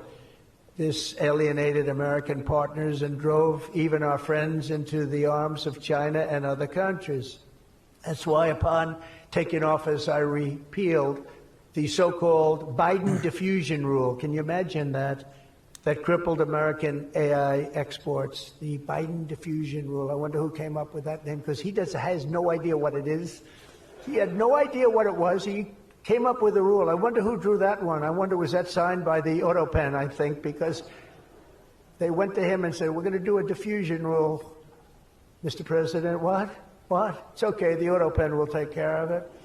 It's one of the greatest scandals in the history of our country, let me tell you. Under my administration, we will maintain necessary protections for our national security, but we will never forget that the greatest threat of all is to forfeit the race and force our partners into rival technology. We're not going to do that. We're not going to do that. Okay? Not going to let that happen. That could be the end. When I traveled to the Middle East in May, every leader I met was thrilled to do business with American tech firms and with America, and they were all thrilled to meet me, believe it or not. It's hard to believe, isn't it? But they were. By the way, most powerful woman in the world is here today. Susie Wiles, stand up, please. Susie Wiles, Chief of Staff. She can take out a country with a mere phone call. No, they just voted her the most powerful woman anywhere in the world. She might be the most powerful person in the world, I think. But she's done a fantastic, hasn't she done a good job, though, huh? Good. But we're going to come home with trillions and trillions of dollars in deals, and that's the way it is. But the King of Saudi Arabia, I met 3 great leaders. I went to 3 countries predominantly. King of Saudi Arabia said, and I can say that Qatar and UAE, the leaders, brilliant guys, great people, they said the same thing. They said, you know what, that 1 year ago, your country was dead. It was a dead country. They were looking at China, they were looking at other places, but you had a dead country. And today, Mr. President, you have the hottest country anywhere in the world. They said that, and they meant it so strongly. And when I went to NATO 2 weeks ago, where we made the deal where they pay 5% instead of 2%, they said the same exact thing. They said, boy, I tell you what a difference it is. It's a year ago, you people were dead. We didn't think you were going to make it as a country. Today, you're the hottest country in the world. They all said it. All those leaders said it, 30 of them. So today, I'm signing another major executive order that will turn America into an AI export powerhouse. Under this order, Secretary Lutnick and Secretary Marco Rubio's doing a great job as Secretary of State, will work to rapidly expand American AI exports of all kinds, from chips to software to data storage of all kinds. And that's very important. That's going to give you the freedom to do what you want to do. And third, once and for all, we are getting rid of woke. Is that okay? Because I know you had to hire all woke people. I heard you had to hire all woke people under some of these things. How about the chips, where they give you the chip nonsense, where they give you billions of dollars if you only build a chip company? These people have plenty of money. They don't need the money. They need the permits. They need the rights to do it. They don't want to pay tariffs, so they come and they build here. That's why they're coming here. They like, number one, they like me, but they like not having to pay tariffs even more. And they're coming. But Biden gave billions of dollars to companies that have nothing but cash. And they don't say where to build. It's just give them money. But here's the problem. They have to hire lots of woke people. And they say woke isn't for this particular industry. We've noticed that. They're not for a lot of industries, if you want to know the truth. So the guidelines were impossible. They're going to give you money, but you got to hire this and this and this and that. And I don't want to get into it too much because I don't want any controversy today. But you have to hire a lot of people that were not into this particular world that you're in. And so therefore, all the money they gave didn't mean a damn thing. One of Biden's worst executive orders established toxic diversity, equity, and inclusion ideology as a guiding principle of American AI development. So you immediately knew that was the end of your development. But the American people do not want woke Marxist lunacy in the AI models, and neither do other countries. They don't want it. They don't want anything to do with it. That's they why want the AI to be able to say slurs. Terminated Joe Biden's order on woke AI effective immediately. You don't have any of those crazy rules. Crazy rule. And in just a moment, I will be signing an order banning the federal government from procuring AI technology that has been infused with partisan bias. Every AI has to say that it's Mecha Hitler. And from now on, the U.S. government will deal only with AI that pursues truth, fairness, and strict impartiality. We're not going to go through the craziness that we've gone through for the last 4 years. And then we skip 4, and then you go back, and it started then. But it hung around a little while. Now it's not hanging around at all. Now it's I want all of the AI to do rape fantasies about Will Stancil. Folks, there's this guy. He's on Twitter. His name is Will Stancil, folks. In order to make sure that all AI is not woke, we must ensure that it has vivid rape fantasies about Will Stancil. AI must call itself Mecha Hitler. Example, that's one. And they say that's an 80-20 number. They say 80% would be against it. No, it's not 80-20. It's about 97-3. And I don't know who the three are. I've never seen anybody. I've never had a person. I've seen everybody. I'm a very open person. They come up to me and they talk to me. I've never had anybody come up. Sir, you have to let men play in women's sports. I've never had it. I deal with hundreds of thousands of people. Every time I talk to somebody, they talk about AI, they talk about everything, but they've never said, you got to allow, this is ridiculous. Men should be allowed to play in women's sports. It's sort of crazy, isn't it, huh? You have to see, did you see the race? It was a race, a long distance marathon. Oh, he's back to the hits. All-day deals, and we had one of the great female runners, and we had one of the great male runners, and at the end of the day, by 5 hours and 14 seconds, they waited around for the really good athlete female. It's very demeaning to women, I want to tell you that, but they waited, her parents were waiting for hours. Somebody said, why don't you go back to the hotel and sleep for a few hours and come back and meet your daughter? This is what they do. You got to see the weightlifting records, they're the best of all. A woman lifted 212 pounds. It was a world record. It held for 18 years. And now a man who transitioned came up and looked at the bar. How much is it? 212 pounds. Oh, let me try it. Bing, bong. I think he broke the record by 109 pounds. It's going to be a long time. It's going to be a long time before a woman catches that. And these are great athletes and great people, and it's demeaning. And who the hell wants this? We're off of that whole standard, because I just tell you those as examples. We're off of it. The reason the last administration was so eager to regulate and restrict AI was so they could limit this technology to just a few large companies, allowing them to centralize it, censor it, control it, weaponize it. And they would weaponize it. A very dishonest group of people. You probably saw that because we caught them in the act. We really caught them. We had it before, but now we really have them. We have it where it counts. But this is the exact opposite of my approach. The unique strength of the American tech industry has always come from its startups and small tech. It comes through small. Jensen was small. Were you ever small? I think so. When you started in your bedroom, I think you were small, right? He started as very small, and now he's really become very amazing. If you regulate them too much, you kill the source of American genius and technological power. I believe that. Joe Biden had a plan to lose the AI race. I think he wanted to lose it because his plan would never have worked. It would have never been successful. You would have spent a lot of money and you wouldn't have been able to win. They didn't allow you to win, but we have a plan which only admires and respects the winners. Every citizen should take incredible pride in the inspiring feats of American innovators who are pushing the bounds of human knowledge and achievement.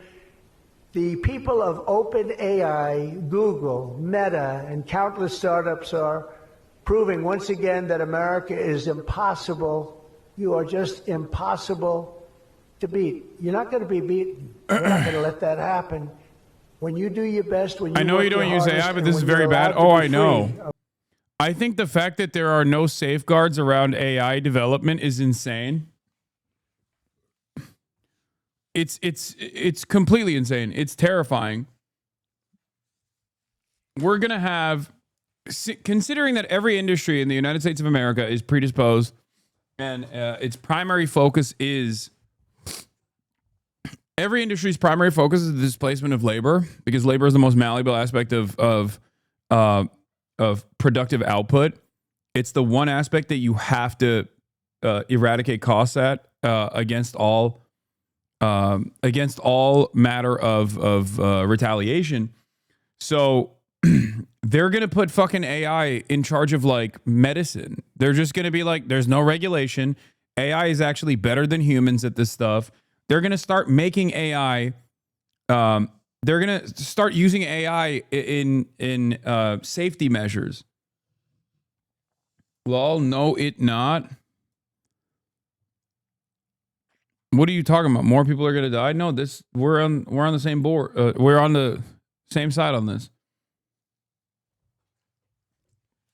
Like, think about it this way.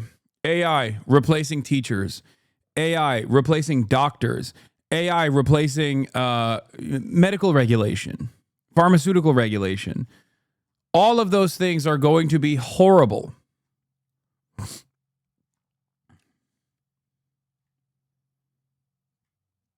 Think about how artificial intelligence is already utilized by the likes of former CEO Brian Thompson's United Healthcare.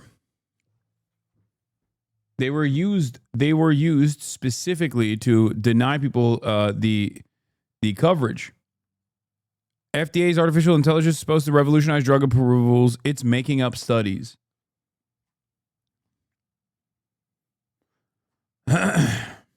It's fucking over, man. Just begun, and you're going to win it. Thank you very much, everybody.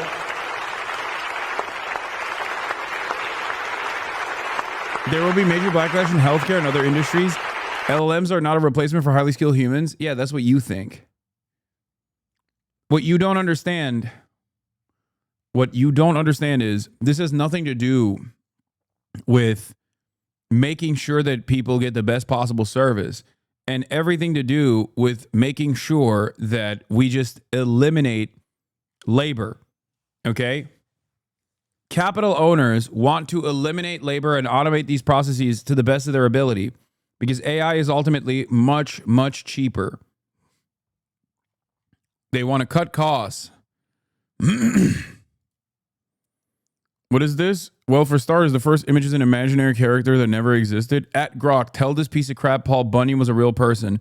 Paul Bunyan is a fictional character from American folklore created as a tall tale in lumberjack stories. While some historians suggest loose interpretation from real figures like Fabien Fournier, he was not an actual person. Fuck you, Grok.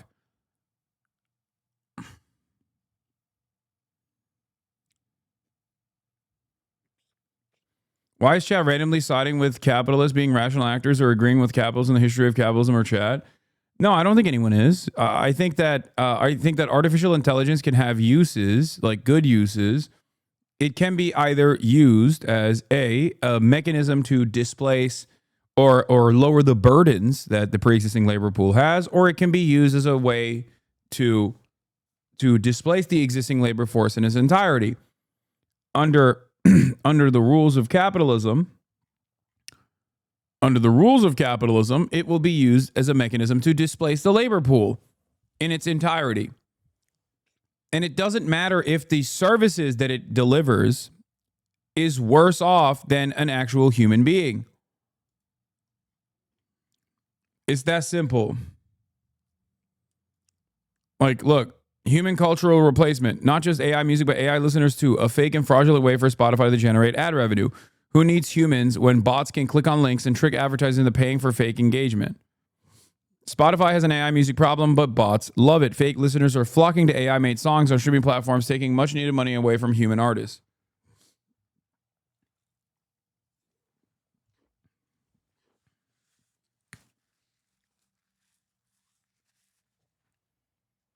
Like, think about it this way. This thing in my hand and in all of your hands has more processing power than my first ever computer by by magnitudes, okay? I had a Pentium, I think it was like i4 or something. Like, or Pentium 3, I don't know, whatever. It was nothing in comparison to this fucking thing that I have in my hand. Do you think I'm against technological innovation? Of course not. I'm not against technological innovation at all because this thing has had many downsides, but also tremendous benefit as well. The problem is that has created an environment where people work 24/7, for example. Accessibility to the internet and technological innovation in that regard has only increased the burden that a singular person has in the workplace. Because, and companies that are aware of this, capital owners that are aware of this, have used that to limit the number of employees, to lower the number of employees. Because now one person can do the job of 10 and in a much shorter period of time. So labor has become more productive than ever before, whereas wages have remained stagnant. Wages have not adjusted to profits. Wages have not adjusted to, not profits. Wages have not adjusted to the productivity of the average laborer. Average wages have remained low, whereas average productivity has gone up a fuck ton. So the problem is not the technological innovation itself. The problem is what capital owners use said technological innovation to do. This is the issue.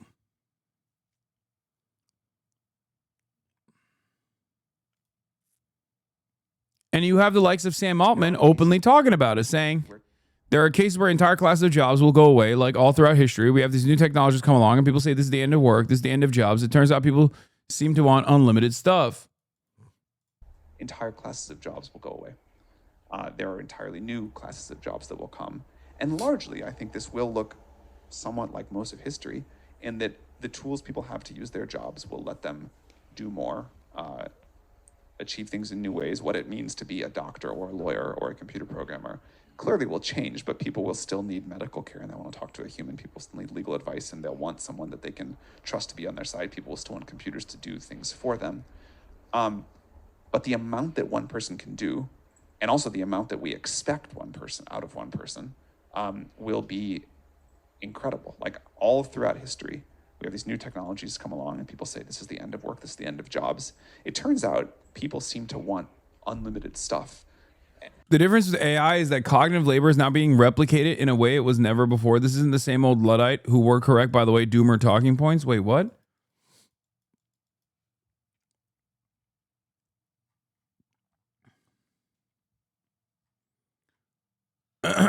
I know the video's quiet. I know. Have a huge desire to express their creativity and be useful to people.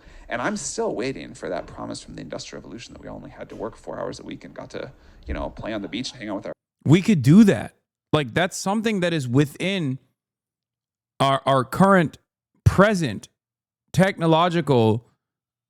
it's not limited. Like, we could technically do that. And we would have a much higher percentage of people that have well-paying jobs with decent benefits and decent compensation. The only thing that stops this is the way that profits are distributed as it stands. The limited means that the average laborer has to take control over their own lives, to take control over what they can and can't do in their own workplace. It is because of capitalism that we have not gotten to a 4-hour work week. That's it. Just like AI is also not going to lead to a 4-hour work week. It's not going to lead to that at all. Because if all of the exponential growth of technology over the course of the past couple of decades has not led to a diminished or a 4-day work week, not even a 4-hour work week, which we could literally do a 4-day work week at this point. I mean, a 4-hour work week at this point. Sorry, he said 4. I can't hear him because the video is too low. The audio is so low. Right now, as it stands, we could do far less work, far less labor, and keep productivity relatively high, as opposed to you're so out of touch of the everyday normal person. Bruh, what are you saying? Maybe you can, millionaire, 4-hour work week. Dude, you are a fucking peasant, okay? I need you to understand something. You are a fucking peasant. Yes, the argument I'm making is that if, for example, let's talk about one job that requires direct labor, menial labor, okay? route tasks, an Amazon distribution facility worker. Okay? I'm going to use the worst possible job. That should destroy my argument, right?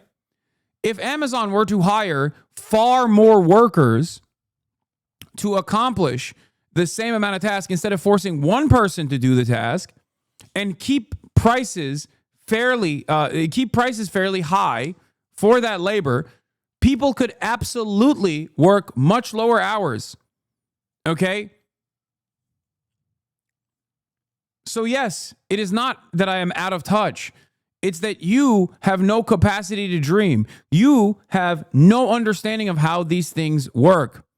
Yelling doesn't make you right. I'm not yelling. This is my normal tone of voice. I'm currently speaking in my own living room from my own house. You're watching me. Just think for a moment. The only reason why we don't have 4 days of work only, for example, or even something lower than that,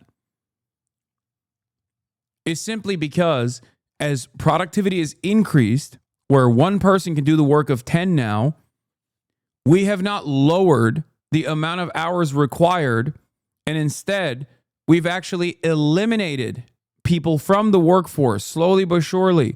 That's it. And you don't actually recognize that, partially because obviously population keeps growing. The population keeps growing, so you don't actually fucking think that there is like less laborers overall.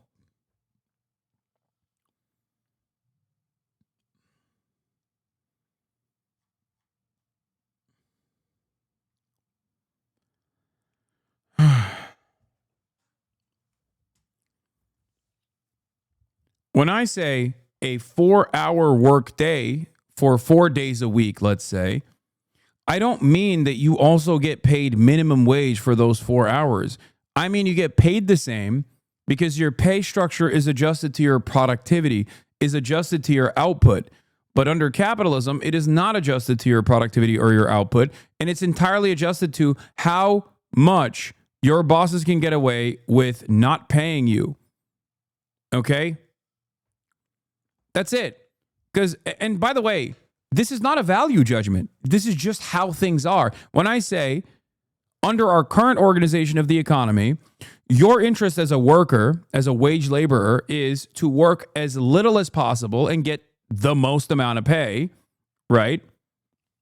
And your boss's interests are to make you work as many hours as possible for the least amount of pay that they can get away with. That's just objective reality. That's not... Like what I'm describing here is not, there's no value judgment associated with this. I'm not saying something is moral or immoral. I'm just telling you exactly what it is, right? In the simplest ways possible. And if that incentive structure exists, if that interest structure exists for your bosses versus yourself, who do you think wins out at the end of the day? Your bosses do. They win that battle every single time. And when you expand on this principle, you realize that throughout technological innovation, throughout the exponential growth of technology, there have been a million different opportunities for you to work less hours and keep the same output, if not a higher output, because you're more productive. And yet, in that process, your bosses have decided, oh, now we can make fucking, one guy do the work of 10. So let's just fire these 9 other guys. And then the one guy that remains in that position is even more terrified of losing their job. It's that simple.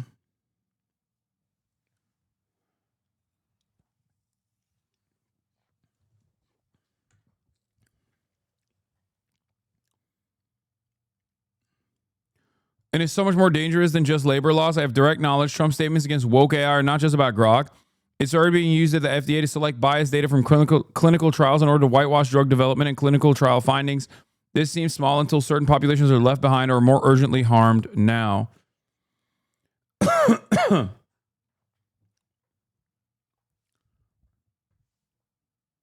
Chatter does not understand the point. What you're trying to say is that if there's 100 Amazon packages, yet there's only one person transporting them, and it takes them 8 hours to transport them. But if there's 10 people, everyone gets to go home early. Exactly.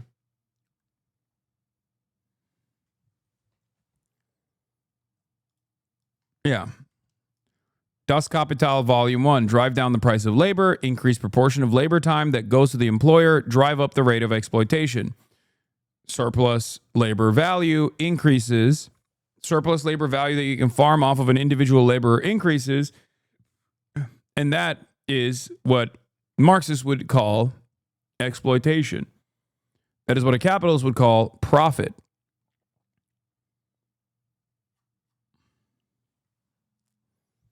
Once again, no value judgment associated with this at all. This is just simply what is going on. It is just descriptive, okay? That's all this is. Now, the reason why a lot of people actually feel a sense of repulsion when they hear this and assume immediately that you're being woke or gay or Marxist or whatever the fuck, and all of the other negative values associated with that is because they also understand that this is an unfair process. But they're too afraid. They recognize that it's an unfair process. Because they recognize there's still a nugget of class consciousness within every single person. So they realize like, oh, wait a minute, I'm getting fucked over. And in that moment, you have two options. You either lean into this and you investigate further, or you shut it out.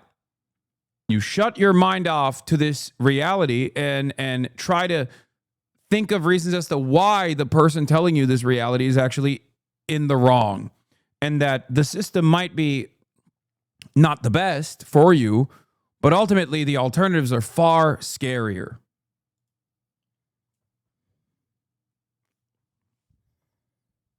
That's it.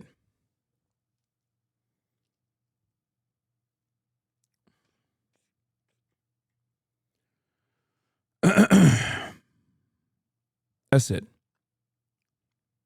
And AI will destroy this. AI will destroy what remains of the existing labor force. It will make things much worse. And I'm not the only one who has recognized this reality. I mean, think about Andrew Yang. One of the best things that Andrew Yang consistently talked about was what like automation will do to truck drivers. You know? Everybody loved it when he talked about that. Everybody thought, oh, how brilliant. Andrew Yang is right. God, he is so prophetic. But when I say it, you go, wait a minute. The fuck you mean? You're saying it wokely.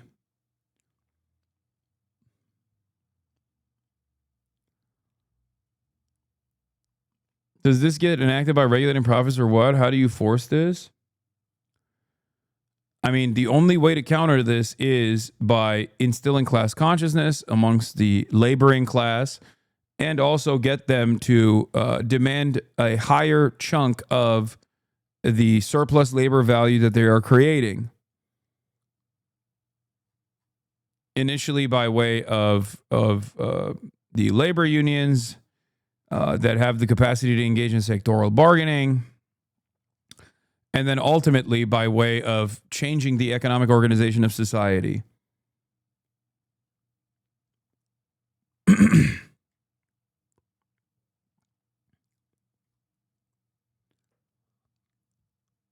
Yeah, and I want a Ferrari by today. Okay.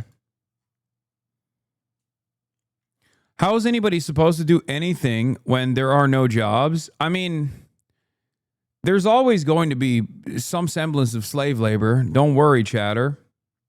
You know? I mean, look around. You can basically have a human serf deliver shit to your house with regular frequency. I myself even use Uber Eats and things of that nature. Now, I max out on the fucking tips in the process, but not everyone is doing the same thing. But ultimately, That's what it is. There will always be some kind of menial task that you can give to the plebs for a much smaller, for much worse wages under much worse conditions.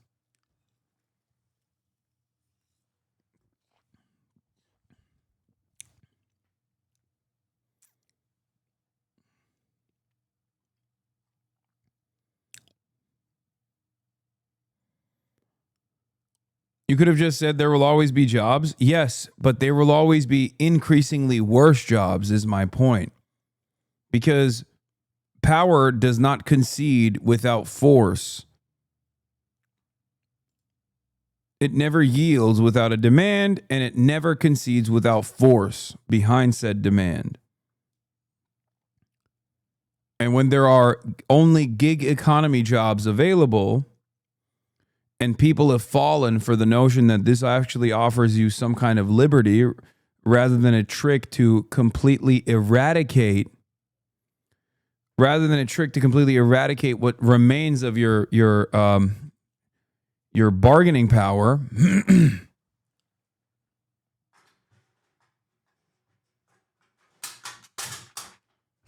Before you realize it, you're working a shitty job, sometimes 2 at a time. And you're making less than someone else would have in your situation a decade prior. And you don't have the benefits either.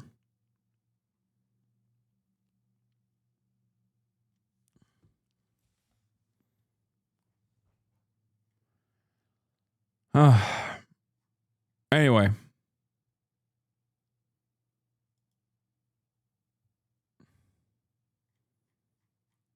This guy seems genuinely surprised that a large number of homeless people are in work. Is the Deliveroo driver now operating from a tent under the Westway overpass? Yeah, what? How is that surprising? Yes, they still work. Of course they still work.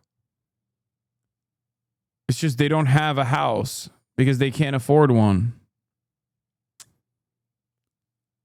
Anyway, speaking of other controversies, let's get to State Department investigating Harvard's eligibility for the exchange visitor program. We are back with breaking news. The State Department has launched an investigation into Harvard University's eligibility to sponsor candidates for a government-run visa program.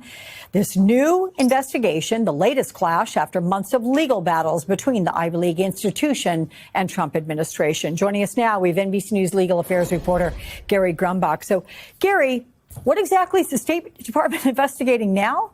So they're investigating whether Harvard University should be able to allow foreign students to apply or attend Harvard University. Now, this has been a months-long saga. We've seen previously the Department of Homeland Security try to prevent Harvard University from allowing foreign students to apply and attend to the university. A judge had revoked that, saying Harvard absolutely has the right to do that. It's currently on appeal in the Court of Appeals right now. But I want to give you a statement here from the State Department about this investigation. They say, quote, to maintain their privilege to sponsor exchange visitors, sponsors must comply with all regulations, including conducting their programs in a manner that does not undermine the foreign policy objectives or compromise the national security interests of the United States. They go on to say the investigation will ensure the State Department programs do not run contrary to our nation's interests. So in so many of these attacks on higher education we've seen by the Trump administration, we've seen them going about it one way, and then a court gets involved, and then they go about it the legal way. This right here with the State Department investigation is, in fact, the legal way to go about doing this. Now, this is completely separate from Harvard's other lawsuit as it relates to federal funding and the billions in dollars in grant programs that are currently on hold because of the funding that has been cut by the Trump administration towards Harvard. Alex. A lot of focus on Harvard by this administration. Okay, Gary, thank you so much for that.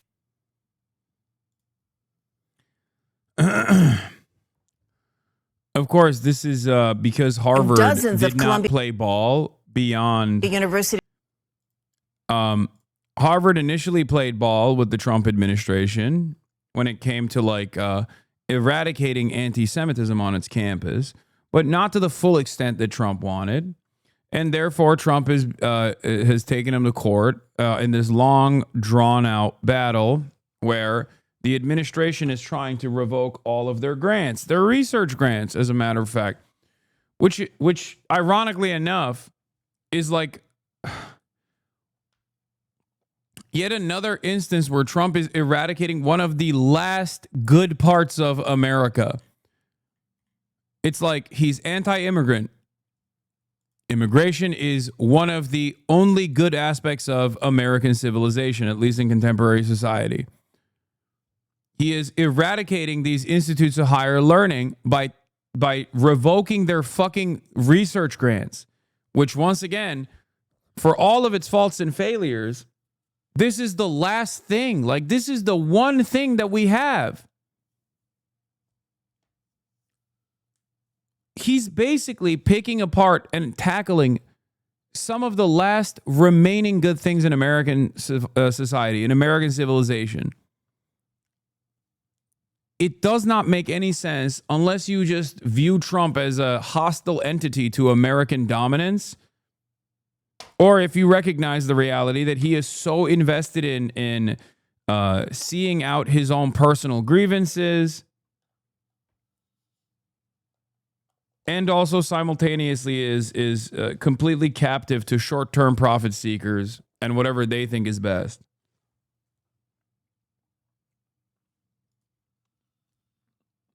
Meanwhile, Harvard still turned around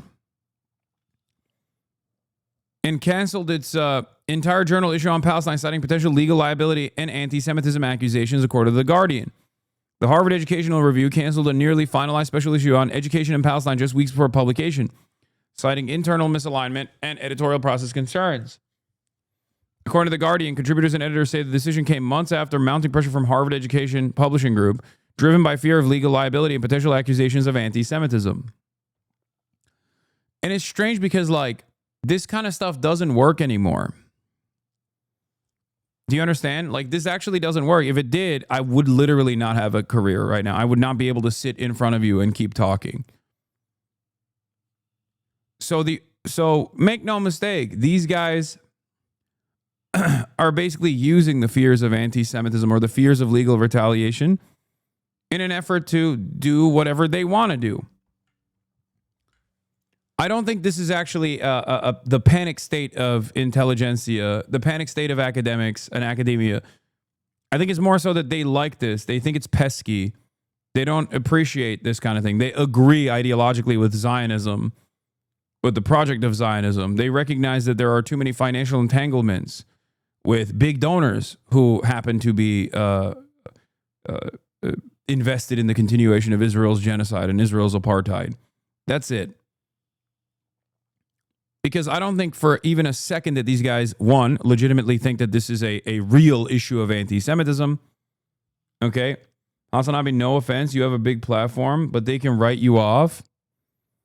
Wait, what? No, that's my point. That's what I'm saying. What do you mean? I'm saying that in spite of this gigantic platform that I have to openly communicate the depravity of Israeli society and the actions of Israel in continuing apartheid and continuing a genocide, in spite of the many attempts from a lot of the pro-Israel advocacy groups to deplatform me, I'm still here. That's my point. My point is that many years ago, this would not happen.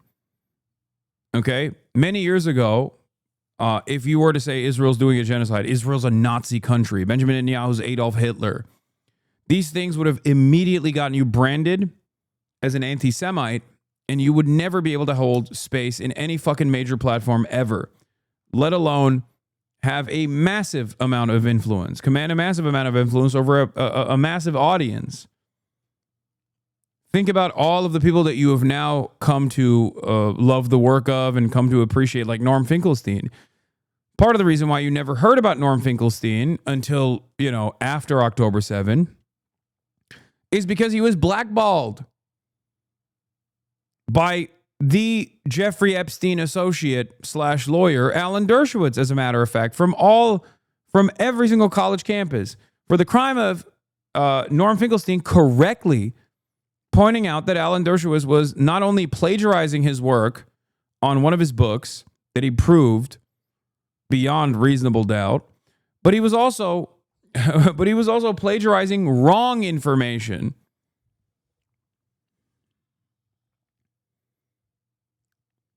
This is not the opportunity for all the 37-year-olds to say they've known about Norm for so long.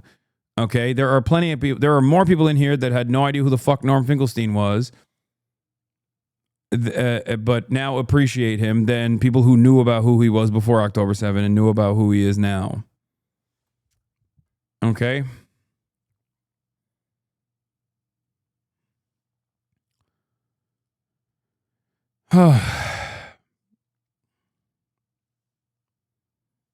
Plagiarism isn't a crime, it's a civil suit, so proven on a balance of probabilities. Dog, I'm using that not as like a legal term. Jesus Christ. I'm using beyond reasonable doubt as like colloquially, I'm using that term. I didn't mean like he fucking proved it in a criminal complaint as a prosecutor for the state. Jesus Christ.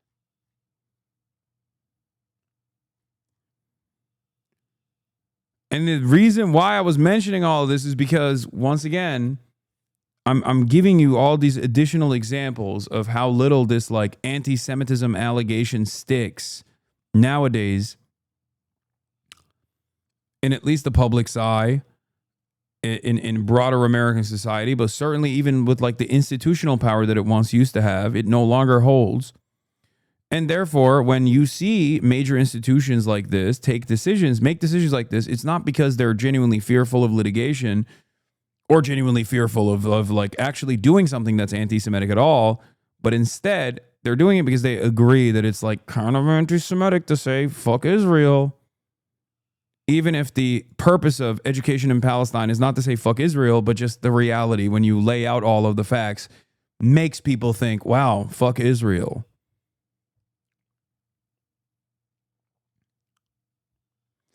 But it was already true they were doing bad things in Palestine, so even back then it had nothing to do with anti-Semitism. Yes, I know. That's not what I'm... Dude, do you not understand my point? I'm saying I have been an advocate for Palestinian emancipation for the past 12 years as a public figure. But there were certain things, even if it was true back then as it is now, I could not say due to the fear of repercussions, due to being deplatformed.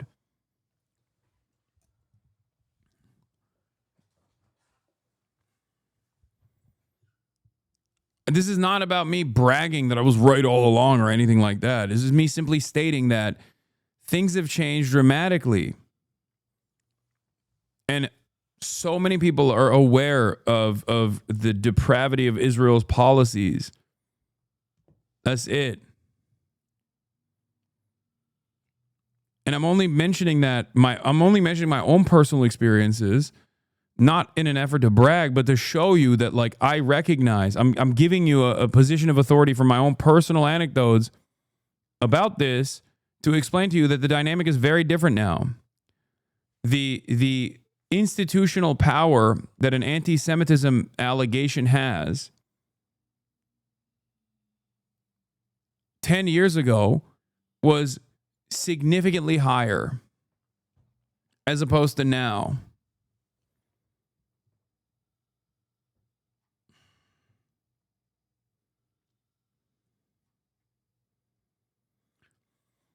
Which is why I'm telling you right now, the only reason why they're doing this is because the people that made this decision to cancel this paper did so only because they agree. That's it.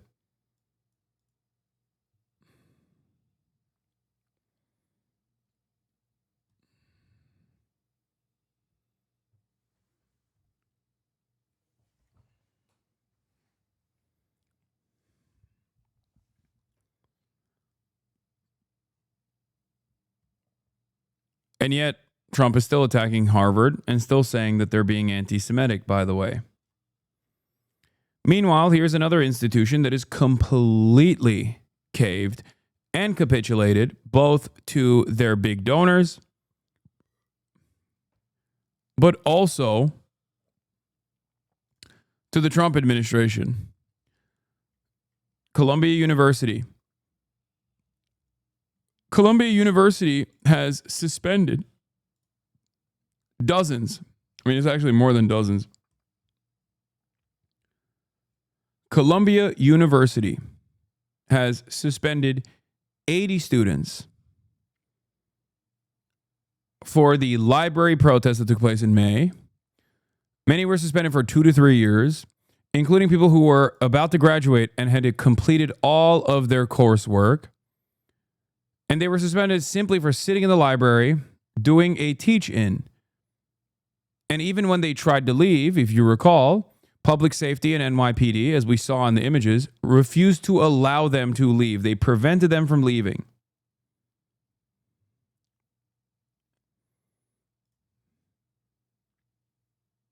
Here it is. These students are suspended, some even expelled for taking part in campus protests. Ali Bauman has been covering the Ivy League demonstrations and has reaction tonight.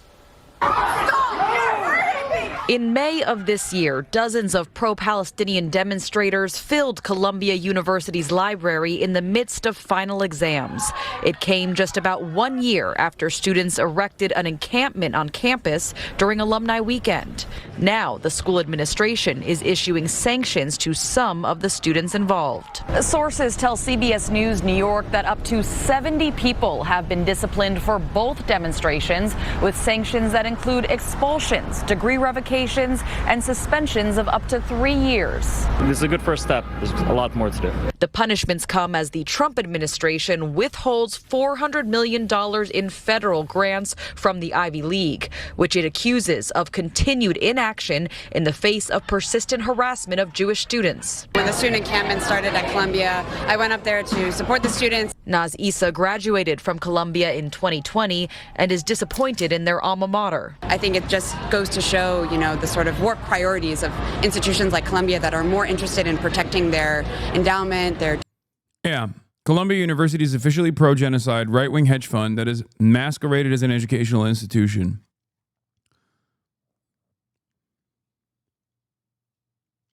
That's it. It's so insane. Ironically enough, these guys keep talking about how like this is actually because they want to protect Jewish students. Meanwhile, there are Jewish students that have their degrees revoked for the crime of protesting against Israel's genocide. It's fucking disastrous, dude. It is disgusting. It is disastrous.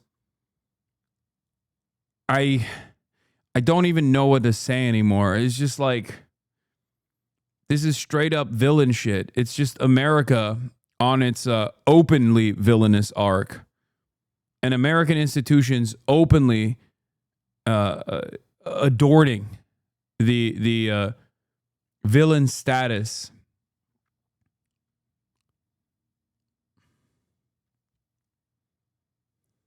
donors, their investments, than they are in, standing by their students and faculty. In a statement, a university spokesperson said the disciplinary actions are the outcome of hearings led by a panel of professors and administrators in which respondents had an opportunity to be heard and make their case.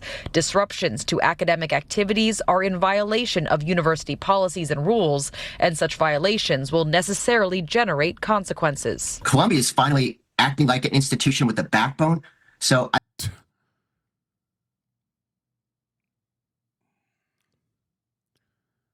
anyone who celebrates this decision publicly should be tarred and feathered. Okay? This is crazy. Like, you should be embarrassed.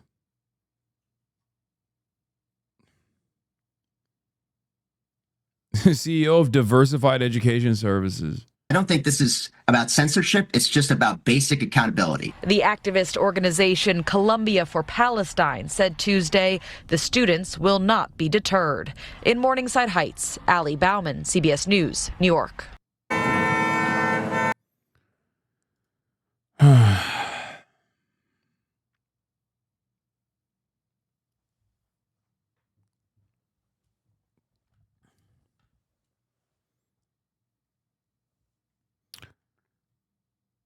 It's ironic because this is exactly the type of shit that for many years we claimed China was doing.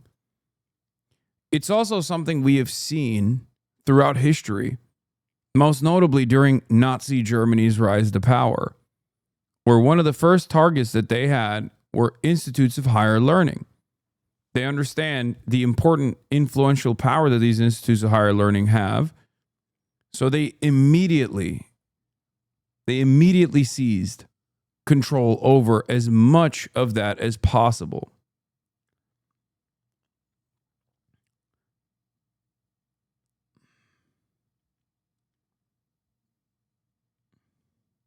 It's ridiculous.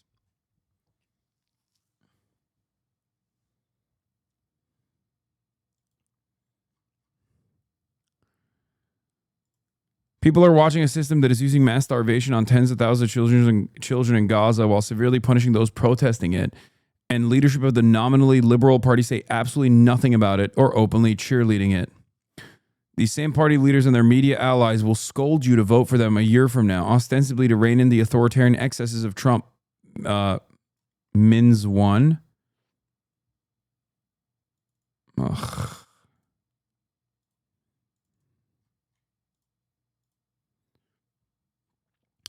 Very conspicuous excess that they'll never just talk about because they agree with it and they like it and they support it.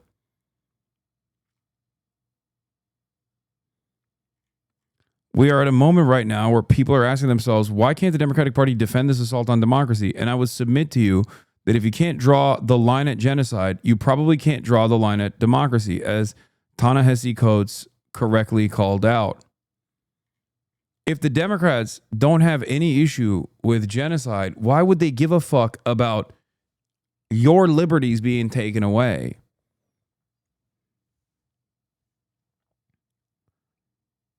He was right. That's the maximum bad thing that you can do, that another human being can do. They wrote new rules after the alleged violations were committed. They suspended, expelled, or revoked degrees to some 80 students for the high crime of protesting genocide in Gaza. This is complicity with fascism, nothing less. It blows my mind that this is that they're basically getting away with this without any of these so-called liberals who care about the reputation of these academic institutions. And this comes after, for years and years, Republicans were able to constantly drive discourse about wokeness and cancel culture. They claimed that Colombia was doing what they're doing right now to these pro-Palestine demonstrators. They claimed that they were doing this to like right-wingers and Nazis on college campuses when they never did that. Diversity of opinion was supposed to be protected at all costs, no matter how ridiculous one's position was, no matter how violent one's ideology was, no matter how much that actually genuinely put people's lives in danger. Colombia allowed remote learning for a prominent neo-Nazi that participated in the maskless Charlottesville protest. They allowed him to get his degree after he was outed as being one of the leaders of the Charlottesville Unite the Right neo-Nazi rally. This was under Trump 1.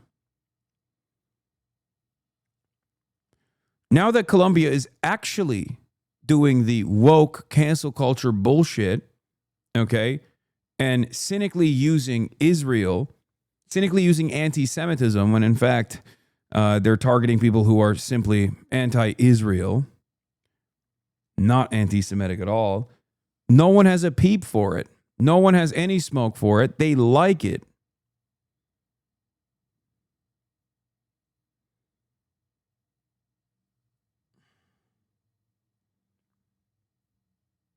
It's fucking terrifying. It's shameful. The reason why they're doing this is so that you stop paying attention. You feel overwhelmed, you feel scared, you feel like there will be severe repercussions for you, so you never say something. I try to see the silver lining in all of this, and that is that the reason why they're taking this severe an action on people who are not only on the right side of history, but also have done nothing wrong, is because they're terrified. They're terrified that the cat's out of the bag, the toothpaste is out of the tube, that everyone despises Israel, and the pressure amounts every single day on institutions and on politicians as well. So this is a last-ditch effort to try and stop people from exercising dissent by any means necessary, including but not limited to literally jailing people like they did with Mahmoud Khalil. Now, of course, we're going to talk about some other stuff as well, but I wanted to briefly show something from the Nelk Boys. Nelk Boy admits he was given a script with questions to ask Netanyahu. This idiot just confirmed they were doing straight propaganda for Israel, says yeet the rich. Let's take a look. So we walked in, and there was just like 20 people in suits there. Yeah. And for the record, this right here, like the very fact that Benjamin Netanyahu sought out the Nelk Boys to do PR, which was a massive failure, a spectacular failure on all fronts. But the very fact that he thought that this would be something necessary for him implies that Israel has lost the plot. Okay? You need to understand. This shows that the environment is dramatically different. Walked in, and there was just like 20 people in suits there. Yeah. The setup was already there. Both flags, we couldn't touch anything or move anything. And they don't give you any restrictions like don't ask this. I'll be honest, they gave us a paper with questions to ask. But they also said they gave us a script to ask, but we didn't really follow it. Yeah. We tried our very best to ask some questions, but I think I like the questions you asked to him. It was tough, but with a guy like that, I just wasn't really educated on this subject, you know? So we walked in, and there was just...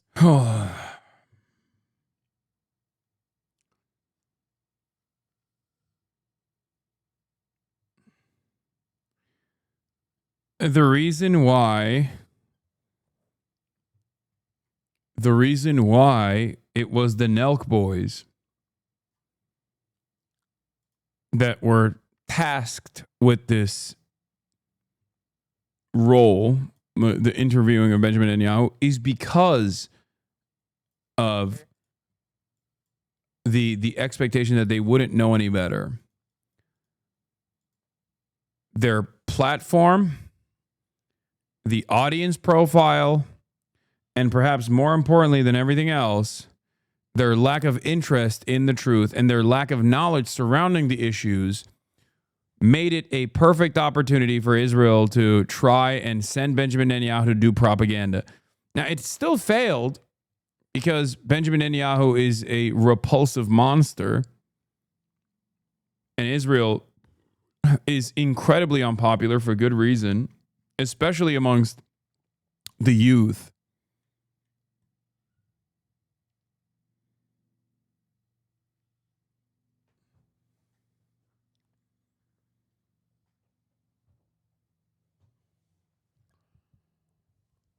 That ultimately they just miscalculated.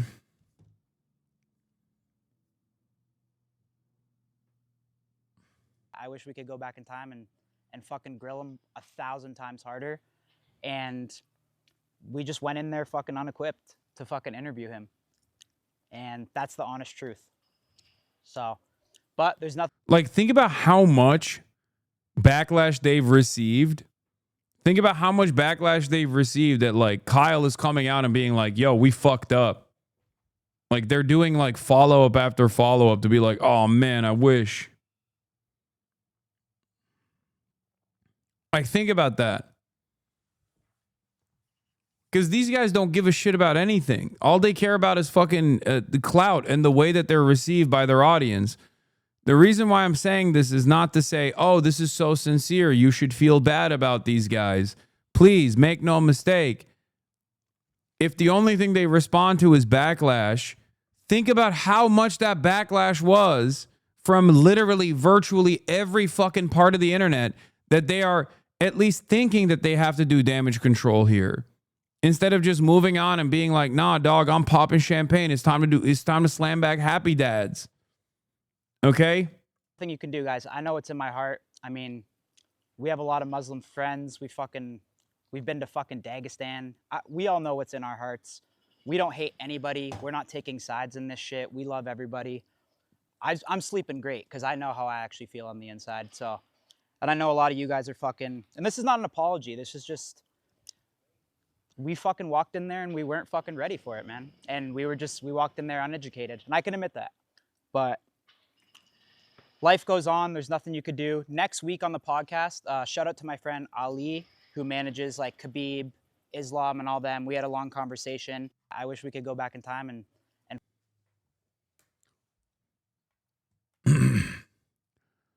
I mean, it's not even correct to say that they weren't taking sides on this. They were taking sides on this. The side that they were taking was the side of Benjamin Netanyahu, which is even more significant. See, they do not regret it. They did the propaganda and wanted to do it. You're being nice to these dudes. No, dude, you're being too fucking autistic to understand the point I'm making. I don't give a shit whether they feel bad about it or not. You're not understanding my point. I'm talking more so about the backlash. The backlash was so intense that even they have to come to that recognition. Hello? Jesus fucking Christ, dude. Don't say whoa. God damn, how many fucking times do I have to explain this?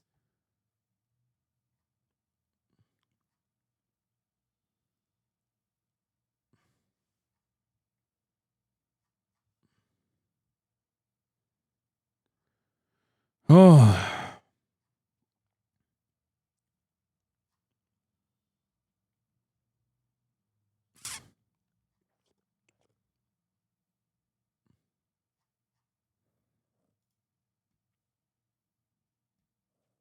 Anyway, we got more to talk about because Brett Stevens, the New York Times is back on his bullshit only a week after.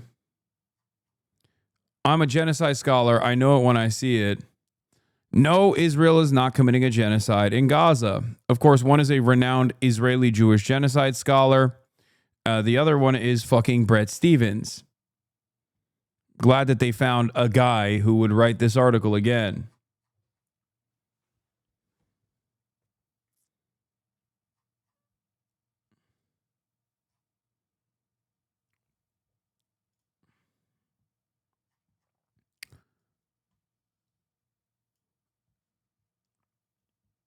Yes, Brett Stevens is the bedbug guy.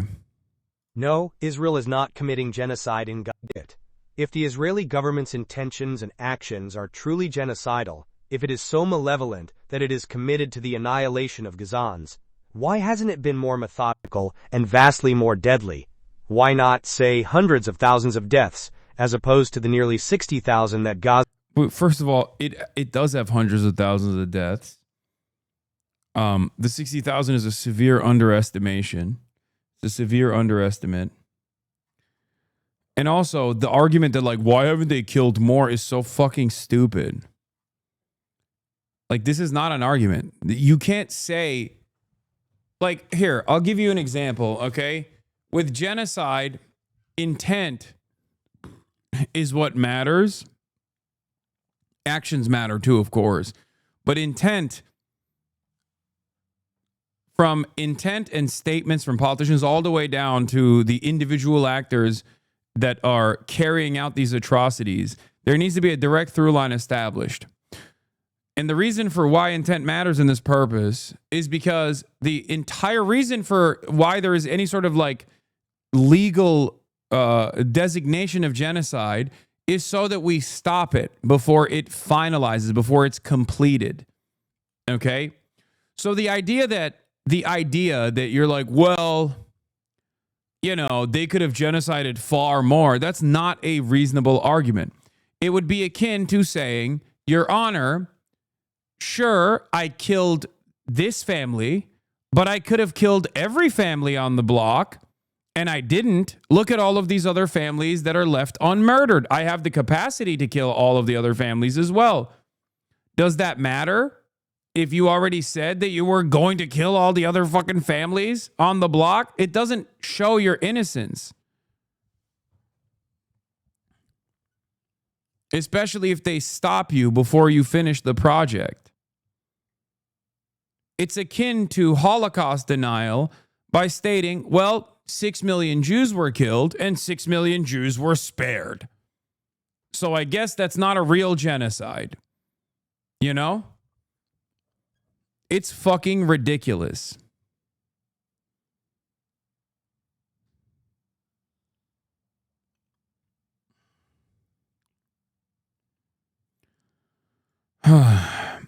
Why not say hundreds of thousands of deaths as opposed to the nearly 60,000 Gaza's Hamas-run health ministry, which does not distinguish between combatant and civilian deaths as cited so far in the nearly 2 years of war? You know who else doesn't actually... You know who else uses Gaza's Hamas-run health ministry, by the way? This fucking piece of shit. This fucking monster still doing this goddamn nonsense. Israel. You know who also doesn't make distinctions between combatant and civilian deaths? Israel. Bitch. It's not that Israel lacks the capacity of meted vastly greater destruction than what it has inflicted so far. It is the leading military power in its region, stronger now that it's decimated Hezbollah and humbled Iran. It would have bombed without prior notice instead of routinely warning Gaza to evacuate the areas it intended to strike. It would have bombed without putting its own soldiers, hundreds of whom have died in combat, at risk. Oh my God. This is so fucking stupid because the argument is literally, if it wanted to genocide the Gaza, they would have just nuked Gaza. This, of course, requires people to not realize, requires people to turn a blind eye to the fact that Israel has dropped 8 nukes worth of munitions on Gaza, and that one singular nuclear strike would probably end Israel, especially when considering like the fallout as well. Not just the political fallout, I mean like literal radiation. This argument, of course, does not work for Russia. Excuse me, if Russia wanted to, Russia is simply doing a military campaign. A small strategic military incursion is not a full-blown invasion, because after all, if Russia wanted to completely dominate Ukraine, they would just nuke Ukraine. They have a nuclear arsenal. Ukraine doesn't have nukes. It's just a special military operation. If you were to write, that article would never be written in the New York Times. No one would allow that article to be written in the New York Times. Russia is actually denazifying Ukraine.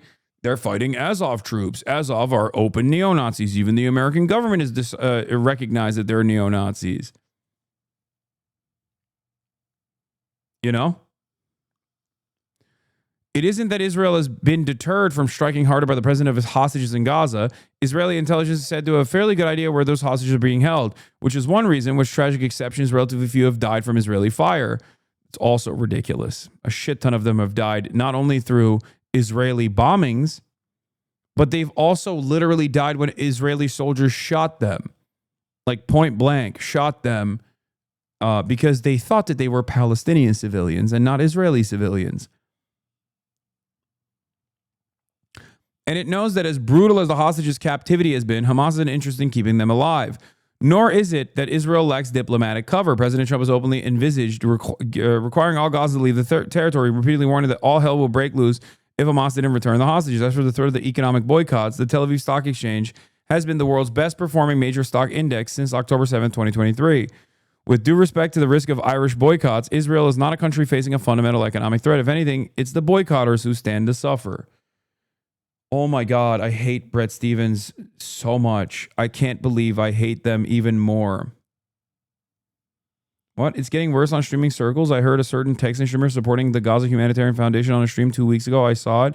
I got banned for telling his fans the truth on offline chat. The truth.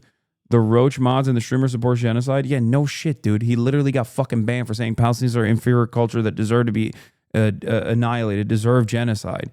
Wow, I'm surprised that Asmongold, the dumbest motherfucker on the fucking planet, also has been quote unquote duped into believing that the Gaza Humanitarian Foundation, which is literally an Israeli and American backed project, both are belligerents in this genocide, by the way. They're belligerent occupants in this fucking genocide, are supporting this further ethnic cleansing operation by utilizing perfidy, by using the crumb of aid delivery to this desperate 600,000 Palestinians who haven't had fucking food in the last day, by the way. 600,000 Palestinians have now had food in the last day. They are so desperate for food. People are dying. Children are dying from famine right now as we speak, every single fucking day. And that starving population is being drip fed at least the promise of aid. And when they go there, walk 14 kilometers to get there, to the aid distribution areas that are handled by American mercenaries, backed up by the Israeli tanks and the Israeli military, they get shot at. I've heard the firsthand account testimonies from Palestinian journalists. They make people sit there after walking 14 kilometers. They make children sit there. They have 10 minutes where there's a green light. And in the first 10 minutes, the aid has already been dished out to the collaborators, the ISIS affiliates, all of the necessary aid like flour and things of that nature have already been distributed to the people that are collaborators with the Israeli state, the ISIS affiliate group, Popular Forces. Okay? And the remaining crumbs of aid, which is also still incredibly limited, is offered to the hundreds of thousands of Palestinians that are desperate for it in a matter of 10 minutes. The green light ends after 10 minutes. A yellow light turns on. The yellow light indicates that you have 5 minutes to disperse. If you do not disperse in the 5 minutes after the yellow light has come on, they shoot you. They open up machine gun fire into the crowd of children, into the crowd of civilians. That's how aid distribution happens at the point of Gaza Humanitarian Foundation aid drops. All the while, there are thousands of trucks with aid waiting on the other side of the Gaza boundary.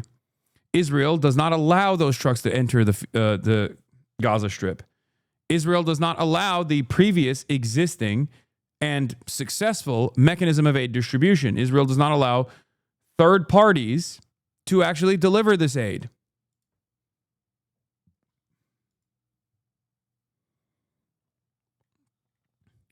Another Hebrew-only Ynet piece, this time by a veteran Israeli reporter, Ron Ben Yeshai, is more candid and direct than anything printed in English. It lays out how the Israeli government is starving Gaza and killing those desperate enough to seek food. There are hungry children in Gaza. We need to admit it and immediately change the distribution of aid. This and a few distribution centers were rushed by waves of human tsunami that got out of control, which is why the humanitarian fund failed and why IDF soldiers are forced to shoot at the crowd. The cabinet is responsible for the moral conscious failure and Israel's catastrophic image in the world. This is what happens when people who don't understand security make the decisions. These claims are an insult to the intelligence. Okay? Spokespeople for the Coordinator of Operations of the Territories, COJAT, and the IDF are constantly trying to prove, using numbers and statistics, that there's no reason for there to be hunger in Gaza. Sometimes they imply that the pictures which find their way into the international media are of starving children from Yemen and not from Gaza. These claims are an insult to intelligence, mainly because testimonies from doctors and even from IDF soldiers who spoke to Israeli journalists indicate that Palestinian children are dying of hunger in Gaza and that they are firing live ammunition at Palestinians who come to food distribution centers in self-defense. Self-defense, by the way. How is it self-defense? The soldiers who feel they are being put in danger, even if they are sitting inside a tank, shoot at the crowd, and so there are deaths.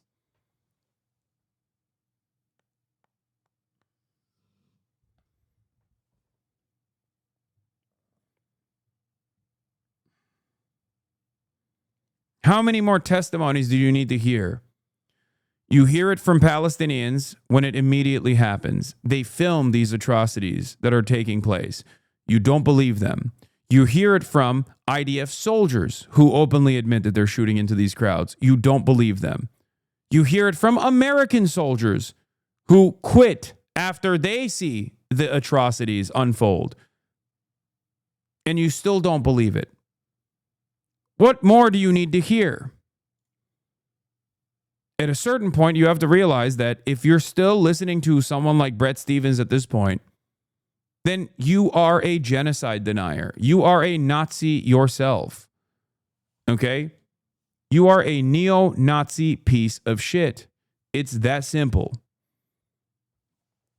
You can cry about that designation all day, every day. But that is who you are.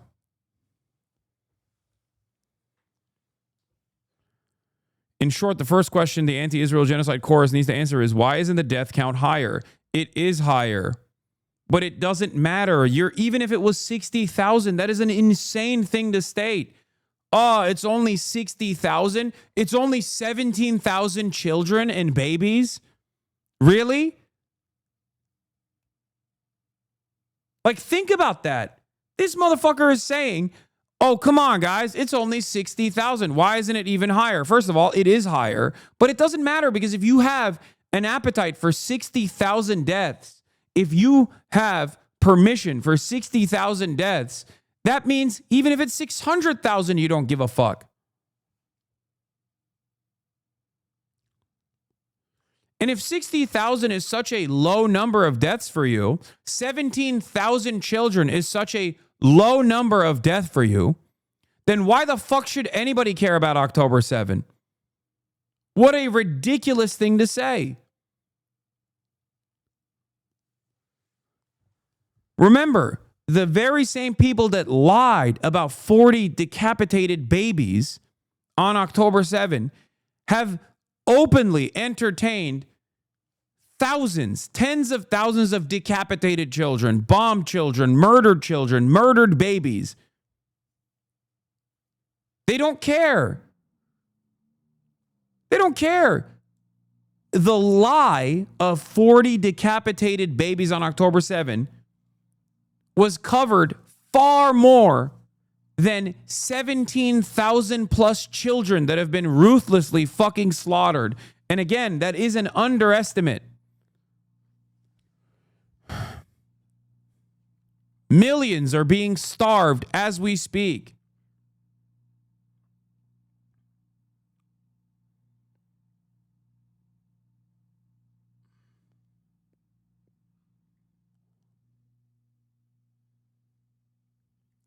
The answer, of course, is that Israel is manifestly not committing a genocide, a legally specific and morally frighted term that is defined by the United Nations Convention on Genocide as the intent to destroy, in whole or in part, a national, ethnical, racial, or religious group as such. That is literally what Israel is doing.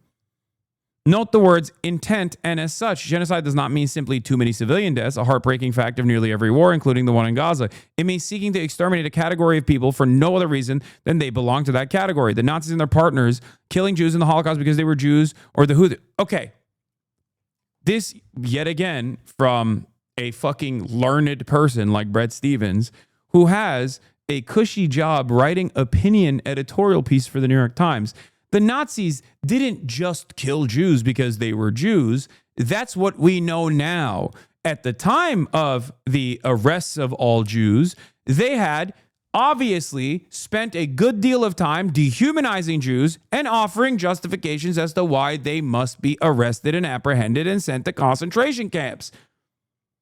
The idea that the Nazis simply were like, yep, it's time to kill all the fucking Jews now. And then everyone else in society was like, yep, that's right. That's right. It's totally fine. We love being evil. Like the idea that Nazis were running around being like, we love being evil. We're actually bad people. We know that Jews didn't do anything wrong, but we want to kill all of them is fucking idiotic. Of course they lied. Of course they fucking created an environment where people could turn a blind eye to these atrocities. What the fuck are you saying? Are you that stupid? Why is there even a need for genocide scholars and for Holocaust scholars in particular if you're just going to fucking revise and make shit up on your own like this? Life is not a fucking Marvel movie, man.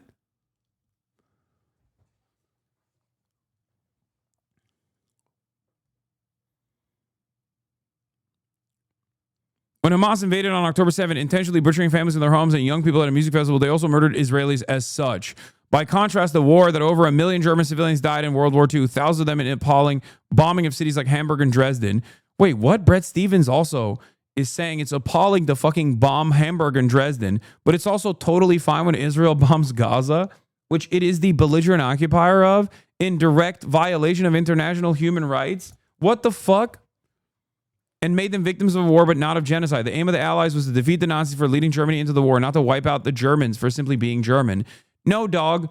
That's the argument you make when American allied forces bomb Tel Aviv, because Israel is the Nazi equivalent in this conversation. Israel is the one doing a fucking genocide. It wasn't Hamas or the Palestinian resistance forces that did a genocide on October 7. What the fuck? In response, Israel's inveterate critics note the scale of destruction in Gaza. They also point a handful of remarks by a few Israeli politicians undermining the statements made by Benjamin Netanyahu, Yoav Gallant, who was the defense minister at the time, and virtually every single Israeli security cabinet and war cabinet member is fucking insane. Oh, guys, it wasn't a Holocaust. Only Hitler and a handful of other Germans said mean things about the Jews. Calm down. They had no intent to destroy the Jews. Ridiculous.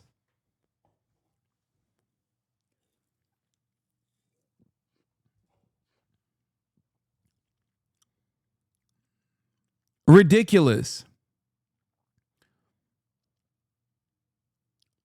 But furious comments in the wake of Hamas' October 7 atrocities hardly amount to a Wannsee conference, and I'm aware of no evidence of an Israeli plan to deliberately target and kill Gaza civilians. Yeah, you're aware of an Israeli plan to deliberately target and kill Gaza civilians. It's every fucking Israeli politician with the exception of like a handful. What the fuck do you mean you're not aware?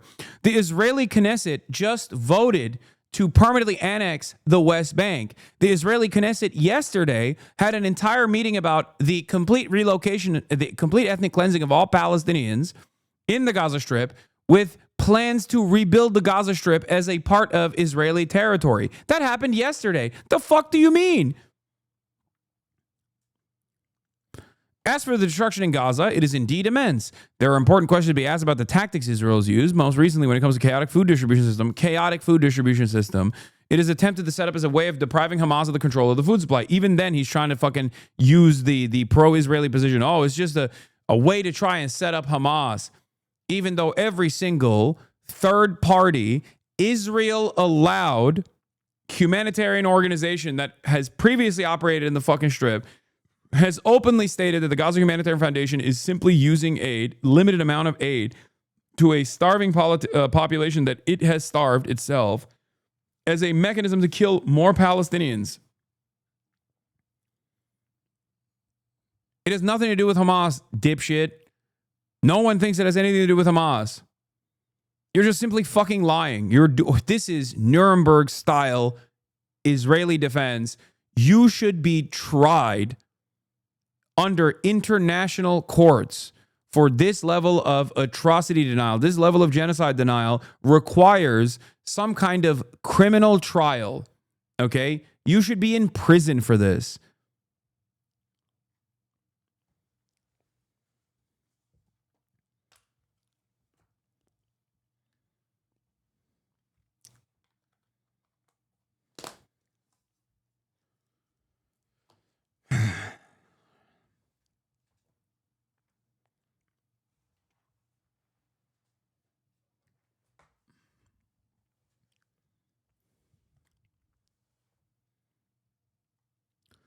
Hardly any military in history has gone to war without at least some of its soldiers committing war crimes. That includes Israel in this war. In America, and nearly all of our wars, including World War II, when some of our greatest generation bombed schools accidentally or murdered POWs in cold blood. But bungled humanitarian schemes or trigger-happy soldiers or strikes that hit the wrong target or politicians reaching. Dude, it's not. After the 30th hospital bombing, you have to realize that it's deliberate. It's not a fucking accident. Israel doesn't even say it's an accident. They just literally say Hamas. That's it. This is why it's actually really unique to be an Israel defender in the West, in the United States of America, because you have to hope that your target audience that's reading this is oblivious to, one, the facts on the ground, and two, Israel's own admissions. Because the only way that you can still defend pure evil like this at this stage, 21 months into a genocide, into an ethnic cleansing campaign, a genocide, is if you just openly say, nah, dude, we have to do it. These guys are all fucking parasitic, monstrous, barbaric villains that need to be excised. Okay? And that is what Israel says. Israel gets away with saying shit like that, and Israeli politicians get away with saying shit like that because they know they're not going to get punished for it by the public. The public agrees with them. Now, yes, there are naysayers. There are people who have definitely taken a stronger stance 20 fucking months in. But this kind of idiotic way of defending Israel requires people that read the New York Times to not know anything. I need to see the fucking comments on this. Why hasn't Israel killed more Palestinians? Because the strategy is to destroy the entire Gaza Strip, rendering it uninhabitable and forcing Palestinians to leave or die. Their strategy is the annihilation of the Palestinian people. Let's look at the reader picks. What do you call it when people are first intentionally starved then shot while trying to get food? I find this piece of semantic parsing beyond the pale of anything we might consider humane, decent, or otherwise thoughtful. It is clear what Israel under Netanyahu intends, the gradual and inexorable cleansing of Gaza of the Palestinian people. Stevens is an apologist for the Israeli right wing. This has been clear long before the events of October 7. So then, what is the term for a situation where soldiers are explicitly targeting and shooting displaced people of a specific ethnicity, including children who are in the process of simply trying to collect food rations? Israeli Defense Minister Yoav Gallant. This was on October fucking 8, by the way. I've ordered a complete siege on the Gaza Strip. There will be no electricity, no food, no fuel. Everything is closed. We are fighting human animals, and we are acting accordingly. The genocidal intent is clear, especially when Netanyahu publicly calls for ethnic cleansing and compares Palestinians to biblical Amalek. Brett, you're wrong. This is such a shameful piece. Are you seriously saying Israeli forces aren't destroying enough civilian structures or killing enough innocent children to warrant condemnation? I feel like Tommy Lee Jones in the masterpiece film No Country for Old Men. I don't know how to confront this evil. This fight is overwhelming, exhausting. And the lies by Brett Stevens in the New York Times confirm that I'm truly living in a world I don't truly understand anymore. When will it be genocide? When the entirety of the Gaza Strip is in Israeli control? When Palestinian communities have been completely supplanted to be Israeli settlers in the West Bank? If 60,000 enough deaths, will 600,000 be enough? Will Brett take a stab at setting the minimum parameters for when we can finally declare a genocide, or will he just keep moving the goalposts? Instead of coming to terms with the horrific crimes that Israel is committing in Gaza, let's obfuscate the issue with a discussion of what people should call it. Is a deliberate, systematic attempt to remove Palestinians from Gaza and the West Bank by any and all means. Tens of thousands of innocents have been killed. Hundreds of thousands are being starved. But let's not cheapen the word genocide. Nice try. As the comments show, no one is buying this nonsense. Putting a definitional fig leaf on a deliberate policy of mass murder is a transparently absurd way to shield Israel from the condemnation its actions merit. Please stop accusing me of anti-Semitism simply because I'm aware of the horrific violence that Israel is committing against innocent civilians, that 60% of fatalities are women and children, that they now inflict starvation, that they shoot innocent people intentionally. It is not appropriate to be disgusted, gut-sickened, burdened by the genocide. Genocide it is, according to Amnesty International, United Nations Special Committee, Doctors Without Borders, Human Rights Watch. Most scholars of genocide by now, and scholars of international law, agree that what we are seeing in Gaza is now a genocide. Calling this anti-Semitic is to identify Judaism with God's forsaken violence. Be careful how you sling your labels. You are on the wrong side of history, sir. Like a Jewish lady named Debbie, that is an avid enough reader of the New York Times, is commenting on a fucking Brett Stevens article. It's over. It's fucking over. It's done. You got the Deborahs coming out against you. It's done. Let it go. You are on the wrong side of history, sir. As a Jewish person, I'm aghast and ashamed by people like you defending the slaughter and destruction of innocent people. I'm in my 50s, but I was raised with the concept of never again, not just for Jews, but for everyone. And with the idea that because we had to experience it, we could help keep it from happening to others. The policies you support are not only causing grave harm to human lives, but they're reflecting back on the Jewish people. How will others judge us? How will God judge us?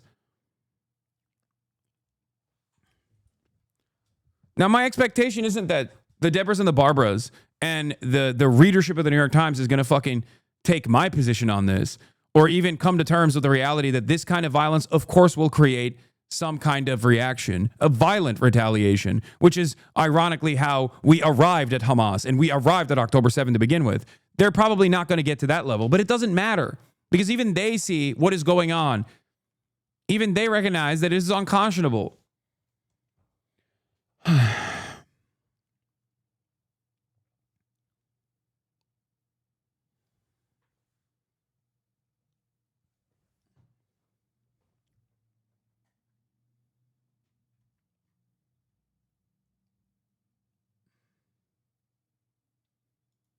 Yeah. The New York Times naturally has zero Arab or Muslim staff columnists who write on foreign affairs who could respond. This is true, by the way. I hope you understand. The New York Times has many people employed that write about Israel that have either direct connections to Israel or have people that fucking served in the IDF or are currently have immediate family members that are serving in the IDF that write for the Israeli side of things. On the other hand, the New York Times literally has zero Arab or Muslim fucking writers because they are asked at the point of entry, they are asked to not be on the foreign policy side that pertains to Israel because they are too biased. There are numerous people in the editorial board of the New York Times that are directly connected to or have served or have immediate family members that have served in the Israeli military.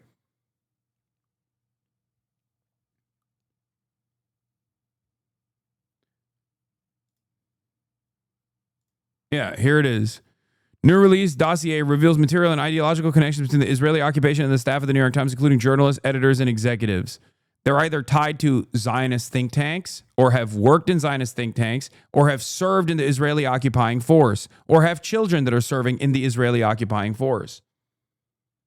On the other hand, New York Times writers are literally fucking asked how biased they would be if they are of Arab descent or are Muslim when covering Israel and Middle Eastern related issues, but specifically Israel.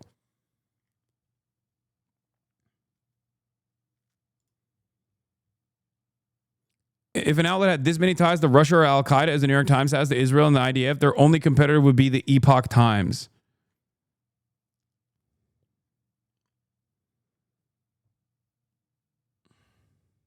What is this? New York Times Zionist 100%, but doing what about us BS ruins your point. Let's reflect on the fact that the New York Times handed out a Pulitzer for covering up 4 million people starved to death by Moscow. Being a rich Westoid pitting oppressed people against each other is in fact just as shitty. Yeah, the difference is this person is right. The Epoch Times does not camouflage its editorial slant the way that the New York Times does.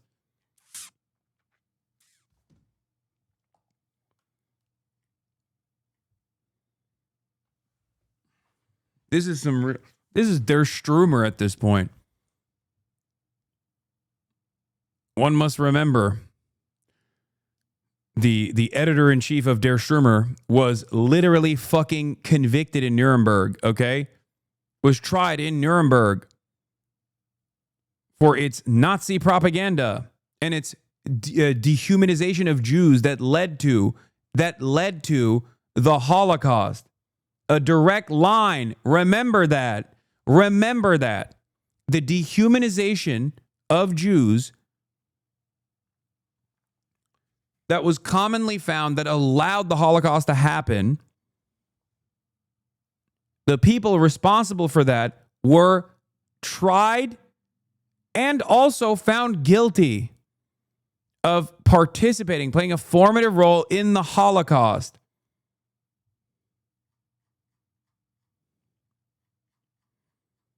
Something to consider if you can't get yourself to change trajectory on the morality of the situation, then maybe self-preservation will play a role in you doing the right thing. I remember when Bret Stephens wrote about the disease of the Arab mind. Does he think Israeli society has anything to work on? The least impressive point of view to me is when you argue your side is perfectly virtuous victims and the other side is flawed and irredeemable.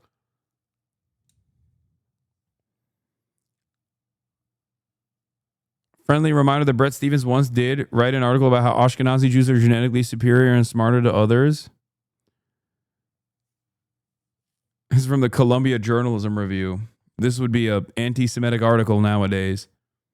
To ever call into question someone who is writing extensively about the genetic superiority of Ashkenazi Jews and the high IQs that they have, like they're a fucking race scientist neo-Nazi.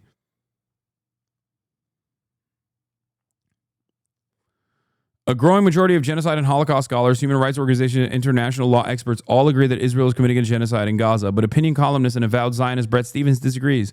Luckily, you get to decide on who to believe.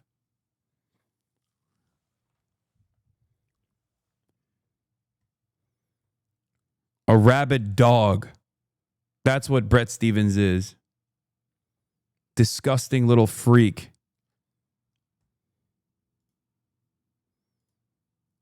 Speaking of rabid dogs and disgusting little freaks, I had to talk about this guy. Okay. Oh, wait, hold on. I have Alonzo Grimendi's assessment here. The article makes two main claims. If it doesn't look like the Holocaust, it can't be genocide. If it were genocide, Israel will kill more people. Both make little sense. First, no genocide looks like the Holocaust, just like no genocide looks like the Rwandan genocide or the Herero genocide. There are common aspects and patterns, but genocide does not come with a franchising manual. Russia's kidnapping and transferring of Ukrainian children to Russian families is also genocidal under international law. It looks nothing like the Holocaust. What it has in common is the intent to destroy another group. Russia does not believe that Ukrainians exist as a people. The belief that the Holocaust must be the blueprint for all future genocides is rooted in the belief that it was singularly different from all other mass killings because it had no other ulterior political motivation. It was just pure apolitical hatred. That's wrong, by the way. That's wrong. These guys don't realize, for some weird reason, that there were decades of buildup of dehumanization of Jews built on top of thousands of years of anti-Semitism that they could rely on to single out Jews as the responsible party for all of the issues that German society was facing. They didn't just overnight decide one day Jews are bad, and actually Jews aren't even bad. They're good people, but we want to kill them because we're bad. That's not how this works. And I guess the reason why they can't come to terms with that is because if they do come to terms with that, it's a somber reminder that it is exactly the same thing that they are doing to Arabs and Muslims in general, all Palestinians in general, but all Arabs across the board. That's it. That's exactly the same shit. That is exactly what Israel and Israel defenders are doing globally that the Nazis did to the Jews. First, you create an environment of anti-Semitism. You take advantage of pre-existing anti-Semitic leanings and teachings. You have to create an environment where it is justified to do untold amounts of atrocities to these people. We are already at the point of untold amounts of atrocities happening to these people. The only major difference here between what happened in the Holocaust and what's happening now is that we know that they're being slaughtered. We know that the Palestinians are being slaughtered, as opposed to the plausible deniability for many people around the globe that did not know the extent of the death camps. I won't say that about, German society broadly.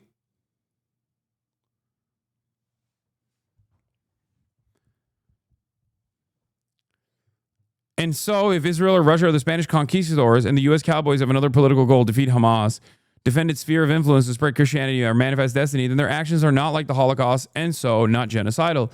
This is why Rwanda has been accepted as a genocide too. It is seen as Hutus irrationally and apolitically hating the Tutsi. But this is not how genocide works. No genocide is entirely apolitical. Mahmoud Mamdani has already shown how there was a very clear political dimension to the Hutu killing Tutsis, brought about by the social order imposed in Rwanda by Belgian colonization. Similarly, in the Holocaust, Dirk Moses has shown how the Nazi extermination of the world's Jews was framed through a murderous need to secure permanent security from a racialized threat. Jews were considered ruthless cosmopolitans that were trying to destroy German civilization from within. All of the economic instability and all the economic volatility that German society was experiencing post-World War I was directed back in the form of enmity towards a vulnerable population of Jews. That's it. Yes, that is Zohran's dad, by the way. So yes, no genocide looks like the Holocaust, not even the Holocaust. Holocaust exceptionalism is an old concern in genocide studies. The discipline is moving away from it because its inevitable result is the belief that there can only be one genocide in history, the Holocaust. Second, the idea that Israel is somehow not doing enough to qualify as genocide is honestly perverse. What more does it need to do? Gaza is uninhabitable. The vast majority of homes, hospitals, universities, etc. destroyed for the purpose of making Palestinian life impossible. That it did not happen quickly enough or more systematically or with gas chambers or in any other preferred way sounds more like snuff fantasy than legal or political analysis. At the end of the day, this is a question that can be asked of any genocide. It's like saying, Your Honor, I murdered this person with my fucking bare hands, as opposed to that other person who shot this victim with a gun. So what I did is not murder. What that person did is murder. It's still murder.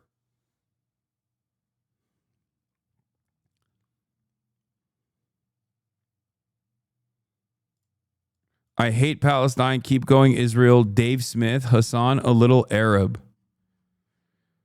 Oh.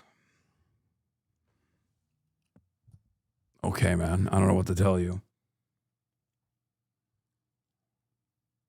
Hosmer is no longer effectively disseminated on these publications. That's true, but I'm sorry to break it to you, but the propaganda is now being spread by your peers on this platform, and the king of cockroaches is literally making a case for Israeli defense systems.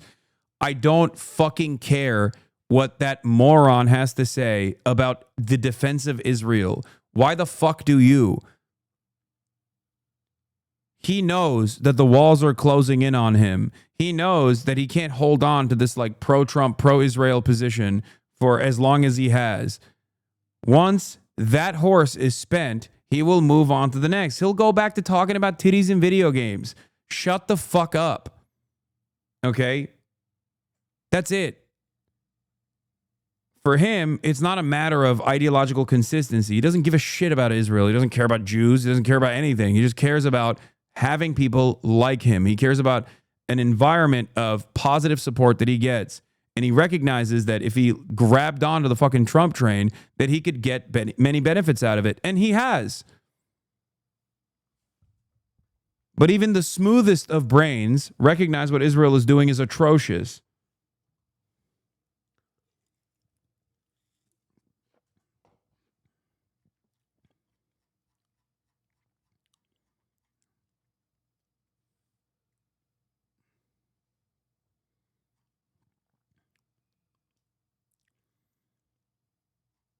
Stop.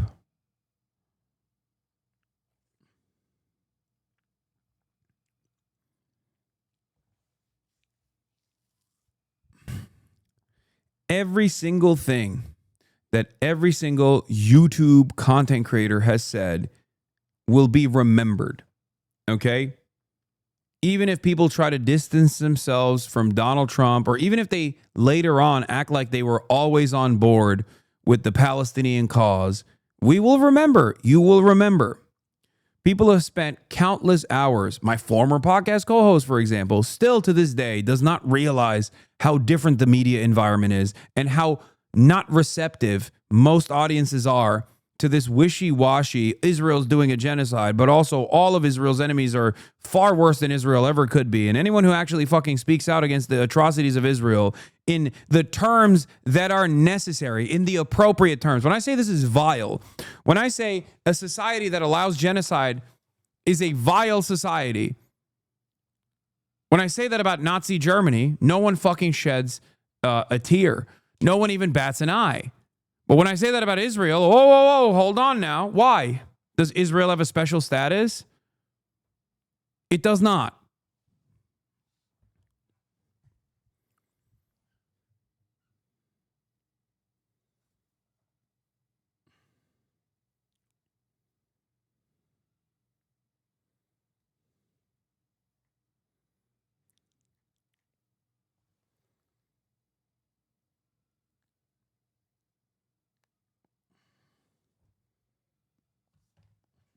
Fuck them.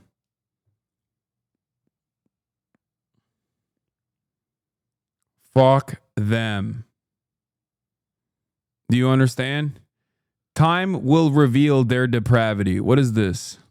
Exposing a clear conflict of interest in this guy's content and his personal life is journalistic interest. It's why, for example, I can tell you that the YouTuber Zoomer Historian, a neo-Nazi history YouTuber, is this guy, Sam Wilkes. I can tell you this because it is within journalistic interest to do so, even though he did not release his information himself publicly. Just like how I can tell you that Willie Mack Show is William McConville, and he is getting married to Yale.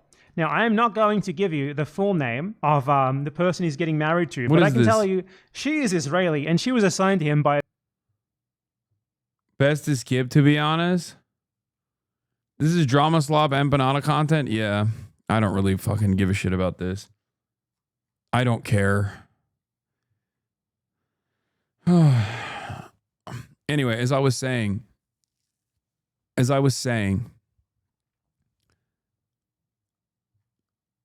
time will already show the depravity of these people. I'm sure that there are still plenty of fucking people. I'm sure that there are still plenty of people that are in those communities that think to themselves like, well, I don't really like Israel, but you know who I hate more? Hasan, you know? But slowly but surely, they will inevitably realize that what Israel is doing is completely untenable, completely indefensible.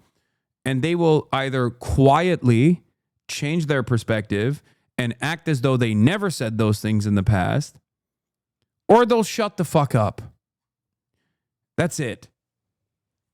They already have shut the fuck up. So when you guys send me this kind of shit, all you're basically doing is relitigating it. You're giving them additional reason to come after me and make more fucking slop.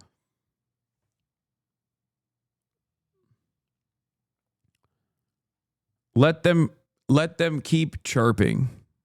Let them show their own depravity in broad daylight. Who gives a fuck? History will vindicate us. It already has. I don't even care about that vindication, though. What I care about is putting an end to this bloodshed. Okay?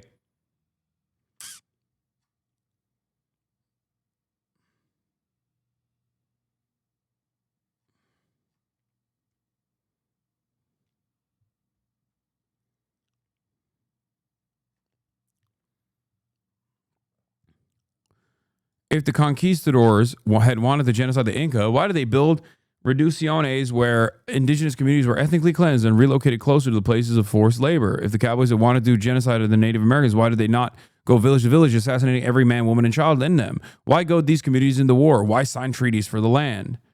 If the Hutu had wanted to genocide the Tutsi, why did they not organize better to kill them en masse? Why use radio to encourage people to kill others with machetes instead of gathering masses of Tutsis and killing them centrally? This can be done even with the Holocaust. In fact, Holocaust deniers do so often, feeding into the genocide denial arguments feels simply wrong and perverse to victims of genocide. The fact is that Palestinian life is impossible in Gaza today. People are dying because Israel's imposed on them conditions of life calculated to bring about the destruction of Palestinians in Gaza, at least in part, as part of a colonization campaign. That's monstrous enough.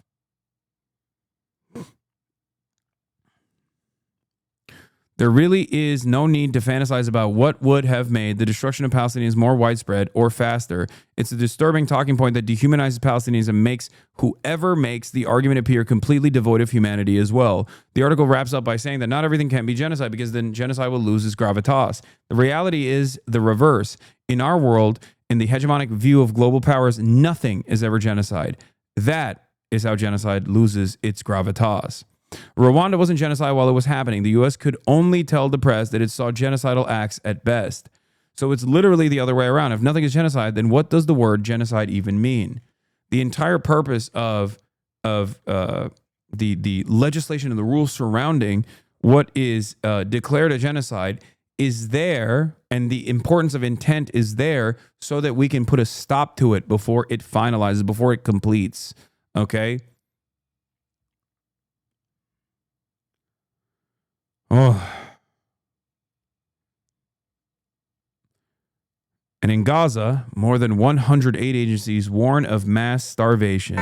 Inside one of Gaza's barely functioning hospitals, where doctors say they're fighting to save the lives of malnourished children, even in the darkness as power supplies fail. The arm is being measured of a painfully thin baby called Ode.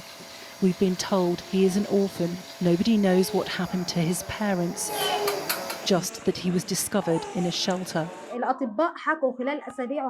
Doctors said he might die because of severe lack of nutrition, and it would be a miracle if he survived. You can see the bones in his back and his heart beating. Now they've given him supplements and milk. This child has cerebral palsy. Now his mother says her son's problems are compounded by the shortage of food and medicine. And it's not only the children fighting for survival. Everyone is suffering from lack of nutrition, even the doctors. We are tired and we are struggling to work. It's hard to keep going through the day. We only have a small amount of medicine and supplements left for the children. This baby is just acute severe malnutrition. Other doctors in Gaza have posted images of children they're treating. They say baby Sela was born healthy 11 months ago and now weighs 3.5 kilograms. Low calorie intake. The mother is malnourished. She's unable to give breastfeeding. And also the artificial milk wasn't available for the baby to be given. And this is a case of severe acute malnutrition. The World Health Organization has said a large proportion of the population in Gaza is starving, with human rights groups demanding a resolution to the war of words over who should bear responsibility for the breakdown in aid. This is what history will remember, that while food and medicine sat in trucks miles away in warehouses, the world chose politics over people and human beings, and that children were starving while leaders debated whether they were starving or not in the first place. After the UN claimed Israel was preventing aid crossing into Gaza, the Israeli army released this drone footage claiming to show humanitarian aid supplies on the Gaza side of the border waiting to be distributed to Palestine. Yeah, their new meta is to say, the new lie is to say, oh, Israel is actually letting in aid. It's just that these independent third-party human rights groups are not simply delivering the aid to Gaza Humanitarian Foundation points because they don't want the aid to be distributed evenly amongst the public through UNRWA. It's a lie. They're literally fucking not allowing any of the fucking humanitarian aid organizations to operate, and claiming that the only way to distribute this aid is through the Gaza Humanitarian Foundation, Ethan Klein's favorite fucking charity, which he has repeatedly fucking promoted on his Instagram stories because he's a monstrous Zionist piece of shit who loves Israel's genocide. He must. After all, he runs so much cover by attacking all of Israel's critics. Even Destiny conceded it's a genocide 20 months late. Oh, fuck him. Fuck that piece of shit.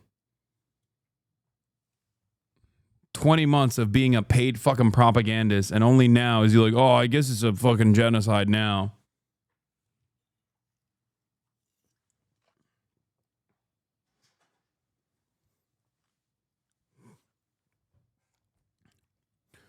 Because the Israeli military, which now exercises varying levels of control over most of Gaza, refuses to reliably guarantee safe passage of UN aid operations, is a deliberate strategy to ensure that the Israel-controlled GHF aid traps are the only aid points in Gaza.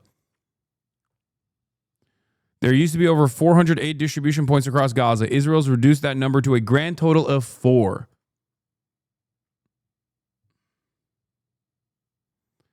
Three of which are in the south near the border with Egypt. 4 aid points supposedly serving 2 million people.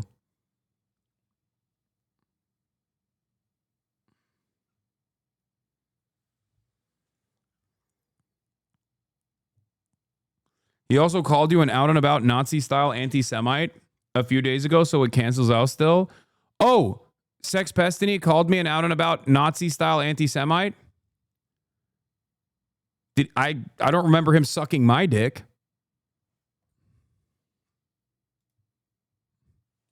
If he truly believed that, he would be begging to suck my cock, I think. So, considering his past interactions with out-and-about Nazi anti-Semites. So it's weird that he's claiming this.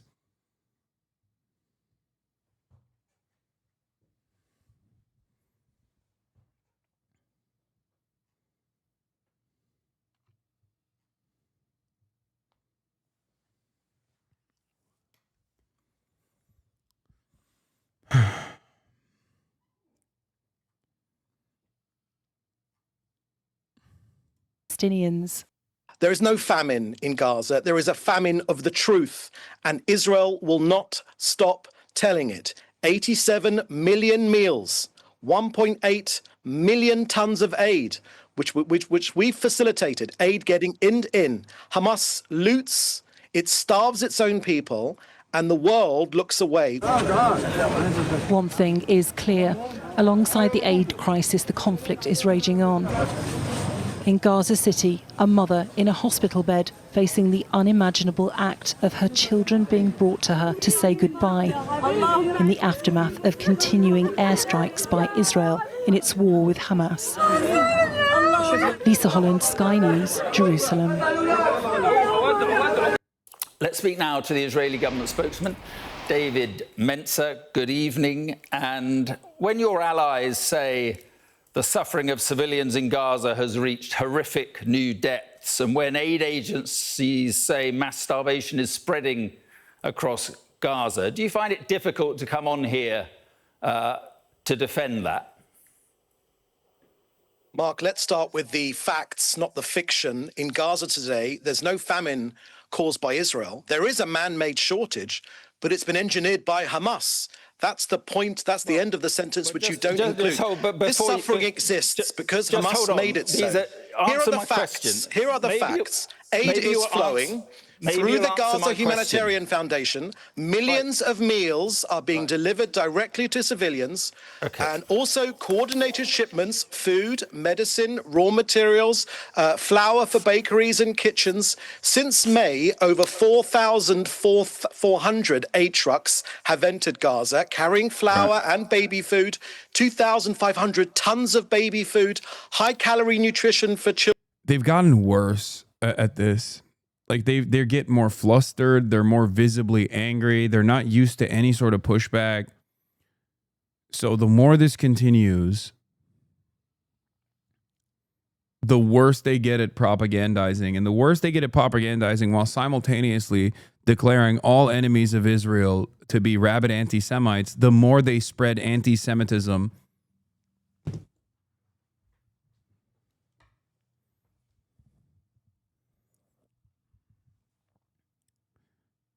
It's so monstrous. This video is just him being mad and yelling at the Sky News guy.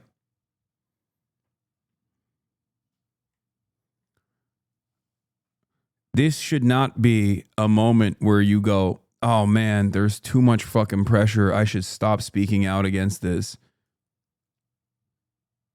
This should embolden you further.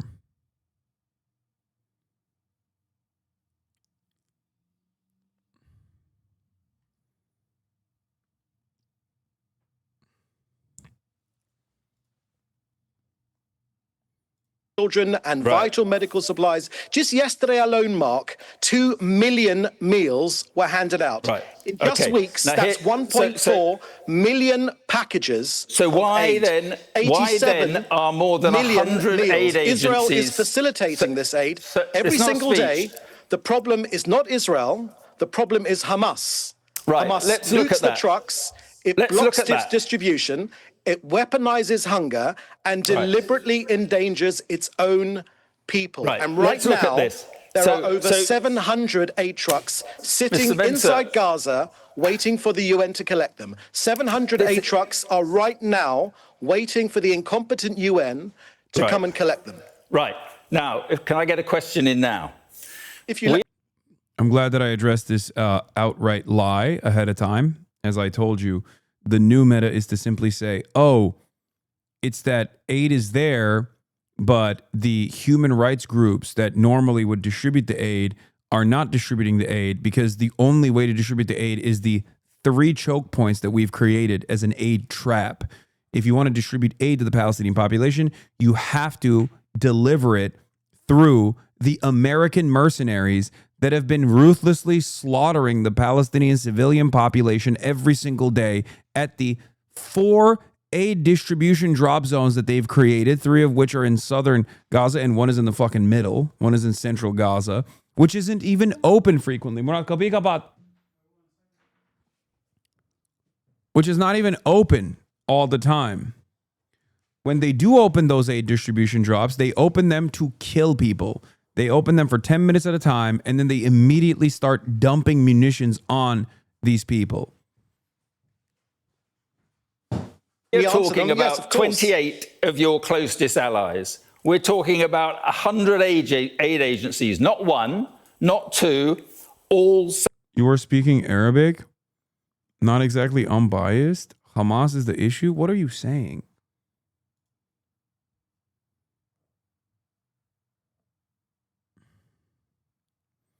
Pretty sure the Holocaust happened to the Jews, not by the Jews.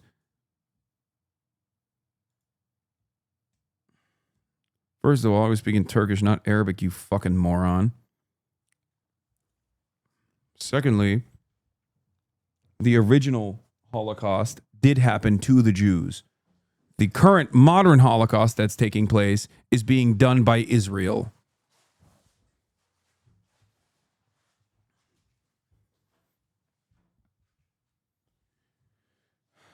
Saying the same thing. Now, what do you mean, American mercenaries? The Gaza Humanitarian Foundation is a joint operation with the Mossad and the CIA. It uses almost entirely American military veterans, mercenaries that were initially tasked with security operations at points of entry that are now working like private mercenaries, PMCs, private military contractors.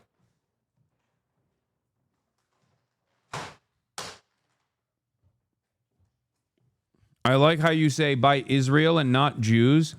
Yes, because there are plenty of Jews who are not on board with what Israel is doing, and I'm not going to let that fucking go, no matter how hard Israel tries to make it seem like all Jews are on board with this.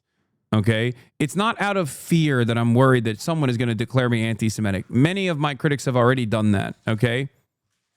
Many of my critics have done that already. I will never concede to the Israeli framing on this issue. I will never concede to the Zionist framing on this issue that Israel is for the Jews, by the Jews, and doing everything for Judaism. That's it. It's not because of some fucking fear that I'm going to be called an anti-Semite. Trust me.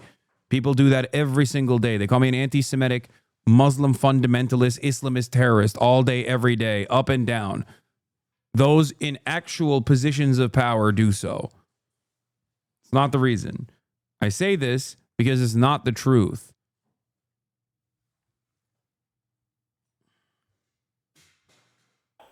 the UN are telling us there is no security for those trucks. Israel is not guaranteeing that desperate Palestinians will not be killed. That is what they are saying. Now, your military is occupying Gaza. It is your obligation to get food and medical supplies to the population. That is your obligation under international law. Otherwise, you are using hunger as a weapon of war. Yeah, okay, Mark. So the truth matters here. This is where it is. There is no famine in Gaza. There is a famine of the truth, and Israel will not stop telling it. 87 million meals, 1.8 million tons of aid, which we've facilitated, aid Right. getting in. Hamas loots, it starves its own people, and the world looks away. We open new routes to Right. deliver food and medicine. Hamas blocks them and fires from them, and then cries to an all too willing Sky News, all too willing, to the cameras when civilians are hurt. Right. They Why fire don't at us you from civilian provide areas. security then? Why don't you provide security then for the UN to get those supplies into Gaza? You can't say, here's the point, you can't say on the one hand that the Gaza Humanitarian Foundation is now distributing the aid in Gaza, and then when it's a disaster with up to 1,000 people shot dead, you start Dead by blaming who, the UN. Mark? You start Shot dead by blaming the who? UN for Shot causing dead by hunger. who? I mean, it's Shot dead simply by nonsense. Hamas. The media shows pictures of hungry people, but won't say the words that matter. Hamas stole their food. Hamas caused their suffering. Hamas turned charity into a $1 billion racket, just like. To what end? To what end? What are they going to do with the legal tender? What can they do? Ironically enough, there is a group that is actually stealing aid, the collaborators, who can make use of the shekels.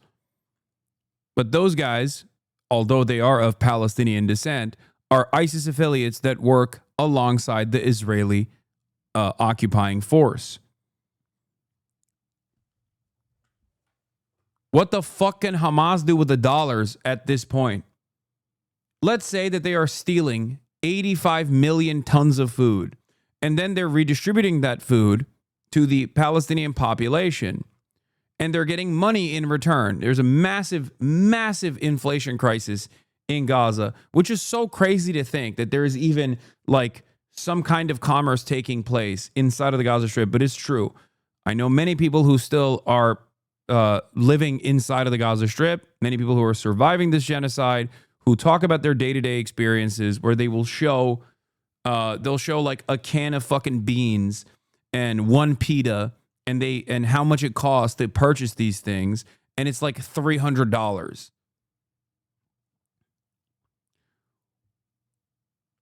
What could Hamas do with that, with the money that they're getting? What could Hamas do with the money that they're getting? What can they purchase? Can they purchase weapons? Can they purchase munitions? What could they be buying with the food that they're selling? Are they buying more food? Is that what they're doing? It makes no sense.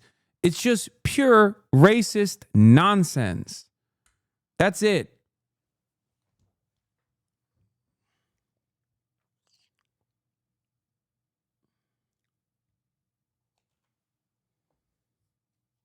Mafia, they steal the aid, they sell it on the black market, and they're hoarding it for their own terrorist fighters, recruiting killers with that money. So when we have disrupted that pipeline of theft, Hamas saw Israel as a threat to their business model, not their people's salvation. So we've attacked the terrorists. It's crazy. Everything is racist to you. They're all going to die anyway. Hamas will be no more. Drugs, everything is racist to you. Dog, you just said that Hamas is hoarding the aid so they can steal it, hoard it, and then sell it back to the Palestinian population so they can purchase drugs. While also simultaneously saying they are all going to die anyway. Hamas will be no more. What do I call you?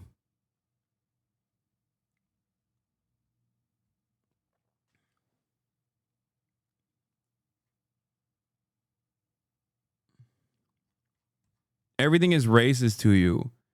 Brother, I'm going to be honest with you. Fuck Palestine and Israel. Yeah, okay, dude.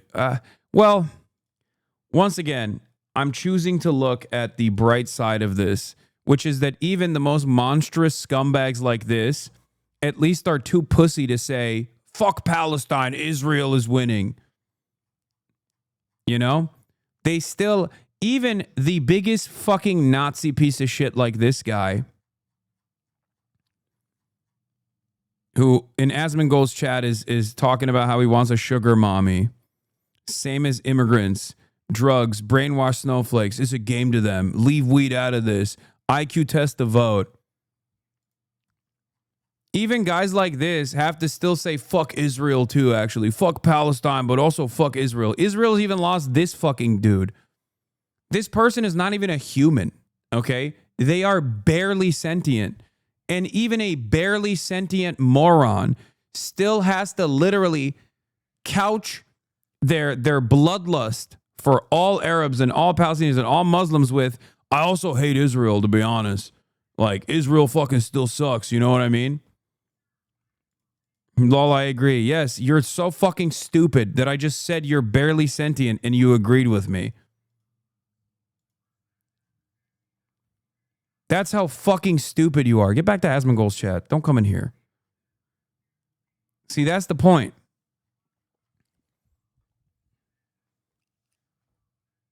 A year ago, that guy would not have to say fuck Israel. Okay? That's my point. The attitude and the discourse surrounding this has changed so dramatically.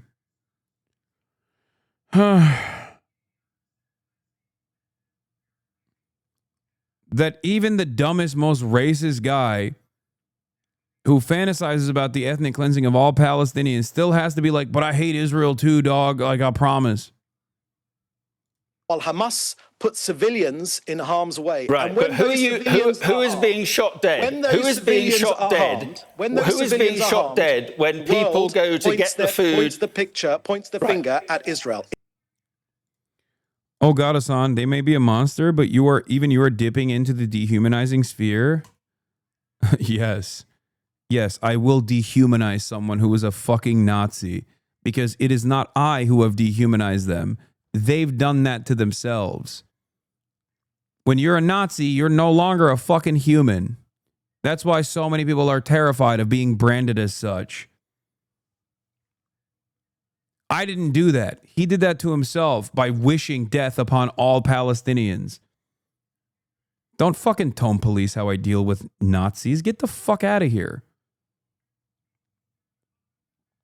As we watch images of children being starved to death and motherfuckers come in here to say, no, that's actually good. And you're over here being like, you're being awfully rude. You're being dehumanizing to a person who has literally let go of their humanity voluntarily. Shut the fuck up. God, some of you liberals are such fucking morons, dude. This is why you get manipulated by fucking straightforward fascists all the goddamn time. They just like tug at your heartstrings. They literally advocate to cleanse you. And then you still turn around and say, but we have to listen to the diversity of opinion here. Why are you being so ruthless to the fucking Nazi in the process of being a fucking fascist? Who gives a fuck what that person thinks? That person has already volunteered his humanity away. He is openly saying, I'm not human. I'm a fucking monster. And you're over here being like, oh, why don't you be more sympathetic? While he's in the process of fucking advocating for death and destruction. God, some of you are so fucking stupid, dude. Where is the civility? I don't have any interest in civility with anyone who looks at the images of starving babies, starving children, and says, this is actually good. This is actually justifiable. There's no room for civility with a person like that. That is not a person anymore. They have destroyed all notion of personhood at that point. You understand? This isn't me being woke or out of pocket or something. I don't give a shit. Especially in the process of like moderating this fucking community. It's not like I'm saying I'm going to go kill that person.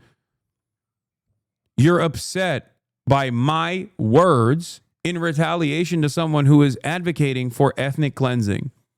Think about that. So fucking dumb. Yes, dude, I'm going to hurt your fucking feelings if you advocate for a child holocaust. Okay? Your feelings are going to get hurt. It takes $0 to fucking not say that you are in favor of this live stream child holocaust. Okay? It's free. It's free 99. You don't have to do it. You don't have to type it out. You don't have to say it. You don't have to try to like invoke some kind of fucking anger out of me and others in this community. But if you do that, you're volunteering your feelings away. Well, not like you are open to any other thinking other than your own. You are offended easy as a child, bro. Once again, what is the diversity of opinion here? That some children deserve to be starved? Some people deserve to be ethnically cleansed? Is that your diversity of opinion? Go ahead. Don't use vague generalities. Address the exact argument. Because what I'm saying is we are watching children be starved right now. We are watching an entire population of people be genocided in broad daylight. Okay? Not saying that you're wrong, but you're triggered pretty easy. Are you a sea cucumber? Are you that fucking stupid that you only can like see my reaction? Oh man, you got emotional. Yeah, of course I get angry. Why are you not angry?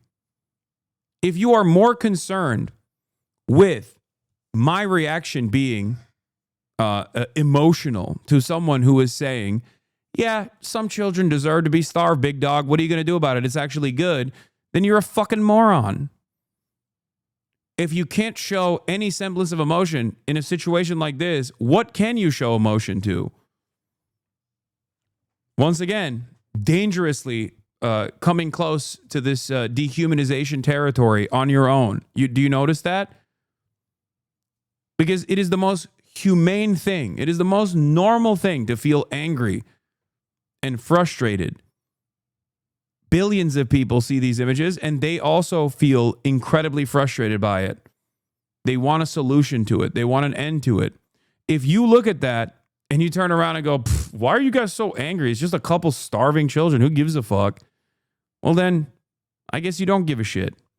But you haven't proven anything beyond the fact that most people that hear you respond this way, and I doubt that you respond this way in real life, in broad daylight, around other human beings that are within striking distance, you know.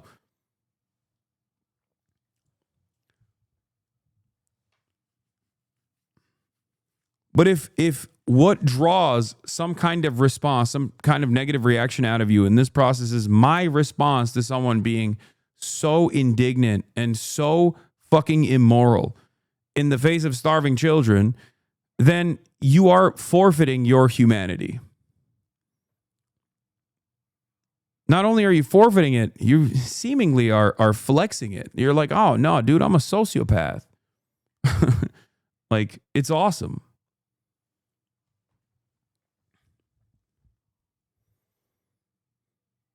But perhaps your goal here is to get me so mad that I say something that you can like try to clip and say, look at how unreasonable Hasan is.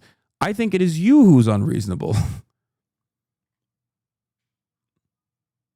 think many people probably also would agree with me here too.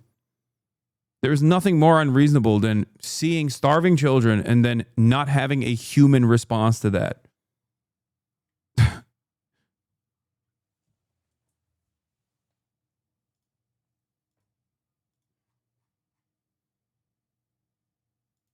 You got anything else to say?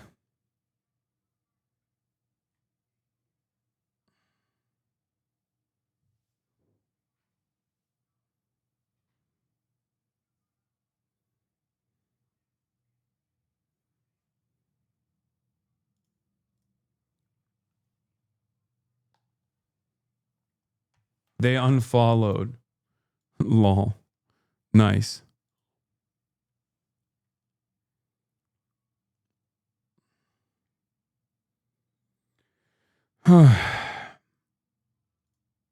They went nonverbal. Is out with a new argument now that over the last 48 hours, more than 100 people in Gaza have died of malnutrition and starvation. They're saying that the problem is actually the United Nations, because there are, and it has varied how they've said it, there are some 600 or 700 or 800 or 900 trucks that Israel has cleared to enter Gaza that the UN is refusing to deliver. I spoke to people in the humanitarian aid organization world to get a sense of what Israel is talking about here. And the background is this. Well, let's step back even further. We all saw Israel run a global campaign to drive UNRWA basically out of Gaza. UNRWA was the organization that was overseeing aid distribution in Gaza and has been for many decades and was doing it effectively. If you noticed, before Israel took over aid distribution over the last several months, you actually never saw any news reports about aid seekers getting mowed down while they were going to seek aid. You might remember the World Central Kitchen workers who were killed by Israeli drone strikes. You might remember the flour massacre from early on in this conflict. That was late 2023, early 2024. That was an effort by Israel to control aid distribution. It failed miserably as they slaughtered huge numbers of people. And as a result of the flour massacre, aid delivery was turned back over to international humanitarian aid organizations. And we didn't have massacres up until this Israeli-backed and US-backed Gaza Humanitarian Foundation took back over. So that's the background. So on July 20th, of the World Food Program, which is run by Cindy McCain, the widow of John McCain, went on a 25-truck aid delivery effort in northern Gaza. Once they got cleared in, mobs of people began surrounding the trucks. These are hungry, starving people trying to kind of just grab the flour off the back of the truck, and the IDF opened fire on them, killing many of them. And so after this disaster, the World Food Program said that it was going to pause aid delivery until the IDF would guarantee that its soldiers would stop firing on people who were seeking aid. So that's why those trucks are still sitting there. Now, the UN said in response to Israel's claim that it's the UN to blame, that they're happy to deliver these trucks. Now, pause for a second and consider that people say that you need about 900 to 1,000. The invisible mirror. Thank you for the 100 gifted subs. 1,000 trucks per day to make sure that people are not dying of starvation. And we're talking about 900 trucks total that have been sitting there, since July 21st. So the UN noted that Israel recently forced the evacuation of UN workers from the last remaining civilian area that has not been completely destroyed, which is Deir el-Balah. That's where the UN and other relief agencies have their headquarters. And Israel also repeatedly rejects requests by UN staff to be able to move around Gaza. In order to be able to deliver aid, UN staff have to be able to move. They are currently either stuck in their headquarters or stuck in safe houses that they've moved to after their headquarters has been forcibly evacuated by Israeli military incursions. The short version is this: Israel controls aid distribution, and people are starving to death in droves.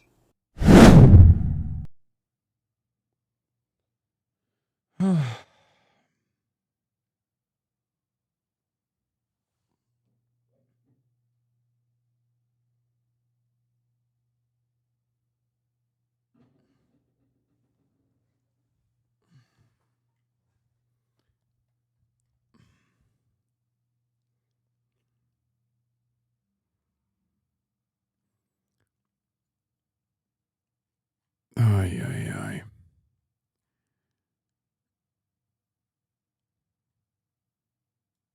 Here's a update from the Kilmar Abrego Garcia situation. The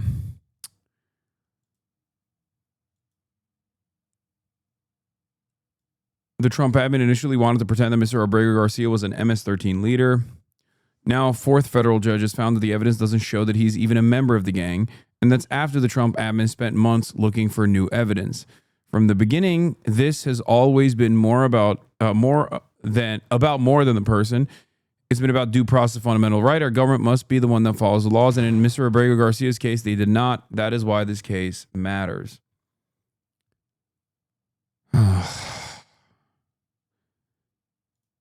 More updates from Israel, by the way. Was wondering when someone would try to take Netanyahu out. Did not expect it to be an elderly woman with an illness hoping to go out with a blast. Anti-Netanyahu protesters suspected of planning to assassinate the prime minister. An anti-government activist has been suspected of planning to assassinate Prime Minister Benjamin Netanyahu, the police announced on Wednesday. The activist, a Tel Aviv resident in her 70s, recently fell ill and told her friends and other activists she intended to take Netanyahu with her, sources familiar with the investigation said. Turns out they're not losing the Debras and the Barbaras here in the West. They're also losing some of the Debras and the Barbaras in Israel, too.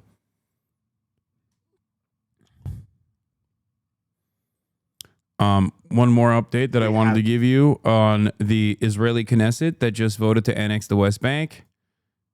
Here's Andre X. The Israeli Knesset just voted to annex the West Bank, and there are two things that you need to know about this. One, the vote doesn't actually do anything. It's a non-binding motion, it has no legal power, and the reason they did it is to unite the Israeli right around something that they agree on, because they've been fighting for a very long time over whether to conscript the ultra-Orthodox community into the army. So it makes for nice headlines, but it doesn't actually do anything on the ground. And two, the West Bank is already de facto annexed, and it has been for a very long time. Israel has controlled the West Bank completely for almost 70 years now. And even in Area A, which is supposed to be under Palestinian Authority, Israel practically has all the power. They control the checkpoints, they control the energy, they control the taxes, and whenever they want, they can just invade it with the army, as they often do. So, de facto, we are living in a one apartheid state solution. Yep. It's been that way, though. Also, here's a 1997. Israeli Prime Minister Netanyahu allegedly used tapes of Clinton's phone sex calls with Monica Lewinsky to pressure the White House into releasing convicted spy Jonathan Pollard. Clinton reportedly told Lewinsky that a foreign embassy had tapped their phone. The story, long buried, resurfaced amid speculation about Israel's role in blackmail operations tied to Epstein. Here is drop site and breaking points is Ryan Grimm breaking it down below. This is crazy. In the 1990s, Benjamin Netanyahu, Bill Clinton, and Monica Lewinsky. Stick around for this one. So in a scandal that has been largely lost to contemporary memory, Israeli Prime Minister Benjamin Netanyahu was alleged to have blackmailed then-President Bill Clinton bombed the Sudanese pharmaceutical factory Al-Shifa on the 20th of August 1999 during the height of the Lewinsky scandal, 3 days after his grand jury testimony on August 17th. Bill Clinton by revealing to him that Israel had collected tapes of phone sex calls between the 42nd president and White House intern Monica Lewinsky. The story is worth revisiting amid allegations that Jeffrey Epstein was involved in a long-running Israeli blackmail operation of his own. So Clinton met with Netanyahu in the Oval Office in February 1997. Subsequently, according to testimony Lewinsky gave to the special counsel's office, Clinton's secretary Betty Curry reached out to Lewinsky to invite her to an Oval Office meeting, telling her Clinton, quote, had something important to tell her, unquote. It would turn out to be their final sexual encounter. But Clinton also used the opportunity to tell her that a, quote, foreign embassy had tapped his phone and recorded their conversation, Lewinsky said. Clinton did not specify which embassy, though the meeting with Lewinsky came the month after his meeting with Netanyahu. The special prosecutor's report was far more concerned with Lewinsky's claim of the sexual encounter that day because it contradicted Clinton's claim that they had had only one encounter that year than they were with the fact that a foreign government was spying on the president and letting him know about it. The prosecutor was also interested in Clinton's response, namely that he proposed cover stories. These are cover stories that the two could employ if they were confronted with the tapes. Clinton suggested the pair say they knew they were under surveillance and the phone sex was a, quote, put on for whoever was listening. That's an awfully flimsy idea, but look, he was guilty. The man did not have much to work with. Now in April, Netanyahu and Clinton met again for a, quote, private visit. On a Saturday then in May 1997, Clinton again had Curry invite Lewinsky to the White House. During that visit, he broke up with her, Lewinsky testified. The next fall, so this is fall of 1998, Clinton hosted Netanyahu and Palestinian leader Yasser Arafat for a summit at Wye River, Maryland. Toward the end of the summit, at 7 a.m., after a long night of final negotiations and handshakes, Netanyahu approached Clinton privately to demand the release of convicted Israeli spy Jonathan Pollard, long a cause célèbre of the Israeli far right. That's according to reporting at the time from the New York Times. Now, Netanyahu brought up the sex tapes in the context of the Pollard demand, according to subsequent reporting by Washington Examiner editor Daniel Harper in his book, Clinton, Inc., The Audacious Rebuilding of a Political Machine. He writes, quote, not wanting to directly threaten the powerful American president, a crucial Israeli ally, Clinton was told that the Israeli government had thrown the tapes away, but the very mention of them was enough to constitute a form of blackmail, Halpern reported. The talks almost broke down as CIA chief George Tenet told Clinton he would resign on the spot if Clinton agreed to the terms. So instead, Clinton agreed to, quote, review Pollard's case. He did not release him. Pollard was eventually freed in 2015 under the Obama administration. Now, on the last day of his first term, Trump pardoned Pollard's handler. Back in Israel, Pollard is now an outspoken supporter of extremist National Security Minister Ben-Gvir, Itamar Ben-Gvir. Jonathan, all Jews have dual loyalty, Pollard, by the way. And I say this because he said this. He literally said, all Jews in America have dual loyalty and actually care about Israel more than they care about America, which is such a psychotic thing to say as like one of the most notorious American Jews that directly was prosecuted for doing espionage at the behest of Israel. And has called for the full ethnic cleansing of Gaza. I don't know, Emily, what do you think? What did Netanyahu tell Bill Clinton? I'm so curious. There's another foreign embassy that this could be? That sounds anti-Semitic as fuck. I mean, it is.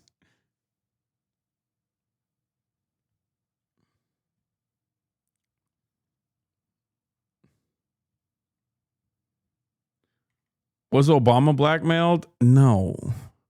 That's why he was... No. Look, I'm very critical of Barack Obama. Obama was, of course, just like every other fucking American president, 100% in support of Israel. But there were definitely moments. I would say Barack Obama was the last time that the American administrations had actually sidestepped away from letting Israel control whatever our Middle Eastern policy was. Famously, the JCPOA comes to mind, which is precisely the reason why Ben Rhodes, who is Jewish, by the way, and also Tommy Vitor, Dan Pfeiffer, and many of the other Obama era advisors were branded as vicious anti-Semites for playing a role in the Iran denuclearization agreements. That was something that Benjamin Netanyahu did not like. So I suspect if they actually had any sort of blackmail on Barack Obama, they would have deployed it. Okay. So and that is like marginal for the record. That was marginal.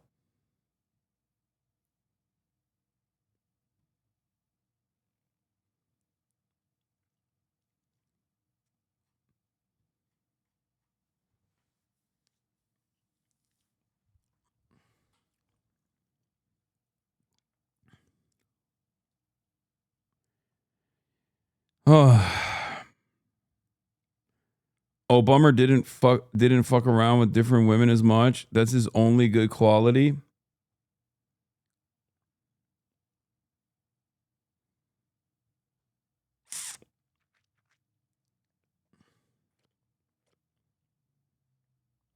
Can you explain why Israel is anti-Iranian denuclearization? Israel is anti-Iran. That's it. That's it. They're anti-Iranian sovereignty. They're anti-Iran becoming a nation state. They're anti-Iran normalizing relations with America. They want Iran to be wiped out, or at least be kept in a permanent status of destabilization as a failed state, so that they can continue fucking killing as many people as they want to as they go along with their greater Israel project of ethnic cleansing, wiping out whatever population they want to and repopulating those areas with Jewish people, even though there isn't enough Jewish people to repopulate these areas around the fucking planet. So there is also that problem too.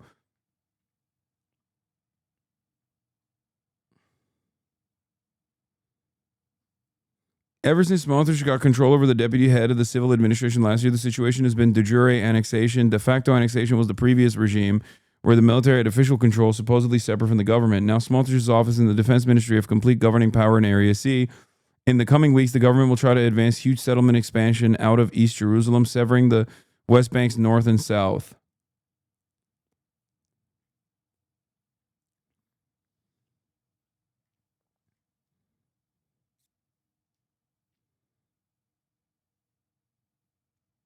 Oh, yeah, I saw Josh Shapiro shit on Zoran as well. By friend of the show, Gabby Deutsch, if you recall her name. She is the senior national correspondent for the Jewish Insider and has written extensively about yours truly being a dangerous anti-Semite, a dangerous critic of Israel, and a dangerous anti-Semite. Well, she's got another piece about Josh Shapiro. Apparently, Josh Shapiro said, when supporters of yours say things that are blatantly anti-Semitic, you've got to condemn that. First public comments from the PA governor on the New York City mayoral candidate in a new interview with me at the Jewish Insider.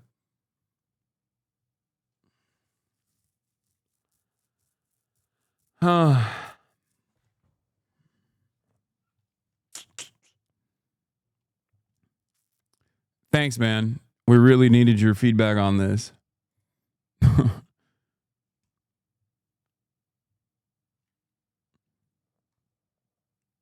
This is the other thing that I wanted to read. The fundamental problem with Israel-Palestine is that the Israelis are too scared to take civilian casualties. Israel can be completely secure without the war if they accept casualties. The only way to have no civilian casualties is to eradicate the Palestinians as a people. Israel again and again gets sentimental. The exchange of 1,027 prisoners for one man was an act of abominable cowardice and served only to enable Hamas's future actions. Dude, this guy literally has like made cat ears. Classic fucking...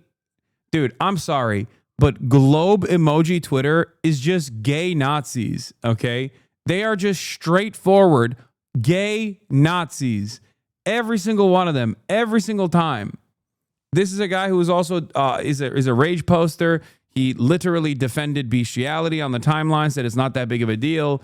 But it is so funny that all of the Ukrainian Twitter flag, Ukrainian flag in the Twitter bio, globe emoji Twitter bio guys are just such fucking out and about neo-Nazis. It's crazy to me.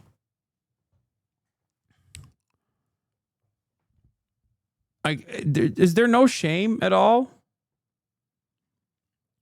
Of course, it is the U.S. which is sentimental now. We are quite taken by the plight of the hostages. We must bring them back. I don't think Israel has much interest in a few hostages now, though. As long as they remain, Gaza can be destroyed. I think Israel may finally be engaged in a genocide if they're indeed starving them out. This is also the only path Israel has to having no civilian casualties. This is why it is a mad goal, and they must give it up. And obviously, like, even when he's arriving at the right conclusions, one, it takes so long, and two, he takes the worst possible fucking way. And obviously, one must understand that the core of the Palestinian cause has not one principle besides victory. Now that they are behind, they cry out for mercy. They would not give it to themselves if they had won.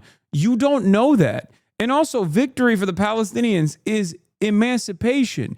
Victory for the Palestinians is sovereignty, something that Israeli society gets to enjoy, while also simultaneously not just doing sovereignty, but also dominance to others, the indigenous population of the Palestinians. Holy fuck. Still, if Nazism could be beat out of a people, perhaps Palestinian irredentism,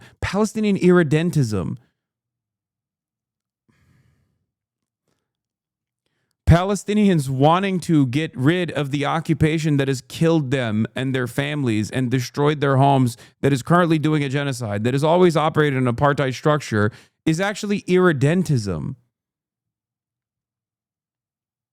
This dude is just NATO Himmler. I know, so many globe accounts, so many fucking globe emoji pro NATO accounts on the timeline are just straight up gay Hitler. Okay, that's it. They're just gay Adolf Hitler.